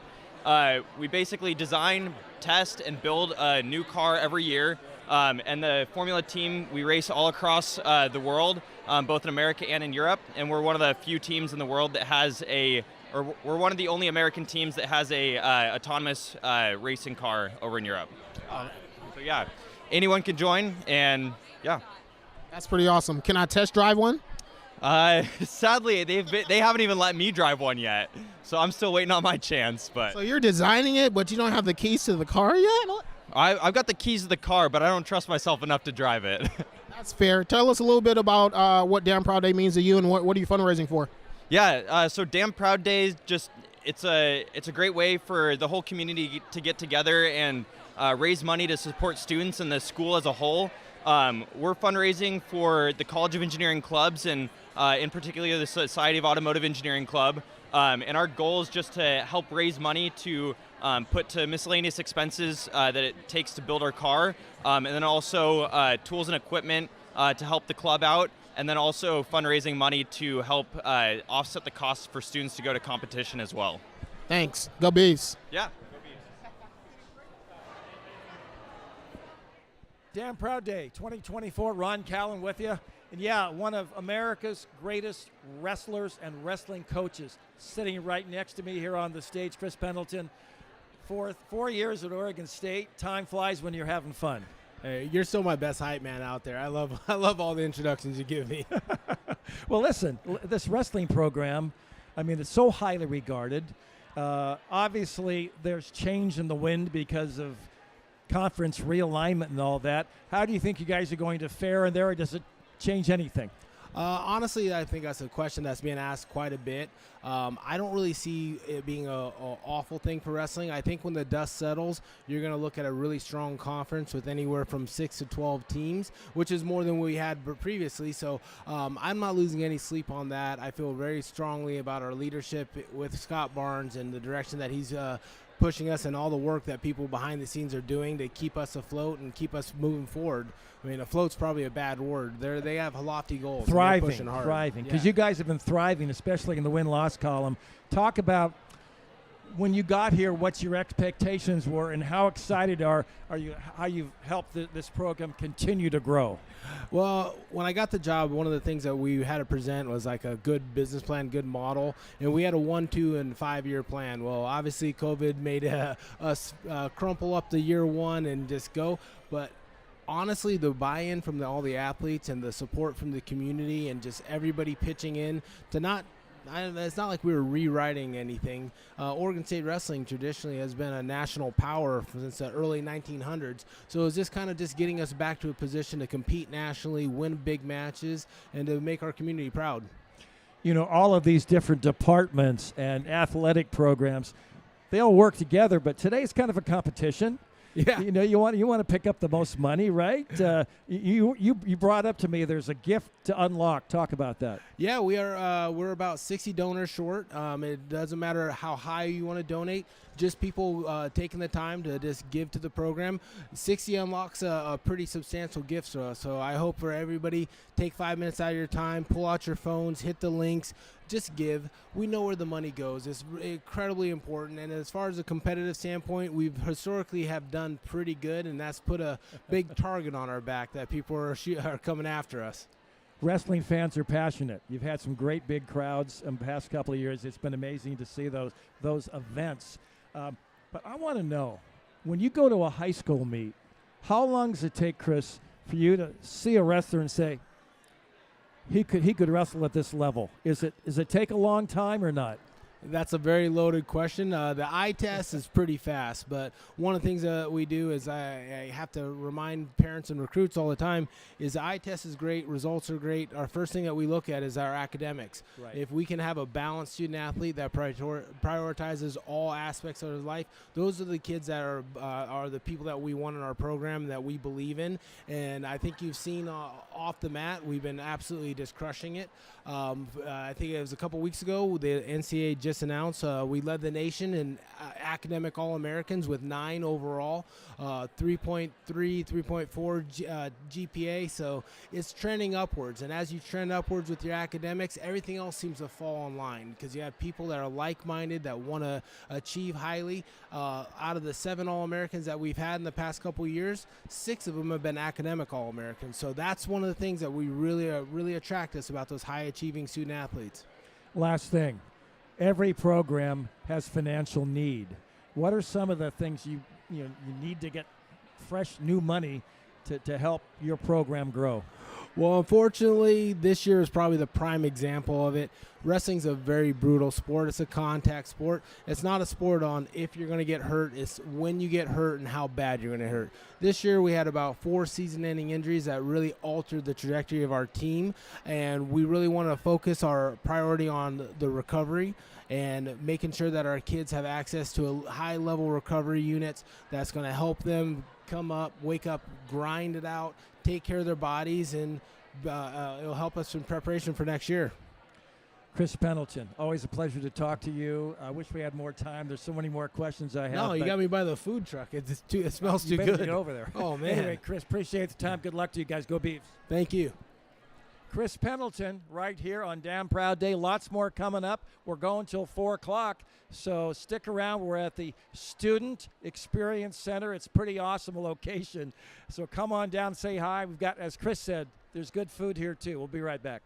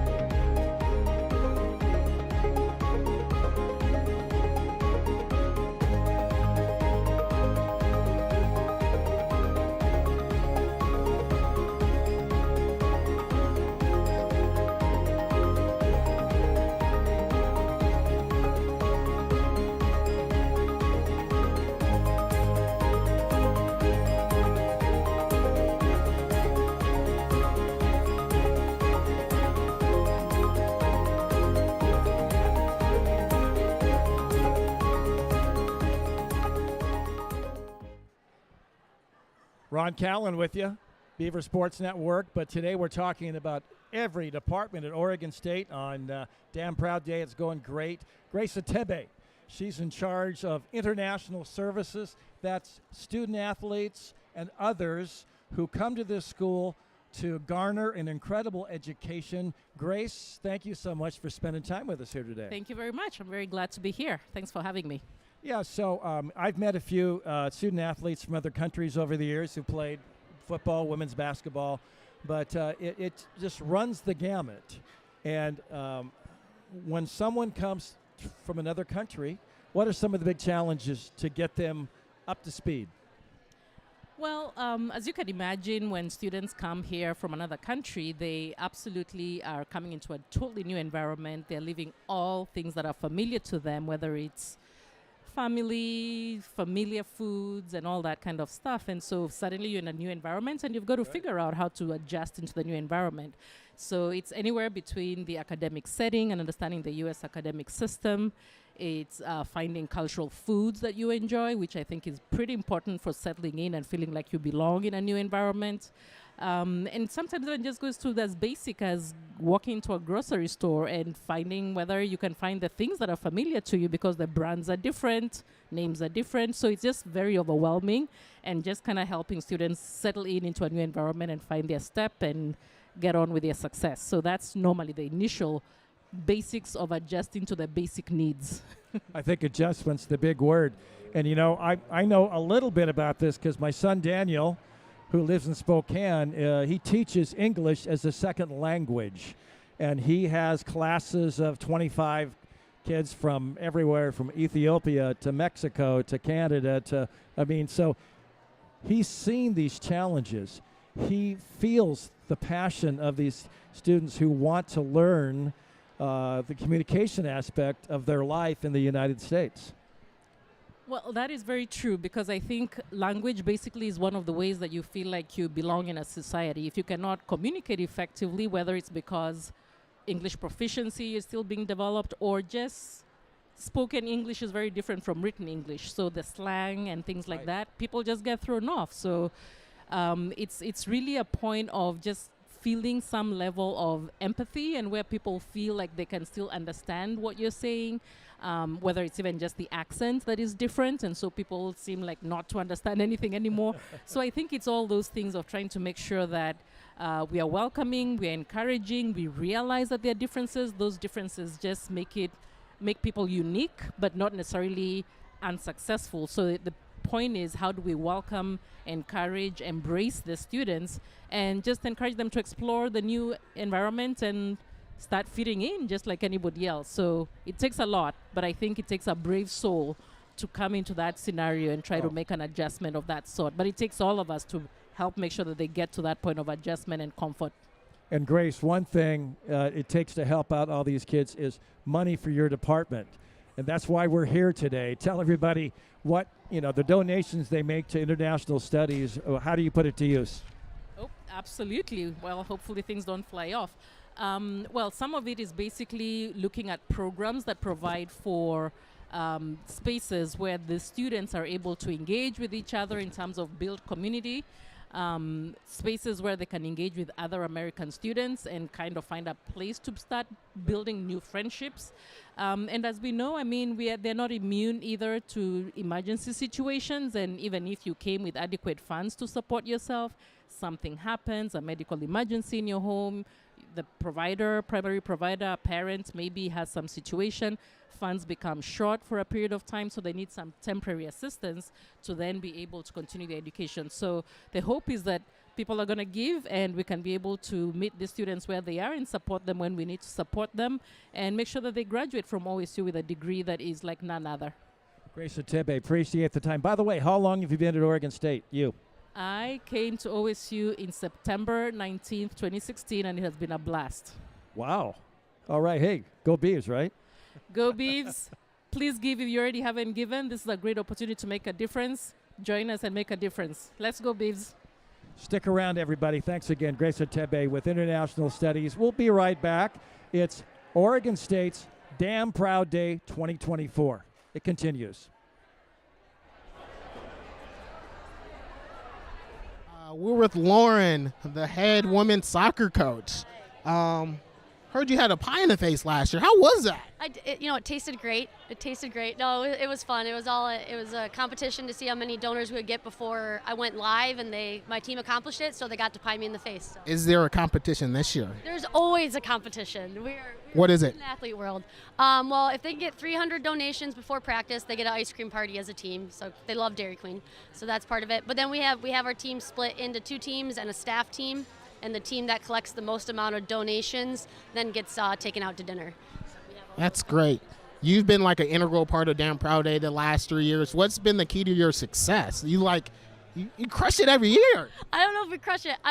Key to success is the support, the alumni, all the families, people that give to our program, my players, the team. They're so bought into it. And we're just competitive human beings. So anytime that we can compete and represent our program, we're all in.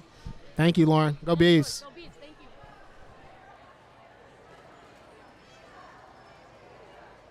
Damn Proud Day. Ron Callan with you here at the Student Experience Center. What a gorgeous day. We've had a great time. And Jamin Jordan joins us. We're talking agricultural sciences, and you're a student here at Oregon State, right? Jamin, tell me all about yourself and how you got involved in agriculture. Yeah, so I am a second-year master's student in the Marine Resource Management program, which is housed in the College of Ag, even though it is a part of the College of Earth, Ocean, Atmosphere. SACNAS is important to me because I'm the grad chair for the club. It's important to expose all areas of STEM, so I represent agriculture, but also other areas of natural resources. Well, when you think about agriculture, it's so varied. Fermentation science is a big aspect of agriculture to, growing potatoes. We've had the Oregon Potato Commission on before talking about agriculture. How did you get involved in agriculture when you were a young kid? Is it something that when you got to Oregon State, it kind of became a passion or what? Yeah, I think I was exposed to it in 2 different facets. When I was young, my dad, he would garden a lot. So I always had a respect and passion for changing the landscape and cultivating things for not only beauty but food, sustenance.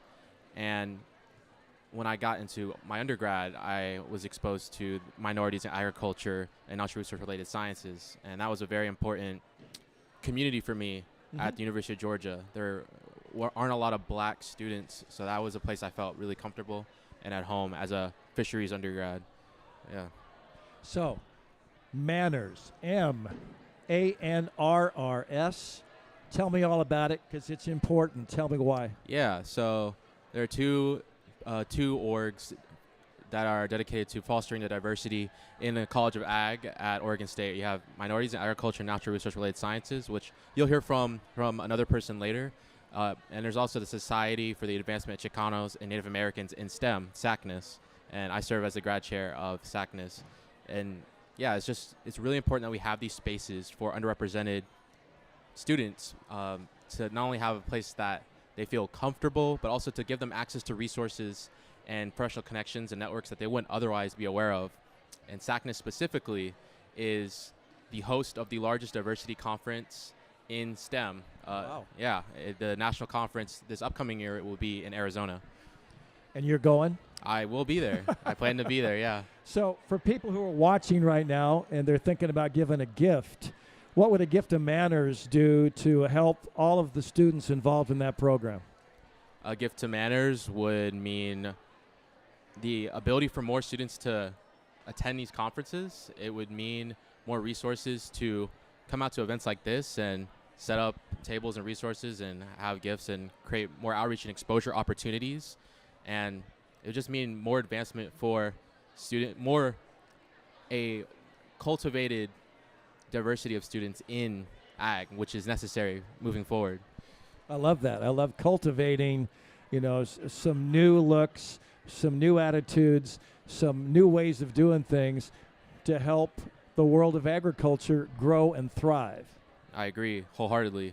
All right. So last thing, 10 years down the road, 5 years, Jamin Jordan, what do you want to be doing Do you want to be involved in like a family farm? Do you want to be involved in education to teach others? I mean, where's your passion? What do you want to do? 10 years down the line, I honestly have not thought that far. I won't lie to you. It is pretty far, right? It is pretty far. But I would hope I'm in a position where I can be a resource, a mentor, a guide to underrepresented students in STEM, whether it be in manners or SACNAS, and point them to resources, connections, opportunities that ultimately lead to jobs that allow them to support themselves, but the people they care about, and show other underrepresented people that there are a plethora of opportunities for them to be involved in whatever endeavor they seek. Jamin Jordan, College of Agricultural Sciences, thanks for taking the time to talk to us, and good luck getting those people to give you guys dough. Yeah, thank you. Thank you for having me. Hey, thanks a lot. Jamin Jordan, take a break. We'll continue with more. We're here till 4 o'clock right here at the Student Experience Center on the campus of Oregon State University. In the College of Health, we're building on a legacy more than 100 years in the making. We care for children and families in Oregon and in communities worldwide. We lead discoveries that push boundaries, prevent and manage infectious and chronic disease, make workplaces safer, and help keep our air healthy and our water clean. We inform policies that advance health and well-being, and research ways to eat healthier and move more. We seek to understand and confront health disparity so that all people live to their full potential in preschool and throughout their lives. Because we believe health is a human right. We train the next generation of public health and human sciences professionals. And we work with communities not only to identify, but also to solve our greatest challenges to health, together. We are purpose-driven, collaborative, forward-thinking, and deeply committed to improving the quality of life for all. Our faculty, staff, students, and alumni are in every county in Oregon and around the world, solving problems and making a difference. Because taking on the world's health challenges can't wait. We're empowering our students to become tomorrow's health leaders. We're generating big discoveries to help people live longer and better. We're deepening our relationships with communities. And we're bringing lifelong health and well-being to all people, families, and communities in Oregon, the nation, and the world.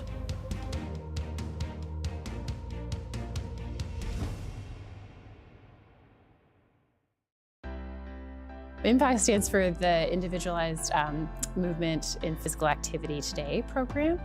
And it's an adapted physical activity program for children with disabilities. So those children are typically age 6 months to 21. Children come here on Friday nights and work one-on-one with an OSU student. So you work one-on-one with a student with varying disabilities, from really minor to really severe, and you spend 45 minutes in the pool and 45 minutes in the gym, just getting them physically active and really giving them something positive in their week. Just being able to help them definitely just is really, I'd say, impactful. It makes you feel good.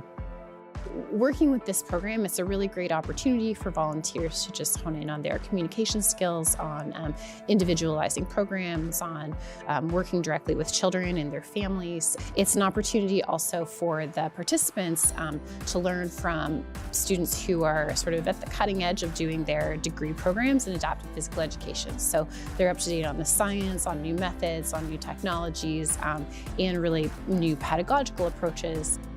And I think that it's really important for all of us to embrace diversity, and this is a great opportunity to learn more about how physical activity opportunities work and are achieved by participants who have disabilities. I think where it's grown the most and where we have the most growth potential in future years is Impact for Life, our young adult program for adults between 21 and 35 years old. Participants are matched up with OSU students to participate in the program, but they're really engaged in physical activities throughout the community. So that might be a group-based fitness opportunity, or it might be a one-on-one situation, but it's really driven by the interests of the Impact for Life participants and their physical activity goals. We're continuously trying out new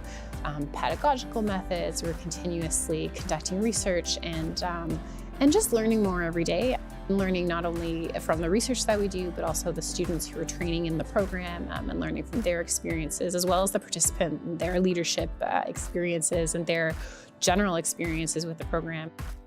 Undergraduate students can get involved by liaising with their advisors in the College of Public Health and Human Sciences, the Student Success, or the Kinesiology Experiential Learning Coordinators.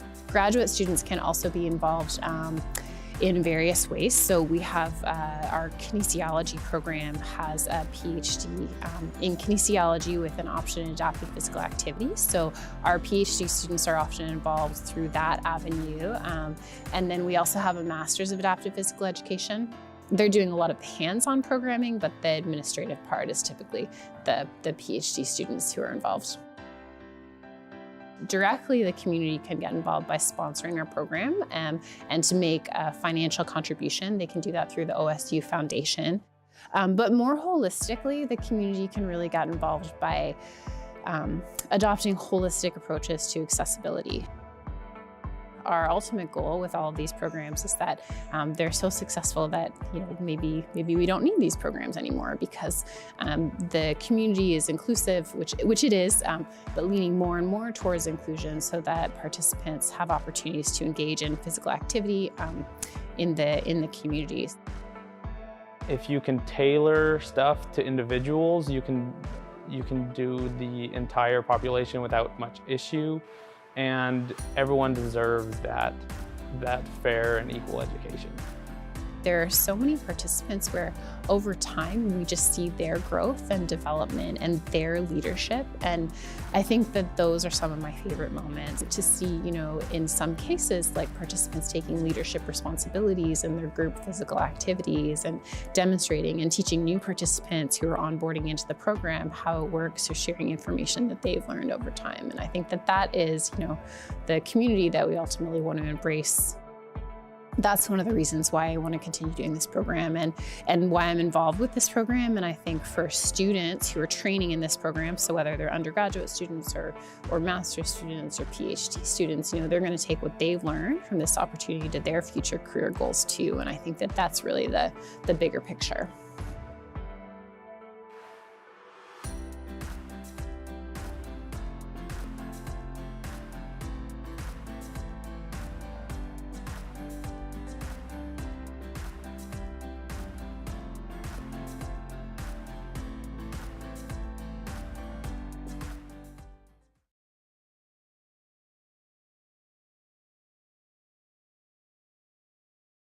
You just finished up your Damn Proud Day live interview.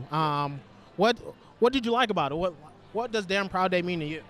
So I think Damn Proud Day is a great opportunity to come together and celebrate the community that we have here. And I was just highlighting that I think sometimes at Oregon State we hide our light under the bushel a little bit, and this is a nice opportunity to get away from that and take reasonable pride in the things that we do really well, celebrate the people in our community, the students, faculty, staff, alumni, volunteers, everybody who contributes to our mission.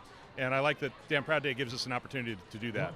Yeah, we do a lot of humble bragging, but I think you put it correctly. It's a day to really talk about all the amazing things that are happening at Oregon State, and I think you said some great things about the College of Business. Anything else to say about the day? Just thank you, everybody, for participating. Thanks for coming out. Thanks for turning out in all the different ways you support. We couldn't do the mission without you.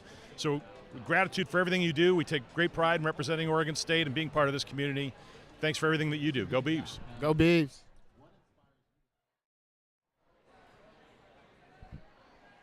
Hi, everybody. Happy Damn Proud Day. I'm here with Ashton Robertson. Let's welcome her to Damn Proud Day Live. She is here to talk about 4-H. Hi, Ashton. Hi, I'm so happy to be here. You're the communications director for 4-H. Communications coordinator. It's a new position, but we are happy to have a team that loves 4-H. Well, you're a perfect person to communicate what 4-H is all about, and maybe you could explain to us what 4-H is and its relationship to OSU, the OSU Extension Service. Tell us all about it. Yeah, 4-H is a youth development program that has been around for over 100 years. Wow. We're in every state in the United States, and it started as a way to connect agricultural advancements from land-grant universities like Oregon State to rural communities and particularly rural youth.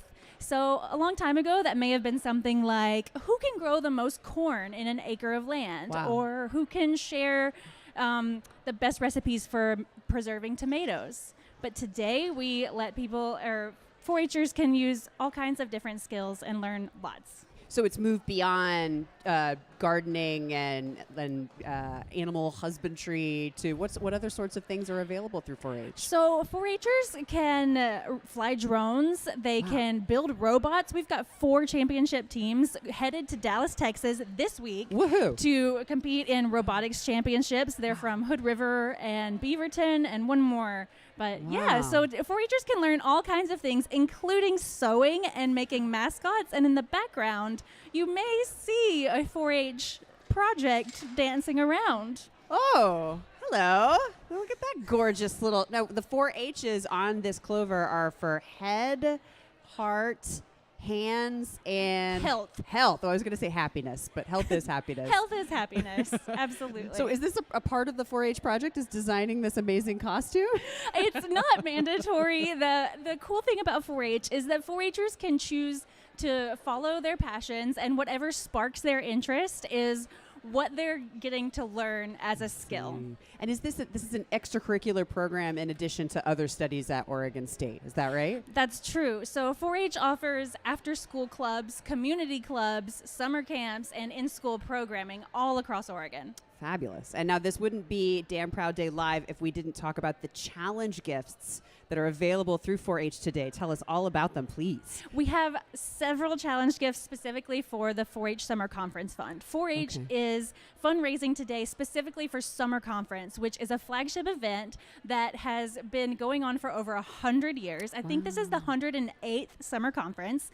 And it's really cool because tons of Summer Conference kids come from all over Oregon. They come to OSU, to the Corvallis campus. They stay in the dorms, and they get to experience their first academic-style conference as teenagers, which is really fun because they get to teach to their peers, they get to learn about new subjects, and they get to connect with an academic experience, even if maybe they've never had that opportunity before. Is this like a week-long summer program? It is. It's about 4 days this year, and it'll be in the end of June. And what we're trying to do right now is raise money to provide scholarships so that it's more accessible for everyone, and to provide transportation so that kids from Eastern Oregon can come all the way to Corvallis without having to pay a lot. Yeah, So, that's a long way. And also, I'm assuming that in that part of Oregon probably has some amazing candidates for 4-H and amazing representatives of what 4-H is all about.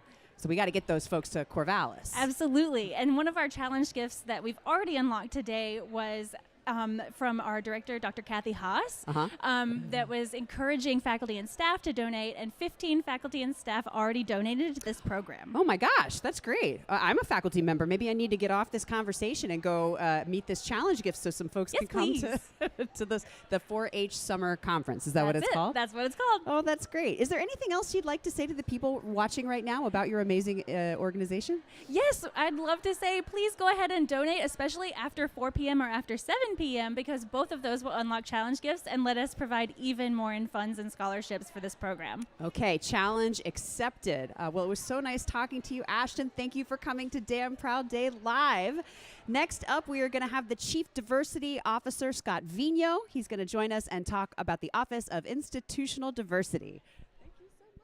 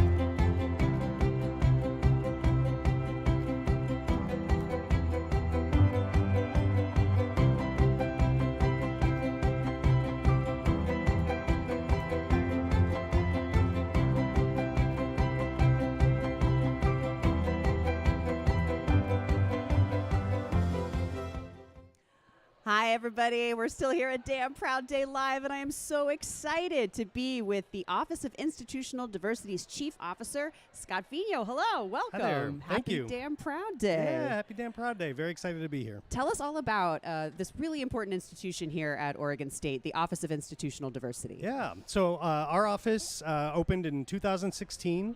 It was actually an office that came out of students asking for a place like ours that would help drive really rapid change to make the university a more fair place for more people. And so that's what we work on every single day. We work with every single college, every unit, all of the campuses. And so something that makes us unique is that we're really touching every part of the institution, which is really exciting and makes the work really interesting and fun. What kind of activities do you do when you visit these different parts of our wonderful campus? Yeah, so a lot of what we're doing is helping units think through how they can make changes to their policies, to their programs, to the different things that they do to reach more people, to make sure that the programs that they're running are really accessible to as many people as possible. Right. And to make sure that they're effective, that they're creating the kind of positive impact that they want to create. And so that's really exciting for us.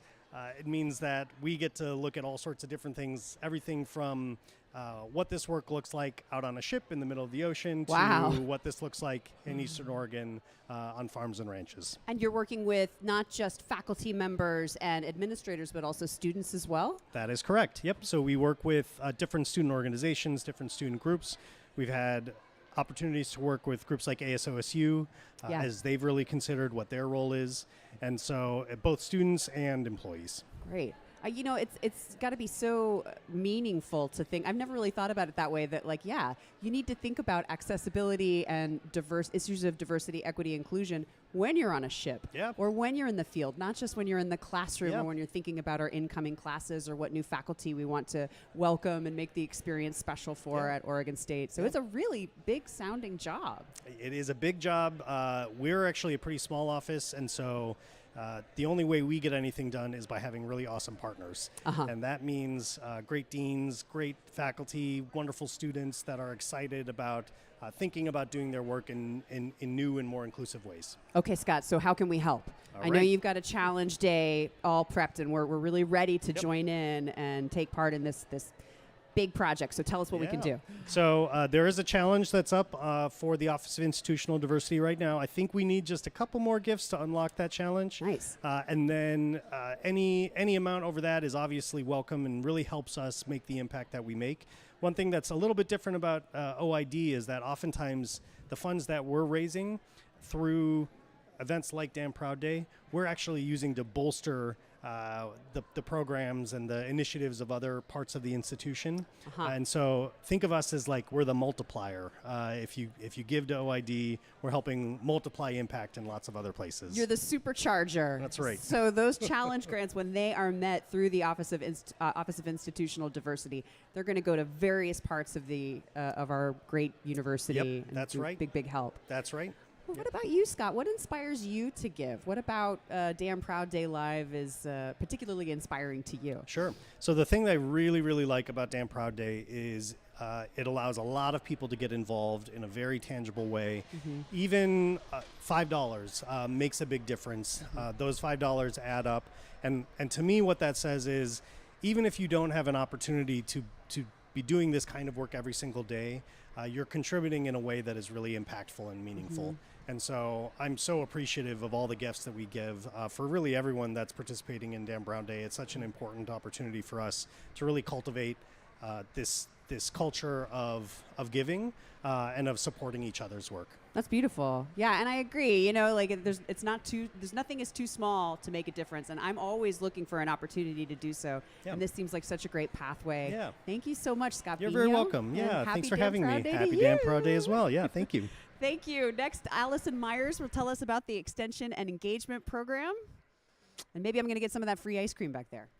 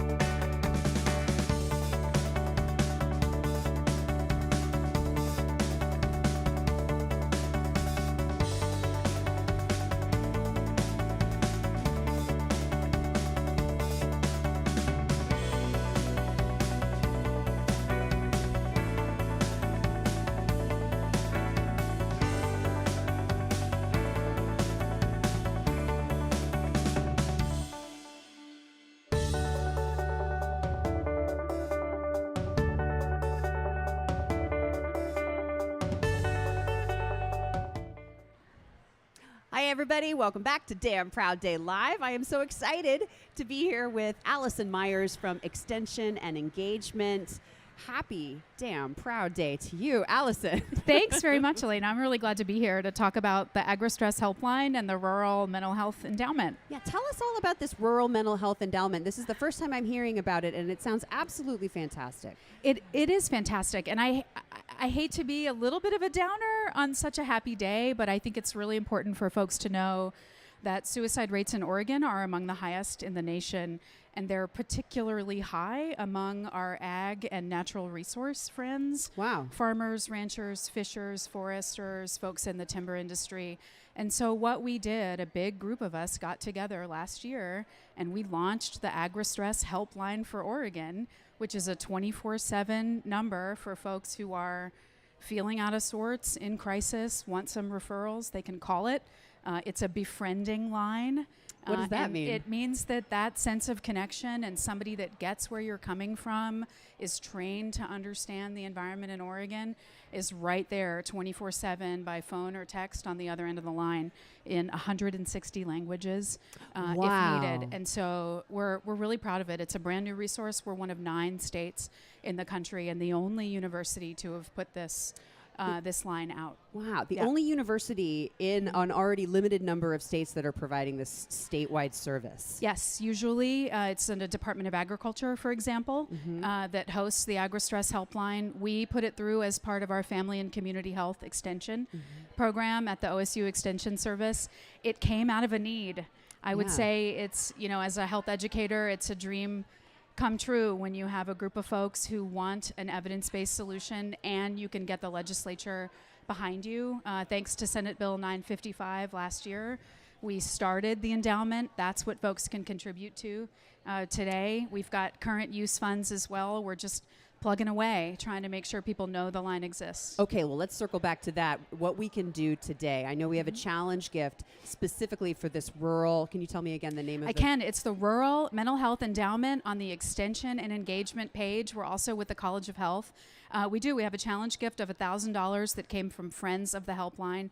I think we're up to 30 gifts and maybe over $5,000, and all of that will accrue interest. It's going right into the endowment. So we're really...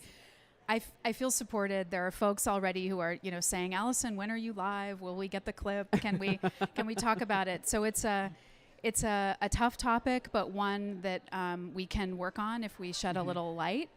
And have these hard conversations. Well, you're right. It is a tough topic, but I also think it's a perfect topic for Damn Proud Day because this is a need that the university has found a way to meet by partnering with legislature, with community members, with faculty members. That's what Damn Proud Day is all about. So I think it's a message of support and a message of being constructive. So it's perfect for a day like today. It is, and I've been really pleased to our partners, the Oregon Cattlemen's Association, for example, some of our team on the Coast to Forest team at the Extension Service and others. We've gotten a lot of reach outs from other states even. Cool. From Colorado, Arizona. What are you doing? How'd you do it? What should this look like? So we're really, with donor support, we're able to share the word, get people involved, and hoping to raise as much money as we can today. And how long has the hotline been live? It opened in September of 2023. The legislation passed maybe June, but when the session ended in 2023, was signed into law by Governor Kotek out on Jim Hampshire's son Trevor's property in Prairie City. We made a trip out there in July of last year. That was incredible. We got gifts from Eastern Oregon CCO, Roundhouse Foundation, Ag West, Oregon Farm Bureau to be able to launch as quickly as we could in September. And we've received calls now from half of Oregon's counties, maybe a few more. Calls are answered in seconds if somebody needs some support. Wow.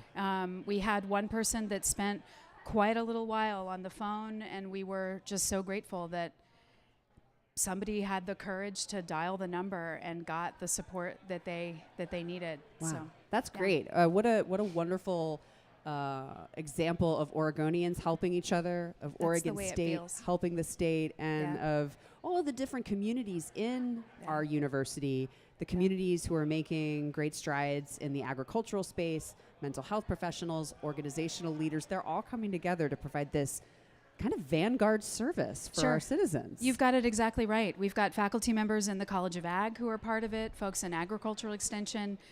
Cassie Bosky she's a cranberry specialist in Coos and Curry County, and she is a big supporter of the helpline, right? We get the word out. Julie, I mean, there's so many of us who are working on this, and it's transformed, I think, from an idea and a labor of love to a real thing. We're really doing it. The messages I'm getting on LinkedIn, on Facebook, and my email box this morning are just, they're really wonderful. So it's a good day to be part of Oregon State University. Amen. And what a great opportunity for giving for this rural fund. Thank you so much for joining us. Woohoo! Okay, and now we're going to talk to Nicole Hines from the Basic Needs Center.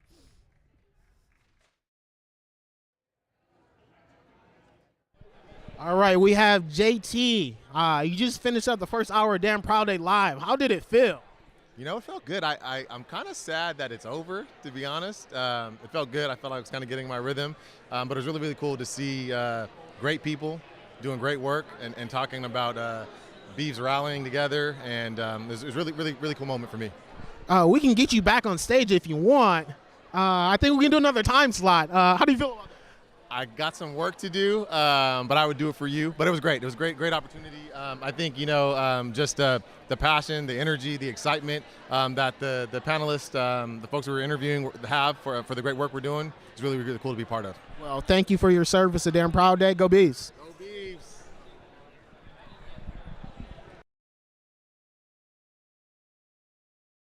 Are you done? We have Dean Susan Gardner here with the College of Education. As you can see, Super Beav is in the building. Tell us a little bit about Super Beav. What does Super Beav mean to you?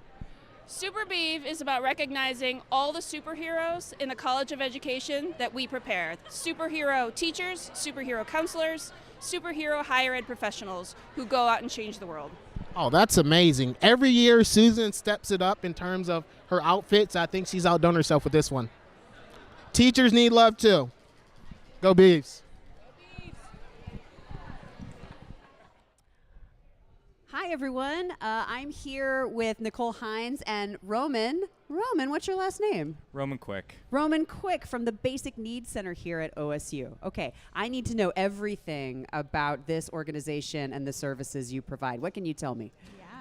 Well, we provide a lot of great resources for the students and community members, but mostly for our students.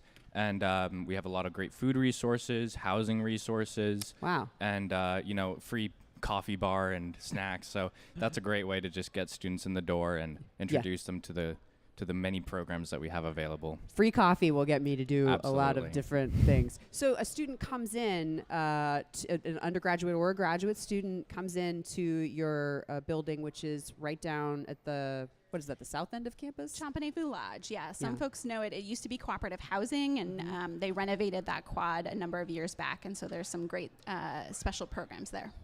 I've been there and I've seen there's like a wall of textbooks. So if that people donate after they're done taking the class, if that class is taught again, they have access to other people have access to use these textbooks, which can be kind of expensive. Absolutely. I think I save at least $200 every term just with the textbook lending library. Wow. And that's available to all students, and it just keeps getting bigger and bigger with donations. So we love the textbook lending library. And then you also have housing assistance. How does that work?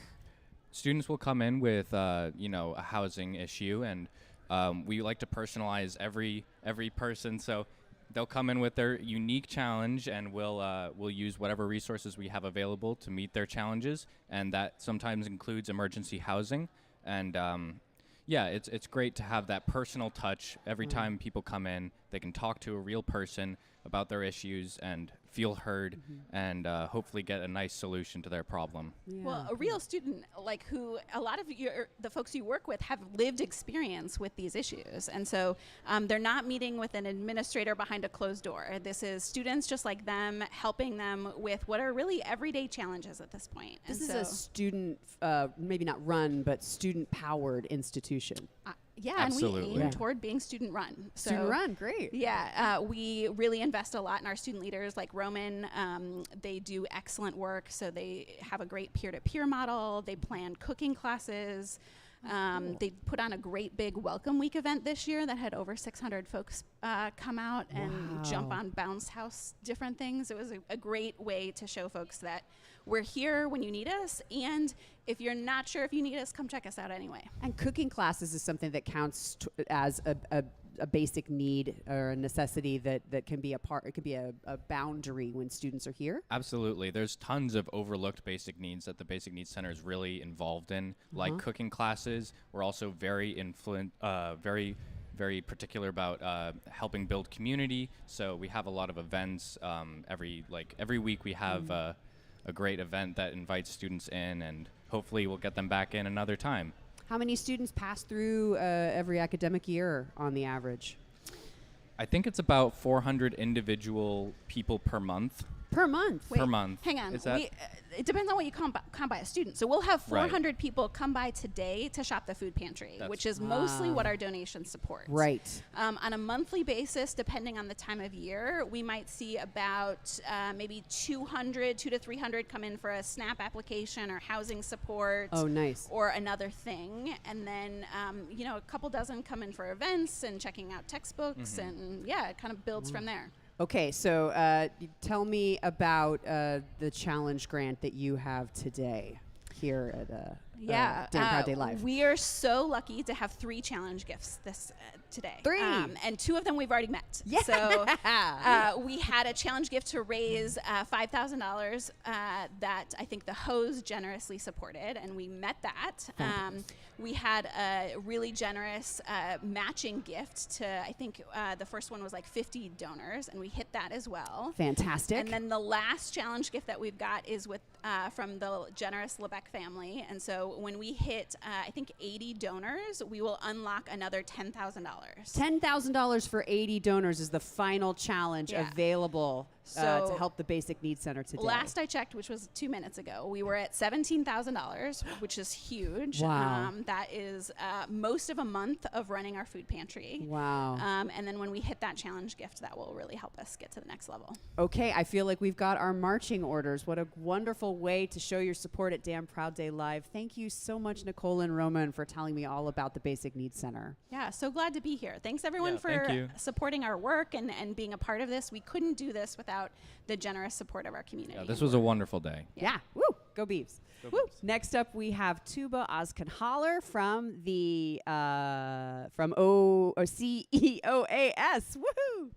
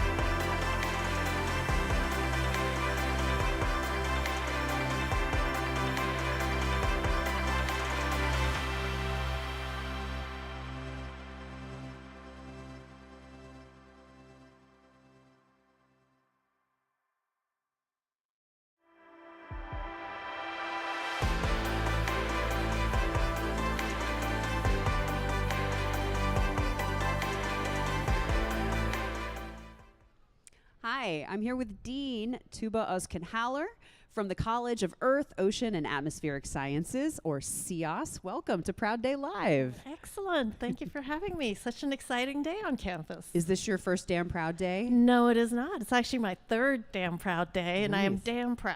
What's your favorite thing about Damn Proud Day? Okay, so first of all, the energy, right? There's just a lot going on campus. I love that. I love that we get to hear from the students. We just got to hear from a student earlier. The second thing I love is for our college in particular, the excitement's really there. The number of challenge gifts this year that our supporters have offered is at an all-time high. So what that's telling me is that this thing is really picking up some momentum, and our supporters are getting a sense of how exactly they can have an impact here. And when someone wants to make an impact by making a donation to CEOS, what kinds of initiatives, projects, opportunities does that fund in your college? One of the things that we are really proud of in our college is our emphasis on experiential learning. So, you know, the college essentially is really very well known for its oceanography program, for its geology program. It's one of the oldest standing degrees here at OSU. We have a geography program, environmental science, climate science. So all of these are things that deal with the earth, deal with nature, right? So we pride ourselves with making sure that what our students do is not just learn in the classroom about these concepts about how the earth works, but also get to have hands-on experiences. So for example, we take our students out to a field camp. We take our students out to sea. Every oceanography undergraduate student gets to go on a research cruise. That's pretty unique as far as other ocean sciences programs across the country are concerned. Every single student who graduates with a degree in ocean sciences from Oregon State University gets to go on a research cruise. That's right, multi-day research cruise off the coast. Cruise is probably a different noun when when research is in front of it, I'm assuming. Right, a research cruise is not a pleasure cruise. It's definitely a very hard-working affair, shifts working, but also really building some very strong relationships with the cohort and with the professors, and learning a whole lot more in a very short amount of time than you could in any classroom. And what kinds of things are researched on these excursions that literally every single grad or major in oceanography gets to experience? Yep. So the students actually work on the research cruise, you know, the details of the research cruise, exactly what they're going to measure. And then when they come back, they get to use that data and analyze it to really try and understand some of the processes. So things that they can measure are things like, you know, the ocean currents, what the salinity looks like up down to the ocean bottom. You know, they do plankton toast, so they look at what the biology is in the water column. And, you know, the ocean is a place where all of that stuff is interconnected, right? And really factors into the whole Earth system, right? How the Earth works is so closely tied with how the ocean works. I think it's such a point of pride that Oregon State has a Sea Grant and has a college that's this vibrant, is in proximity, especially with the Marine Center out in Newport. That's right. Well, it seems so important. It is, and one of the things, though, that we pride ourselves with is that this ocean program is connected very closely to our earth sciences program. The folks who study earthquakes, you know, we're living in an active tectonic zone. The folks in geography who try to understand, you know, how humans migrate, how climate change is impacting communities. So the human dimension is in there too, right? Environmental sciences is a very broad and yet really important field and produces a lot of graduates who really go into the workforce with the understanding of how the earth works. And of course, our climate science degree, which is another one of our newer degrees, is really important. Just today, I was in a meeting where somebody very high up at the National Science Foundation was talking about how important it is for us to educate a workforce who really comes with an understanding of interpreting what our earth, what our climate is doing. Well, educating a workforce in a way that's contemporary and responsible is what it's all about. And I'm so excited to learn about this amazing resource that we have here at Oregon State. Thank you so much, Dean, for telling us all about it. And let's make sure to donate to CEOS as a part of Damn Proud Day. Indeed. And go Beavs. Go Beavs! Okay.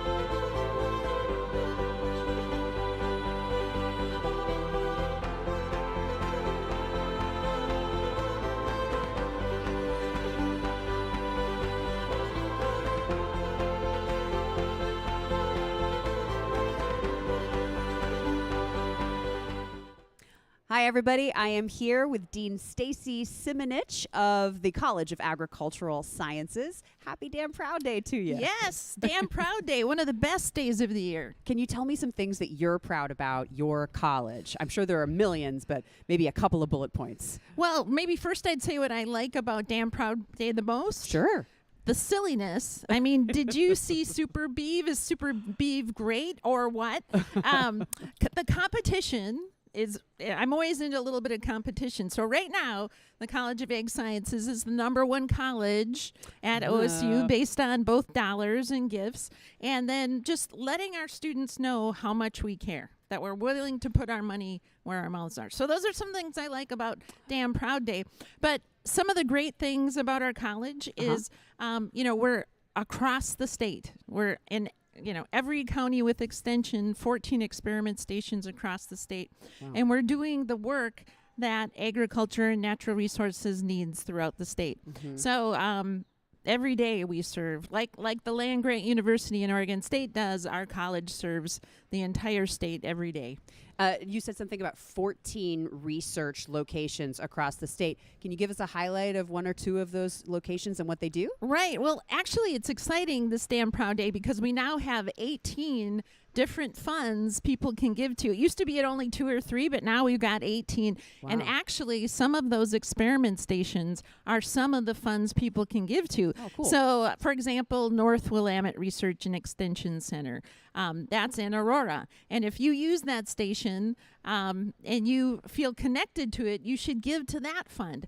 Some of the other funds that we have are Coastal Oregon Marine Experiment Station in Newport and Astoria. Woohoo. And our Marine Mammal Institute. So there's lots of different options for people to give.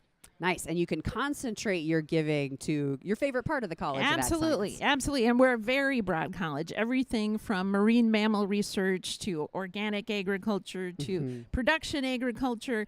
The OSU Student Farm is on that list. Our Melchior Experiment Station, right on the border with Idaho, is on that list. So no matter where you are in the state, folks, you have a fund you can give to. From the Idaho border to the Pacific Ocean border. You got the whole it. shebang. You got it. That's great. Now, I know that you have a personal challenge gift for your college. Tell us about that, Dean. Well, I really think as a leader, I shouldn't ask other people to do something I wouldn't do myself. So I have a $2,000 challenge gift out there, and it was for faculty and staff to give to this fund, which I think is so important. Your colleagues. Yes, my colleagues, to show the students how much they care. So we met that pretty quickly this morning. So I'm going to be writing out a check. But that's okay. That's what I wanted. We met it pretty early this morning, so it's a good thing. Are there other challenge gifts happening across your college for Damn Proud Day? We're very lucky to have our donors and supporters step up to do challenge gifts, in part because they're fun and we're competitive. But for example, our capital campaign committee that is helping the college raise funds for the capital campaign, they have an awesome challenge gift. They each, and I know, for example, food science and technology, that department, that advisory board, everyone stepped up to give to make a group combined challenge gift. So we're seeing a lot of those across the college, what makes it really fun. That's beautiful. And this is a college that literally feeds our state, feeds our citizens, feeds our minds. So we should feed them some Damn Proud dollars today.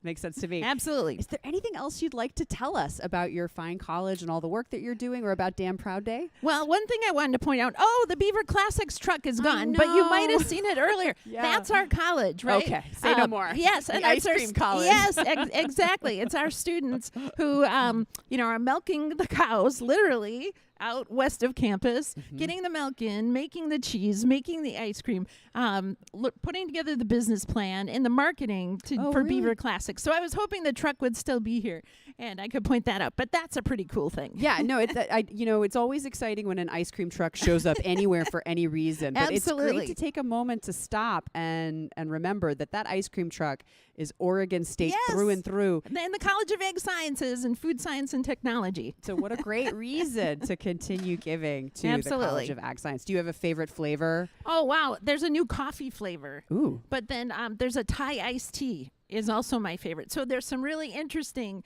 awesome, awesome flavors. The students are so creative. It's so much fun. Okay, well, great. Thank you so much. Thank you so much, Dean Thank Simonish, you. for coming. Thank you. And happy Damn Proud Day to you. Yes, happy damn proud day to you, and go Beavs! Go Beavs!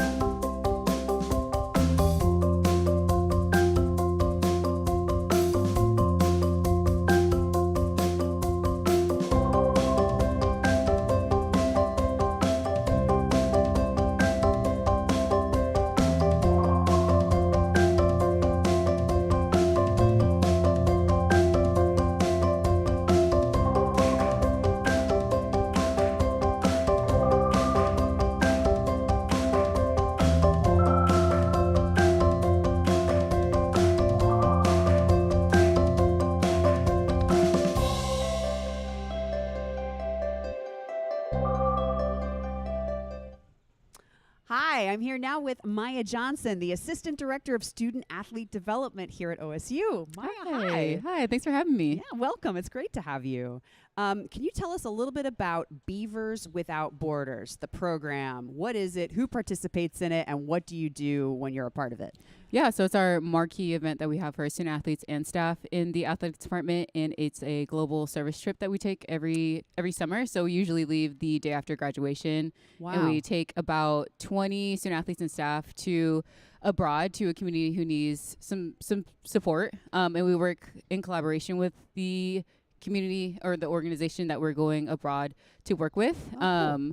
So we'll be there for about 8 days. This summer we're going to the Dominican Republic to go finish a project that we had started before COVID that we just never had the opportunity to go back. So like in 2019 in the summer, Beavers Without Borders went to this place in the Dominican Republic, and now you're going back to continue that work. Yep, we're going to go finish a project and then start a new one. What kind of project? Yeah, so they built a new floor on their orphanage. So we're going to complete that and then start in their kitchen area. And then any other support that they need, we're there to support. So. What kinds of athletes pass through this program, Beavers Without Borders? Oh, all of our athletes, which is so great. Like we're taking softball student athletes, football student athletes, basketball student athletes. It's anyone who wants to have the opportunity has the opportunity to attend. But a lot of our student athletes just want to give back because as student athletes, there's so much given to us and people pour into us. So we're like, let's go on a global scale and support folks in communities who need it. It sounds like you have experience as a student athlete yourself, not just as the assistant director. Was that your college experience? Yeah, so I was a student athlete, but we didn't have anything like this. Okay. So it's great to be a part of it and be a planning piece. David Burnell is a faculty rep who's supporting this class. It's also a class where student athletes get class credit for it. Yep. Oh, cool. Very cool. So it's great and something I wish I had as a student athlete because I went as a staff last year and my life has changed for the better. So I can only imagine as a younger person and student athlete how much different I would have been. What was last year's trip? Yeah, so we went with an organization called Courts for Kids, and we were in a remote village in Panama, and we built a multi-purpose sports court. You're kidding. Yeah, it was amazing. Wow. Yeah. Now, this is so impressive and very inspiring, but it also sounds like it maybe costs money. Am I right about that? Yeah. So traveling abroad, unfortunately, is expensive, but we have a lot of amazing donors, and our student athletes take the earnest of collecting donations, reaching out to family members. Oh, cool. People really believe in the program, and our student athletes believe in it. Our staff believes in it. Our department believes in it. So we're all for it. So they go out and they'll call people, text people, email people, and just get some donations to go. And it sounds like maybe Damn Proud Day can help with this as well. Oh, 1,000%. Yeah. So we're almost to our challenge gift. So we need 25 more donations for our first challenge gift from our AD Scott Barnes, and then 50 more after that for the big one. Okay. So Scott Barnes, his challenge is to get a certain amount of donations, and you need 25 more for that one. Yep, and any amount. It could be $5 donation, and it counts to unlock that $2,500 challenge gift. And then you said the big one. What is the big one? The big one is 10,000, and we need 100 donors for that one. At any amount? Any amount. Oh, well, that's fantastic. Yeah. So literally anyone that's watching right now or is milling about can donate a comfortable amount for themselves to help send our student athletes on a service project that gives them college credit, allows them to provide an amazing service, and gives them an opportunity to see the world. Yeah. That's fabulous. Yeah, I'm saying it's a coffee, your coffee budget for the day, most likely. So give up your coffee for a day and support a community who needs that support. Is it hard to build a basketball sports floor? Oh, it was so hard. Last year was so hard. Our student athletes are going to be living in luxury this year as we have windows this time around. But when we were in Panama, we were in a classroom. They had closed class for that whole week for the kiddos, and we slept on the ground in tents and blow up mattresses. But it was amazing because we're not there for a vacation. We're there to finish and complete a project that's going to benefit that community for years on end. I'm sure beyond when we're gone, hopefully there's kids still playing on that court and having fun with it. I just love that our amazing student athletes know that a mission of service is a part of their time here, and also that it's an academic pursuit that they get credit for it. What a wonderful opportunity for our student athletes. And what a great opportunity for us to support this through Damn Proud Day Live. Maya, thank you so much for coming in. Thank you so much. Go Beavs. Go Beavs.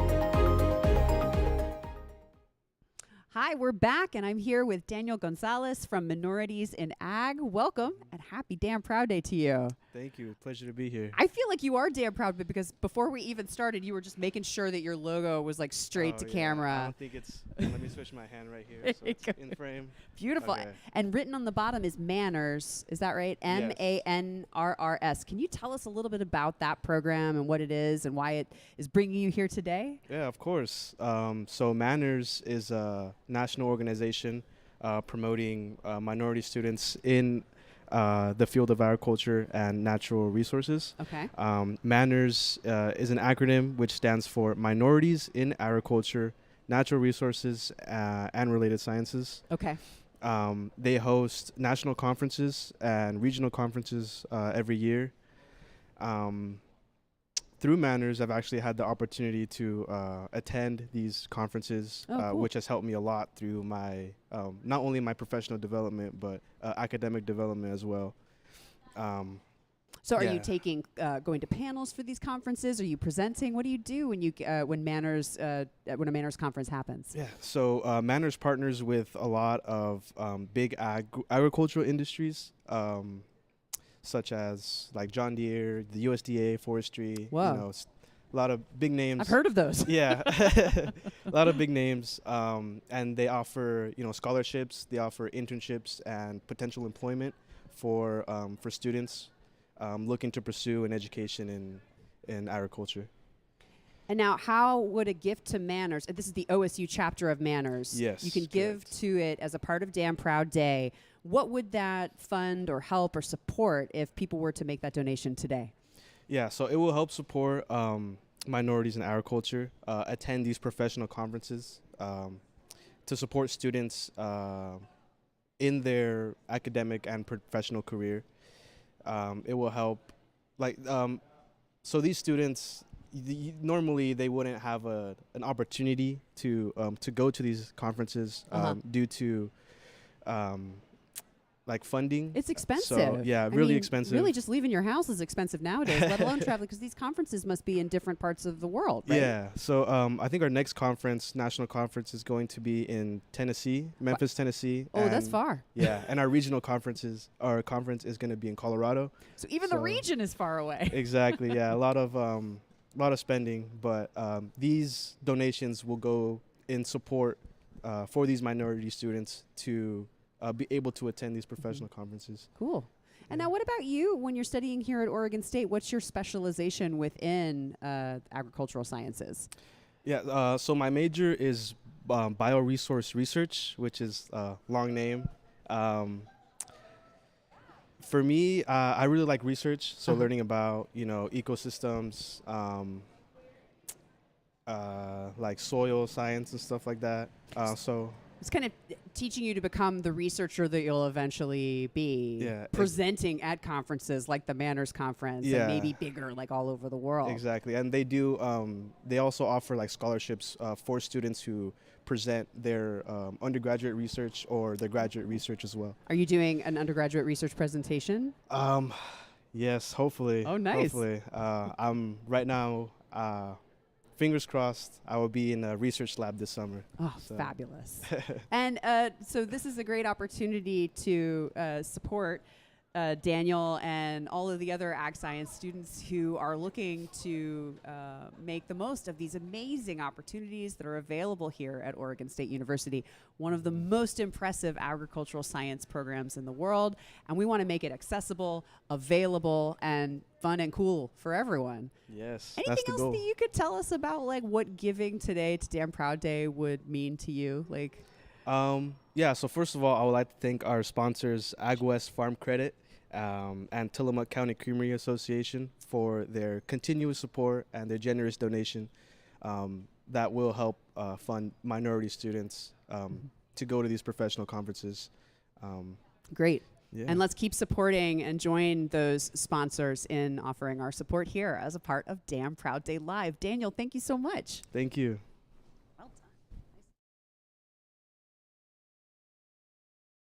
Tell us a little bit about what today's booth is. Today, we're College of Pharmacy. We are making chapsticks. That's pretty cool. So what's the process for that?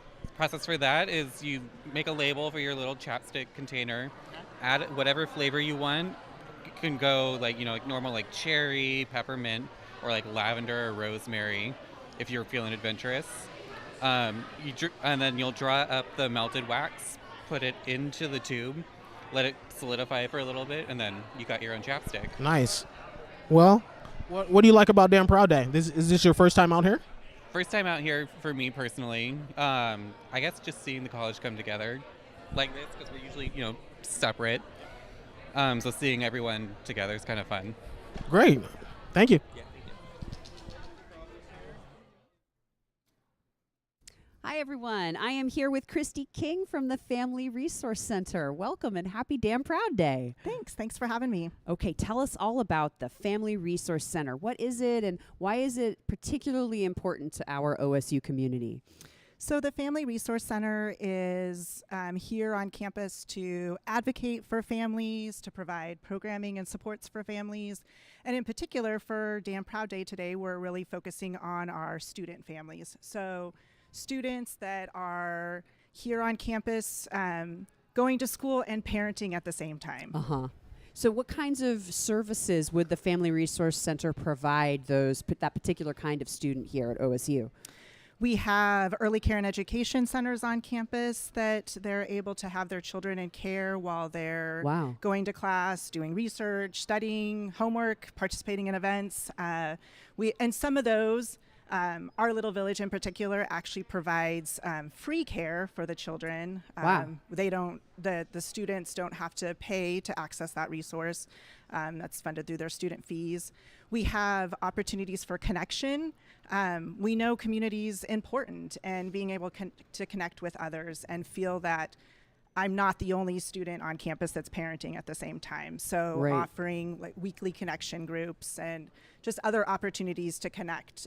Events. Last Friday we had Bring Your Kids to Campus Day. And this whole SEC Plaza was full of children and families just enjoying time together. We had lots of departments around campus that participated and did events for the kids and parents. And so just, highlighting families on our campus, highlighting students with children on our campus. So it sounds like the Family Resource Center sort of pushes a lot of different buttons. It's meeting financial needs. I know I don't have kids, but I know that childcare is one of the most exorbitantly expensive parts of being a working parent or a parent who's being educated.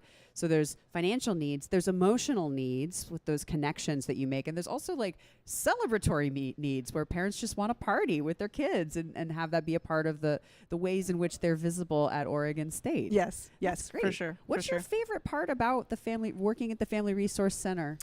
I think my favorite part is all the connections with the student parents over the years. They are amazing people, balancing being successful students. They're not only here for their education, they're also here for their children. And just getting to know them, building those connections.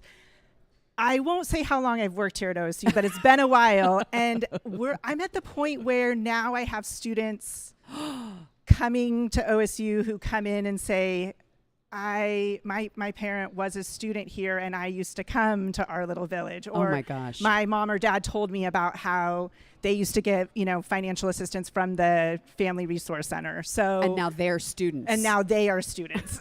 Well, that's what we're after here at Oregon State. It's called the entire lifespan continuum. We want Oregon State to be a part of people's lives when they're young and they're coming to these great festivals, and when they're student age, when they're older and they want to come to football games, at any point in their life that they feel like donating. That seems very important to the values of our fine institution. And it is really unique. I mean, specifically speaking about what we're fundraising for today, I mean, donations aren't, yes, they immediately support the parent right now, but it really is about supporting that next generation too, and helping that family be successful on their journey here at OSU and what that means to those children as well. So a specific challenge today would prepare a longer tail of support at the Family Resource Center. Now, can you tell us about your specific challenges today? Do you have any at Family Resource? We do have a challenge. It's $20,000 and we needed 30 people to donate, and we've actually already done that. Oh my gosh. Congratulations. I mean, what does $30,000 do in terms of support at the Family Resource Center? Sorry.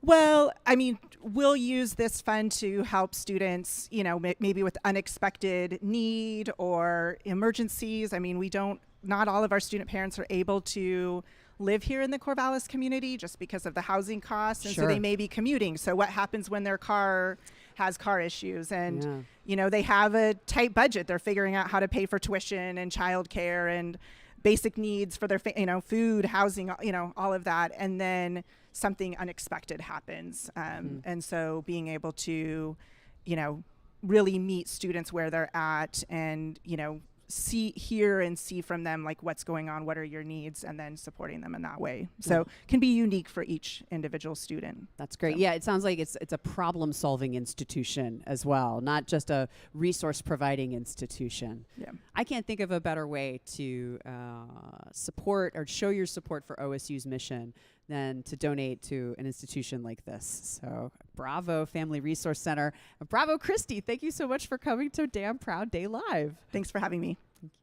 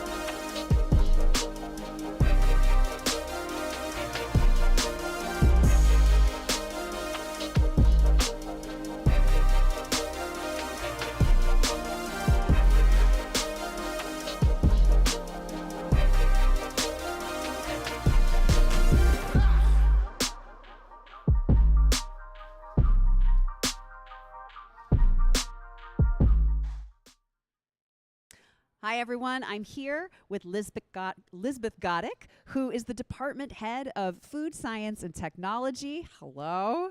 Hello to you. Well, happy Damn Proud Day, or as I like to call it, free ice cream and cool cheese day.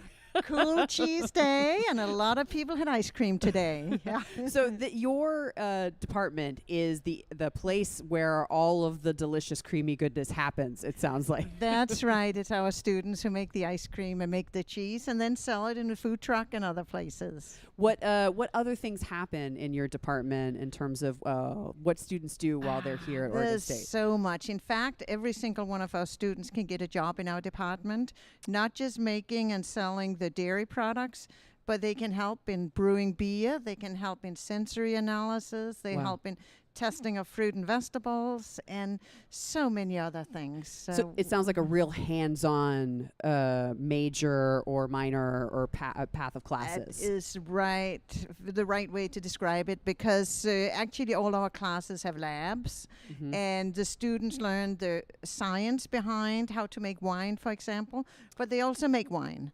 They'll learn the science behind how to make cheese, and they will also make cheese. Wow. And that's what makes it a really fun degree to study here at OSU. And where do your students come from? Are they mostly Oregonians? Do they come from all over the world? They come from all over the world, though we still have quite a few from Oregon, and many of them stay to work in Oregon. And if you go out and taste any of the wines, beer, beverages made in Oregon, or many of the foods, there'll be an OSU food scientist behind many of them. It feels like this is maybe, if not a rarity, it's especially vibrant, this food science here at Oregon State, than maybe in other places. Is that assumption correct? Yeah, we like to think we're special. It's an awesome program. How long has it been around? It must have been from the beginning, yeah? Yes. Well, not quite, but we are over 100 years old, about 106 years now. Oh, that's fantastic. So a great long history, yes. And what things are you excited about in terms of Damn Proud Day and how all the great work that's happening in terms of donations here can benefit your department? Oh, so many ways to answer that. But we love the competition. All of us in food science are very competitive. Oh, really? And this is a competition, and we're doing awesome. So huge thank you to all the donors who have stepped up, and we have well over 100 donations, and it has made a huge difference. Congratulations. So that's fantastic. I love the fact I'm seeing the people who are donating, and it's alumni who have graduated years ago. It's industry stakeholders we work with, and it's so nice. It's like, oh, thank you for supporting our program. We're so grateful. It sounds like it's really showing the reach of a program like food science, that it doesn't just affect current students.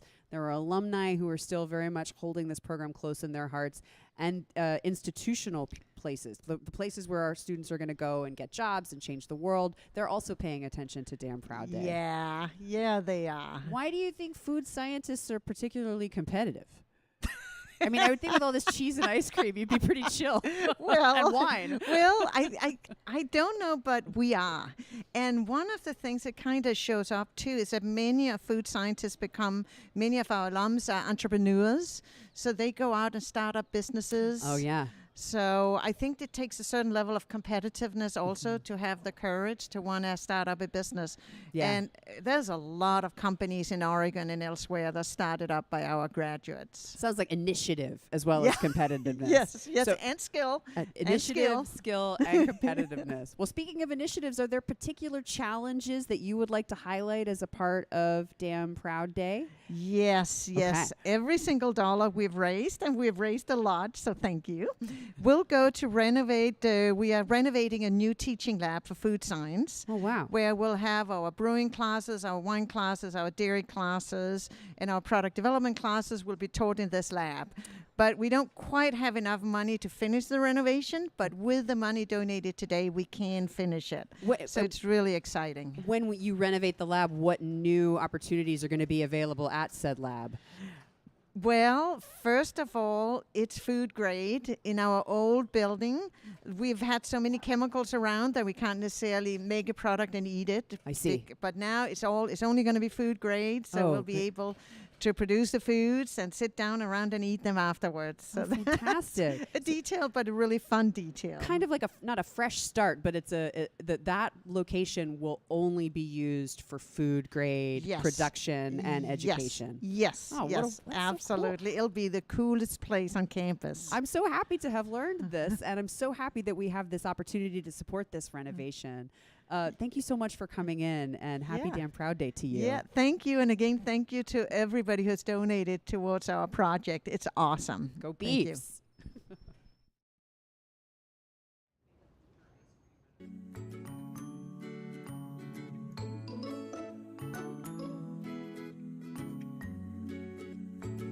Thank you for joining us for Damn Proud Day. Hi, my name's Emily Henry, and I'm the director of OSU's Open Campus program. This year, we are excited to showcase the work of OSU's Juntos program and our new OSU Native American and Tribal programs.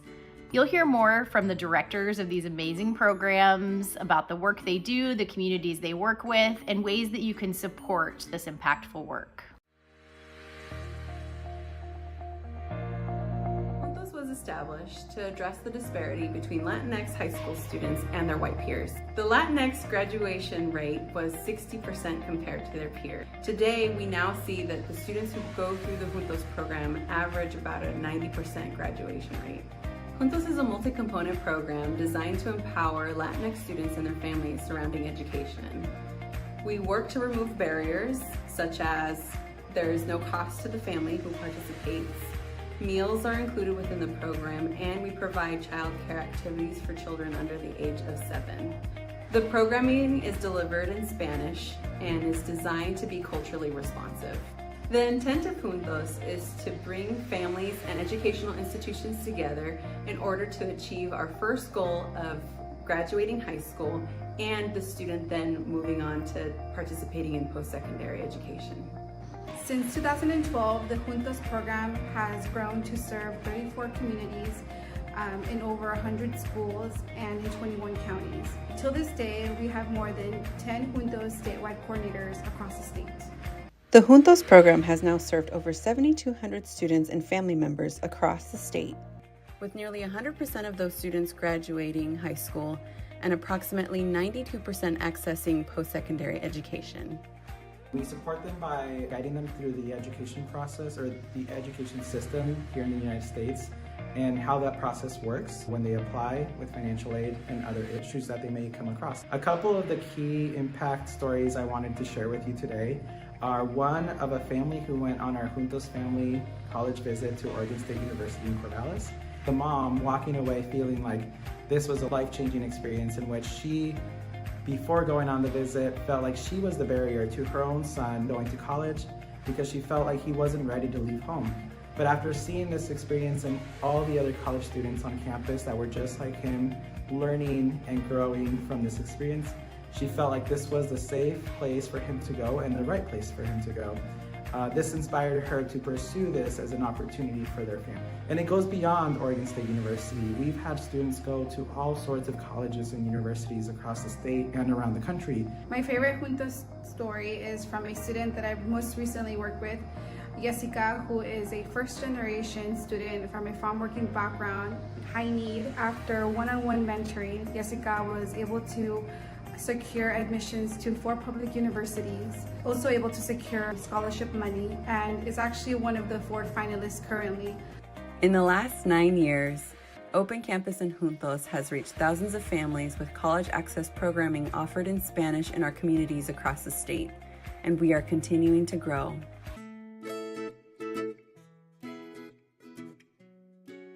Hi, I'm Angie Morrill. I'm enrolled in the Klamath Tribes, and I'm the Director of Native American and Tribal Programs for Extension and Engagement. We're a new program. Although E&E has been working with Native and tribal communities for years, now we have the opportunity to deepen our engagement with tribal partners and broaden our scope, so we're able to provide programming and resources to all ages, all Oregon tribes and Native communities. One program, New Beginnings for Tribal Students, serves current OSU undergraduates.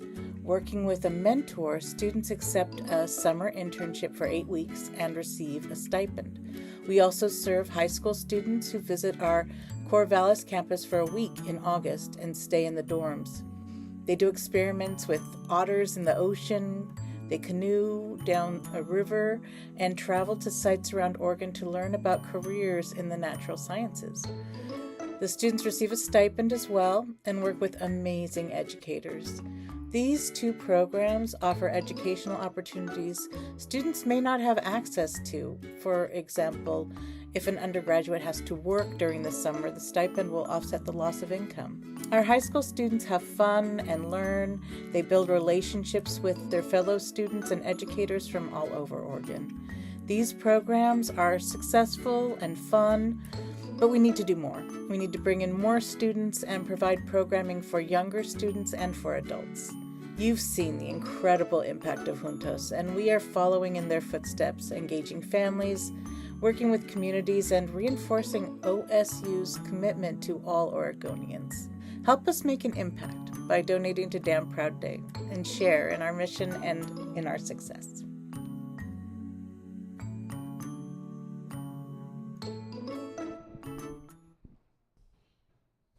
Hi, we are here with John Valva, the Executive Director of the OSU Alumni Association. Hello, John. Hi, Elena. Good to see you. It's so nice to see you in person. We have a rock star faculty member doing this today. Thanks for doing this. Yeah, you really, when you train as an English professor, this is what you think you're going to be doing. But I'm thrilled. I'm so excited to talk to you. You're doing great. Because English major, food science major, it doesn't matter what kind of degree you graduate with at Oregon State, you eventually become an alumnus. That's right. And then you have a bunch of opportunities to be a part of the Alumni Association. Can you tell me a little bit about some of the things that alumni can do as a part of the association? First of all, let me say, number one, thank you for letting me follow the beer and cheese and ice cream session. Sorry about that. Yeah, thanks. Damn Proud Day is so fun because 220,000 plus alumni are connected to the university in lots of different ways, in part through the Alumni Association. But what I love about this day is they can connect however they want, however you want. And so there's so many different projects that people come through this university participating in and are fond of. And it's a democracy of volunteerism and giving on days like today. I love it. What do you mean by a democracy of volunteerism? What does that specifically look like? Well, you give your time and your money. That's a personal choice. Yeah. And so it has to mean something to you. So the best way of doing connecting with our alumni and our friends and our donors and today students and faculty and staff and community members is, what do you care about? What are you passionate about? And there are over 150 answers to that in just one day on one portal. That's cool. We get to choose our own thing and not be told what to fund. That's great. And one opportunity for passion, which I love that you brought up passion, is this alumni career network. So you graduate from OSU, you become successful in your field, and then you can give back through this network. Tell me more. We have a program in the Alumni Association called OSU Connections, and it is really that. It is a way of delivering the alumni connections, links, job postings, internship opportunities, job shadowing, advice and counsel from people that have been experiencing it in their own careers in the real world, bringing it back to younger alumni or to particularly students. We think it is imperative that by the time someone graduates from here, they see a pathway, however their professional development is headed, or maybe they don't know yet, and we have 200,000 people that can help them with that decision. And so that's our build out right now. Yeah, you must have some great stories from this program of an alumni and a student, or an alumni and a fresh alumni who connected in a fabulous way. There are so many of those. We just got back Sunday, from finishing a 10-city roadshow called Damn Good Connections, where we were in 10 of the most populated Oregon State alumni cities around up and down the West Coast, bringing alumni who are in their careers to the younger alumni that have moved to that town. So just the other night in San Diego, Thursday night in San Diego, There were a couple of people in the finance industry and someone right out of school, literally last month out of school, looking for, she moved to San Diego for friends, but she Right. needed a job. Yeah. And there they were. Things like that. That's so important to put that experience and that connection in the places where our graduates go. Right. You can't just centralize it in Corvallis. You need to be in San Diego. You need to be in those places. That's where our alumni go. Many of them are here, stay on campus, but many of them aren't. And so we have to go where the market is and then make sure that our students know that there's a pathway for them too. And those kinds of programs are what can be funded at Damn Proud Day today. Our project today is the Alumni Association Excellence Fund, and today's proceeds will be going to build out that career network. Nice. Is there a challenge involved with Any gifts after 5 p.m. today, you could give now. Don't wait. It's 5 p.m. somewhere, But as they say. That's right. If Jimmy Buffett were around, he would say, go for it right now. It's the Margaritaville challenge. And we have to, while I have you, we have to talk a little bit about something that the Alumni Association is responsible for that's very close to my heart, the Stater, Oregon State's alumni magazine. I know that the Stater has gotten a little bit of a glow up over the past few issues, and it's really become kind of like a front runner in terms of beautiful, readable alumni magazines. Am I wrong? This is a member of the advisory council of the Oregon Stater because of her incredible expertise. The Oregon Stater has been around for, well, the Alumni Association has been around for 151 years, and some version of the Stater has been around for 131 of those. Wow. And so this is the largest circulated magazine in the state of Oregon.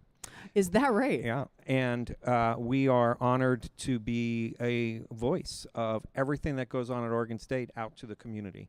So this issue is about couples that met at Oregon State. It's adorable. It's written by one of your students. That's right. A graduate student, one of our graduate students in the MFA program in creative writing has the cover story, Katie Cusimano, What? And you also have an Oregon State love story in the pages. I met my wife at an Oregon State football game. And you weren't even... She picked up on me. Weren't you wearing the enemy's colors? Was Maybe. That might be true. That might be true. Not anymore. We got you in black and gold now. She sold me. Well, I can't. I mean, I love the Stater so much. I read it just from cover to cover because it's got great reporting, and it also just really shows how far our alumni go and how much they love our university. Get a load of this. I opened my mail in the office 2 hours ago, and there was a letter from a graduate from the class of 1961. Wow. Who sent a letter in, a love letter about this issue with a check, unsolicited check. And when I looked her up, she was the original Gidget from the old TV and movie series. No. Gidget was a beaver. Oh. Oregon State beaver. I think I smell a future Stater cover story coming that's up. right. Yeah, all right. We'll talk about that in the next editorial meeting. For now, if you're under 40, you don't know who Gidget is, but look it up. And if you're just a little bit over 40, you probably think Gidget is Sally Field, but no. That's right. There's another Gidget. She came to school in Corvallis.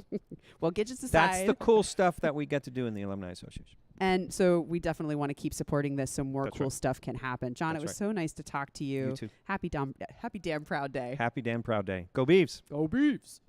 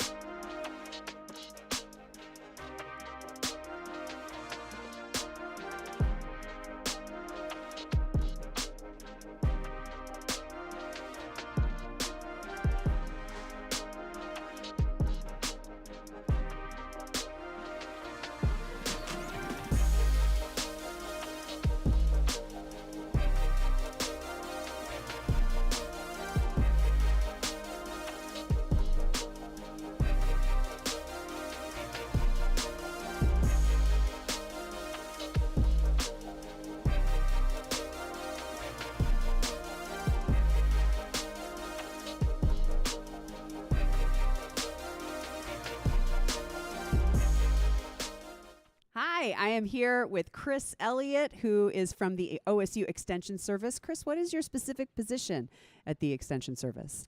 So I currently serve as the interim director of OSU Extension Service. Fabulous. Yeah. And what kinds of stuff is happening out there?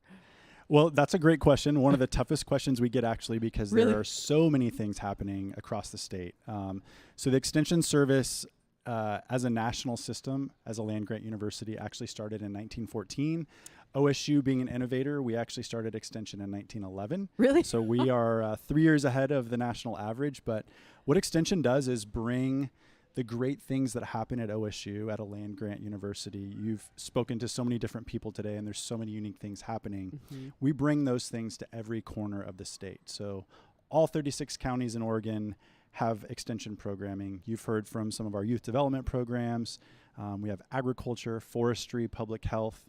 And so there's so many opportunities for folks in community to have access to OSU with an actual physical presence in their county, an office they can walk into. So oftentimes we say we're the front door of the university because we're that OSU presence in their county. That's huge. It sounds so important, too, for a land-grant university to never be too far away from, and no citizen is too far away from OSU's mission if there is an office in all 36 Oregon counties. What kinds of stuff do they do out there?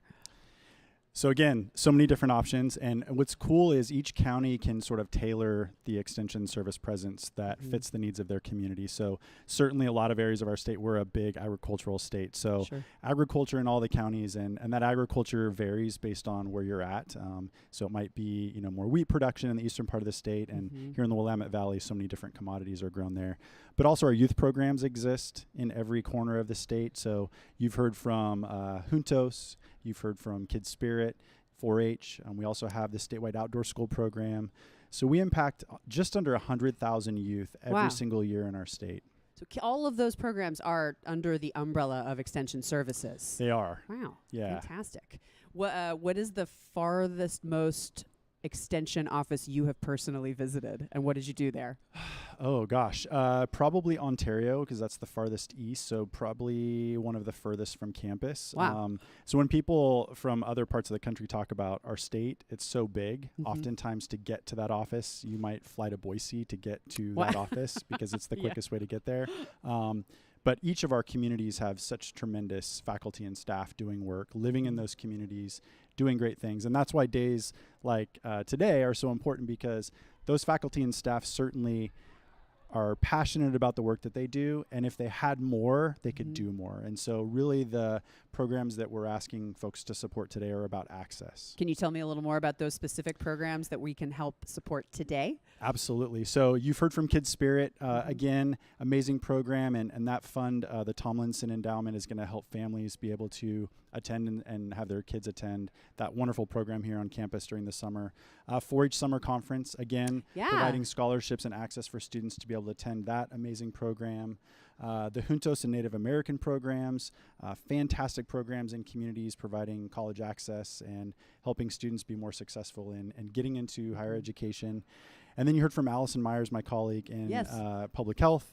What a tremendous opportunity to support rural communities in mental health, where access sometimes can be a challenge. So the fact that that line has already impacted so many folks is really powerful. So there's a menu of options, but I think it's really important that people recognize all of these opportunities to give are about access. And you know, when you list them all together, the Kids Spirit summer programs, the 4-H conferences, the hotline, the Rural Endowment Hotline, it really shows how a university is poised to meet the needs of its community in lots of different ways, other than just educating students who come through and learn what they're going to do with their careers. There are myriad ways in which a university can uplift people from all over the state, and the extension is just such a great opportunity to do that, it sounds like.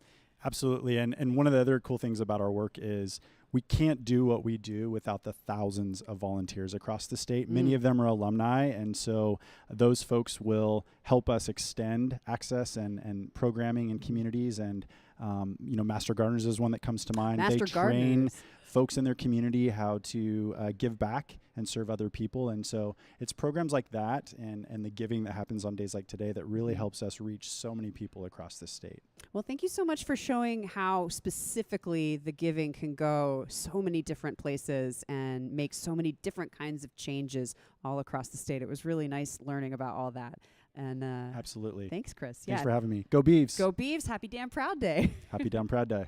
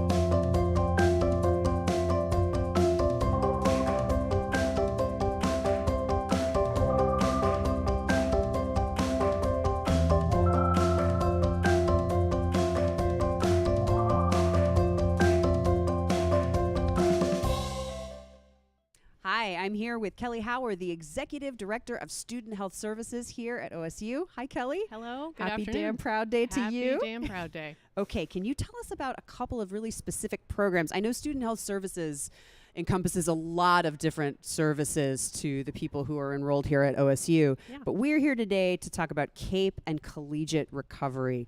Let's start off by talking about this program, CAPE. What does CAPE stand for? Yeah, that is our Center for Advocacy, Prevention, and Education. It is our teams that do advocacy for survivors of sexual assault on campus, and also our prevention team around gender-based violence within that. It's all one team. Okay. Yeah. And so this is, are these advocates coming from outside of OSU's community, or are they being trained up from within? There are staff here in the SEC building right next to us. Wow. That is our office. Yep. And so a donation to CAPE this Damn Proud Day will allow for what new opportunities? Yeah, so actually the funds that we are raising go directly to survivors. The way we use the funds is for emergency housing for survivors that are in a bad situation and need to get out quickly, for safety devices that they may need in their homes, to cover costs for groceries or having to leave wherever they are immediately to get to a safer place. So it's a very empowering fundraiser for us because it really does go directly to students in need. That's great. I teach here in the university, and I know one thing that's very, very helpful and I think enriching to students is when they are in a time of crisis, to be able to say to them, there is a place where you can go where you will not just get support, you will get solutions. We will think about what your specific needs are at this time, and we will provide you with concrete solutions that you can walk out of. And I think that's such a valuable thing for a college campus to have and to develop further as far as it can go. Yeah, the advocates do a great job of working with students to figure out what their needs are in this time, not what we think they need. And so it can look really different for each survivor coming in our office. And they do an incredible job working with students. How big is this team of advocates? It is a team of 4 advocates, including our director, Allison Risser. And they are so busy, which you could look at as a really hard, sad thing.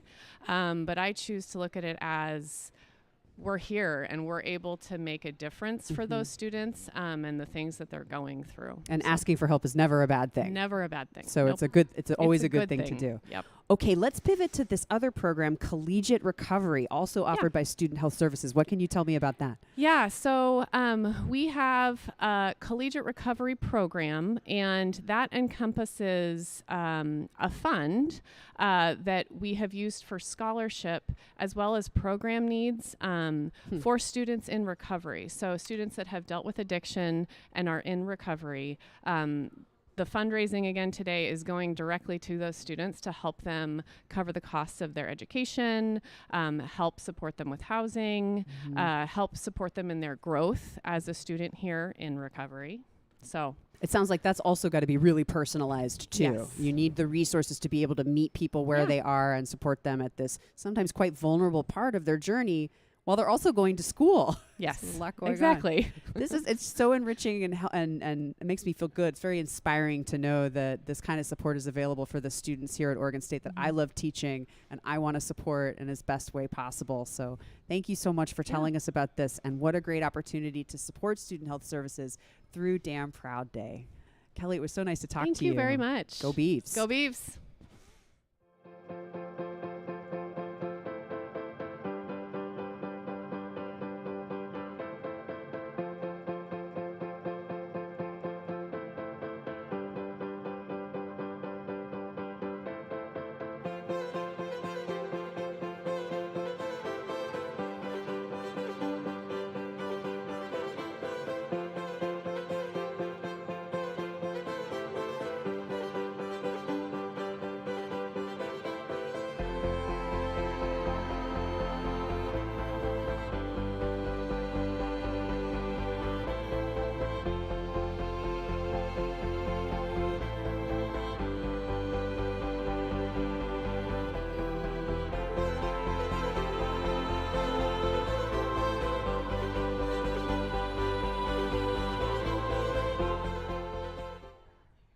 Hi, we're back. I'm here with Dean Eleanor Feingold. Dr. Feingold is the Dean of the College of Science. Hi. Hi. Happy Damn Proud Day to Thank you. What has been the best part of Damn Proud Day for you so far? Well, this is my first one because I've only been at OSU for 6 months. Wow. But I think I've done all the Damn Proud Day stuff. I got out here early. I got my T-shirt. Yes. I got my ice cream. I got my stickers. I made my donation. I think that covers it all. Did you have a particular donation challenge grant? I made some challenge grants to the alumni and the faculty and staff of my college, and they all got filled really fast. It's all done. It's all done. Signed, sealed, delivered. Yep. Well, so those donations, what are they going to support in your college, the College of Science? It's really all going to support our students and student experiences. We've got funds for for experiential learning in several different departments, in biology department, in microbiology.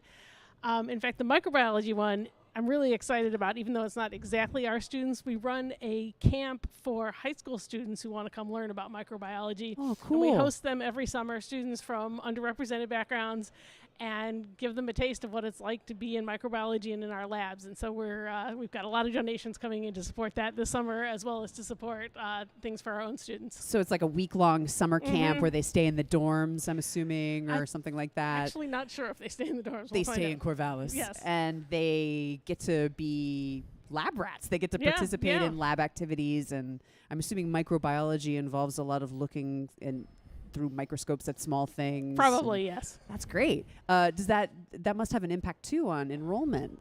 These folks. We hope so. I mean, we're hoping to nurture that something in the long term, right? You don't necessarily see them come immediately, but it's about the long term growth and our contribution to the community. And in the College of Science, I know you have biology, you have microbiology. What else is happening in that wonderful college? We have math and statistics and chemistry and physics and biochemistry, all of it.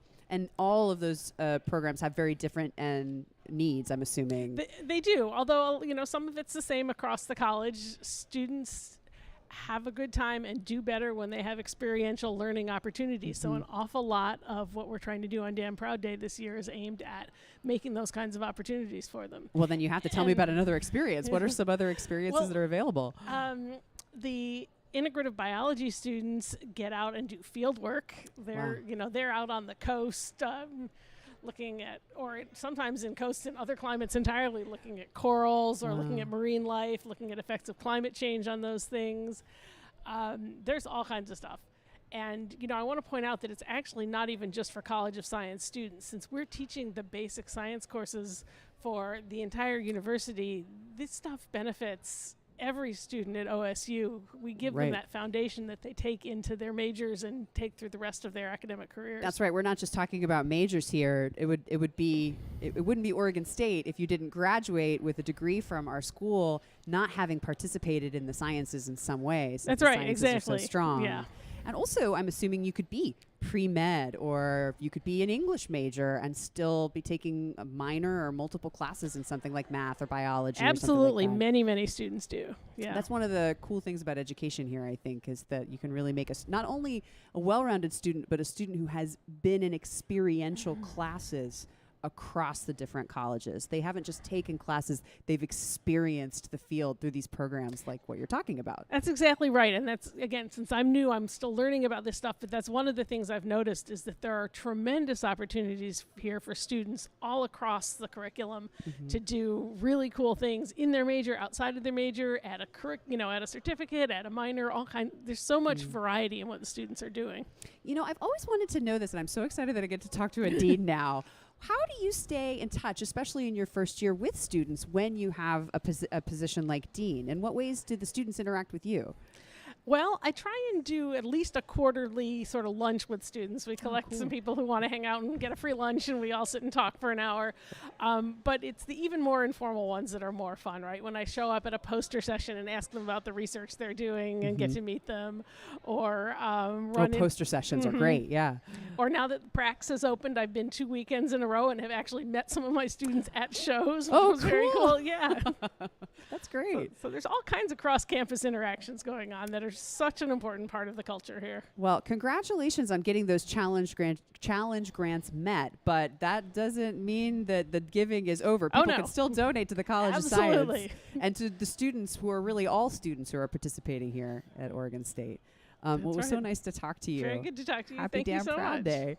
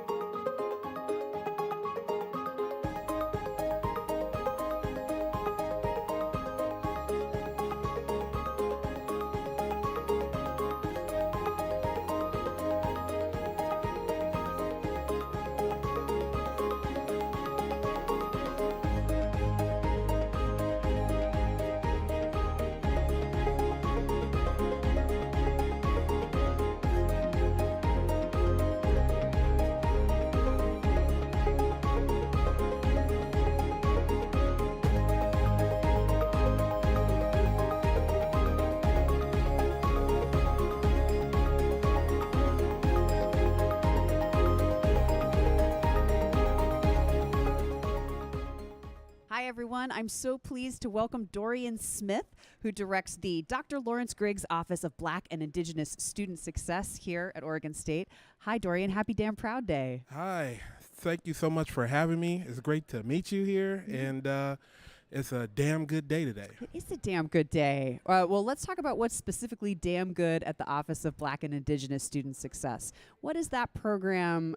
What is it all about, and whose needs does it meet, and what kind of programming happens there? Wow, thanks for that question. So we are a holistic support program. That means we support students in every aspect of their lives. So it's great that we get the opportunity to have one-on-one meetings with students. We have a center here on campus where we can support their academic needs.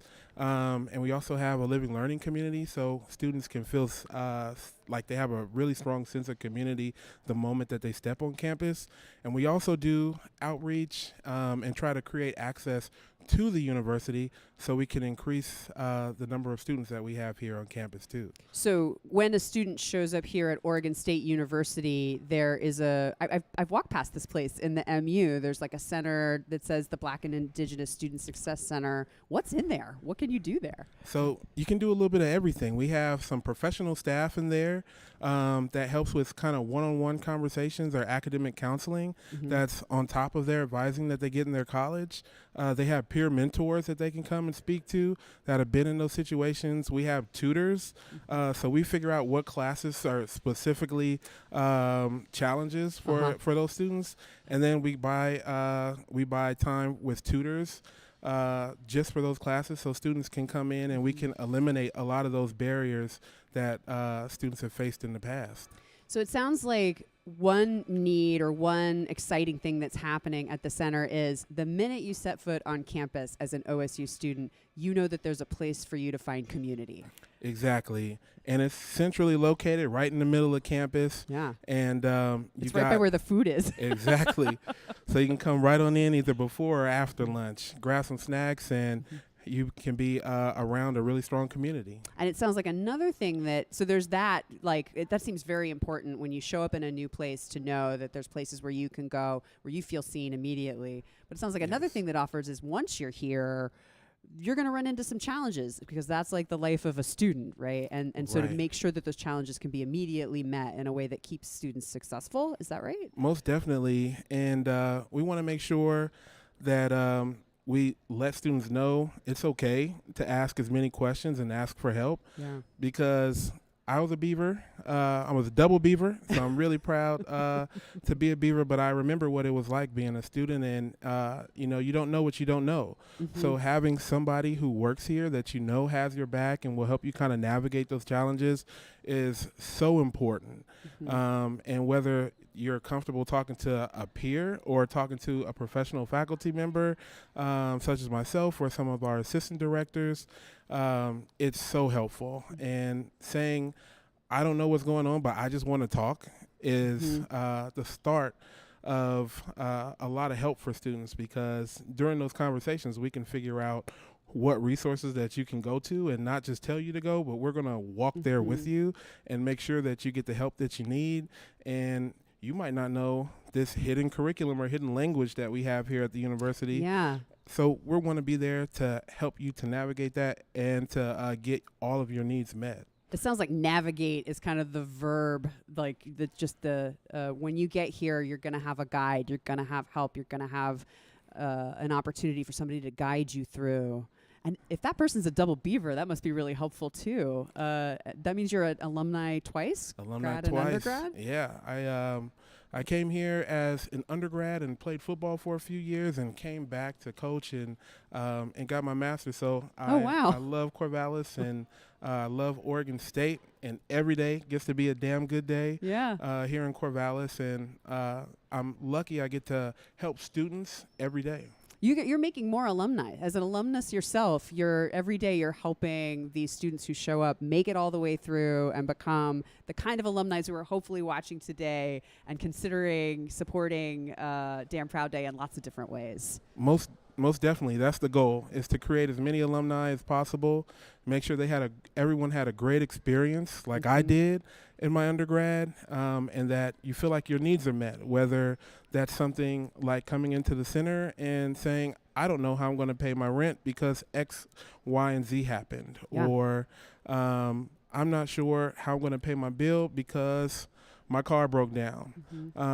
And knowing that you have somewhere to go and someone to talk to that's going to listen to you and validate what you have going on and support you through that is what I love to do.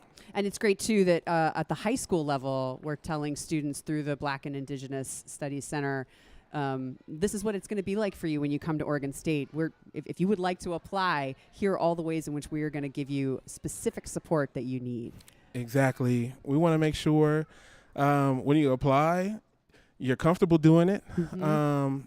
You've toured campus, and you know exactly who those people are that you should see and run into and where to when find you them. run the campus. Yep. Great.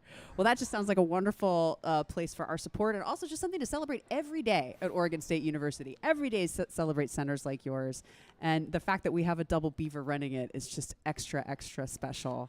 Yeah, I feel so at home in Corvallis, and like I said, I'm blessed to do this, and I'm so happy for days like this where we all get to celebrate being Beavers, or we celebrate the Beavers, and also we get to flex our muscle in how much we support each other. Yeah, I can't think of a better way to end this wonderful day of conversations here at Damn Proud Day. Dorian, thank you so much for telling us about your work here at Oregon State. And thanks to everyone for joining us. That's the last of our Damn Proud Day live programming. We are so grateful to everyone who's nope, that's not what I'm going to say. I'm just going to say go Beavs. I'm going to keep saying go Beavs. Go Beavs, Dorian. Go Beavs.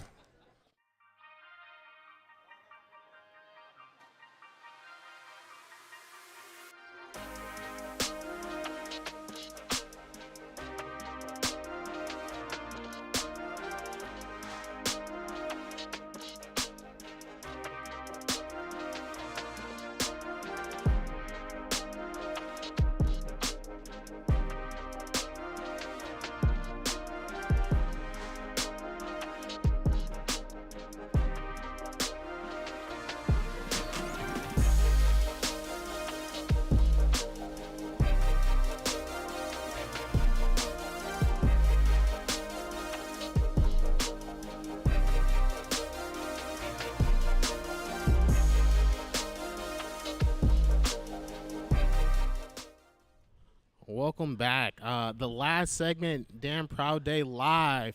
Clap it up, everyone. We've had an amazing day here at SEC Plaza. Thank you for all the production crew, everyone that has helped today.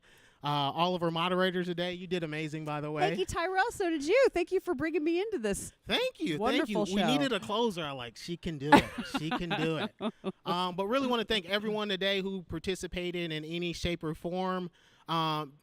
We still have 2 states that have not given yet. So if you live in Arkansas, if you live in West Virginia, we need gifts. Come on, Morgantown. We're trying to get all 50 states in today. Come so on, we need Beckley. those gifts. And then there's still tons of challenges left, too. So we have 65 challenges left, and it's 431,000 left of dollars on the door. Ooh. So make sure you make your gift. The website will be open until midnight or 11:59 tonight. Make sure you donate. Which is like 3 a.m. in West Virginia. That's correct. So you got tons of time. Tons of time. So make sure you donate. It's been a great day. Thank for everyone for viewing tonight. Go Beavs! Go Beavs!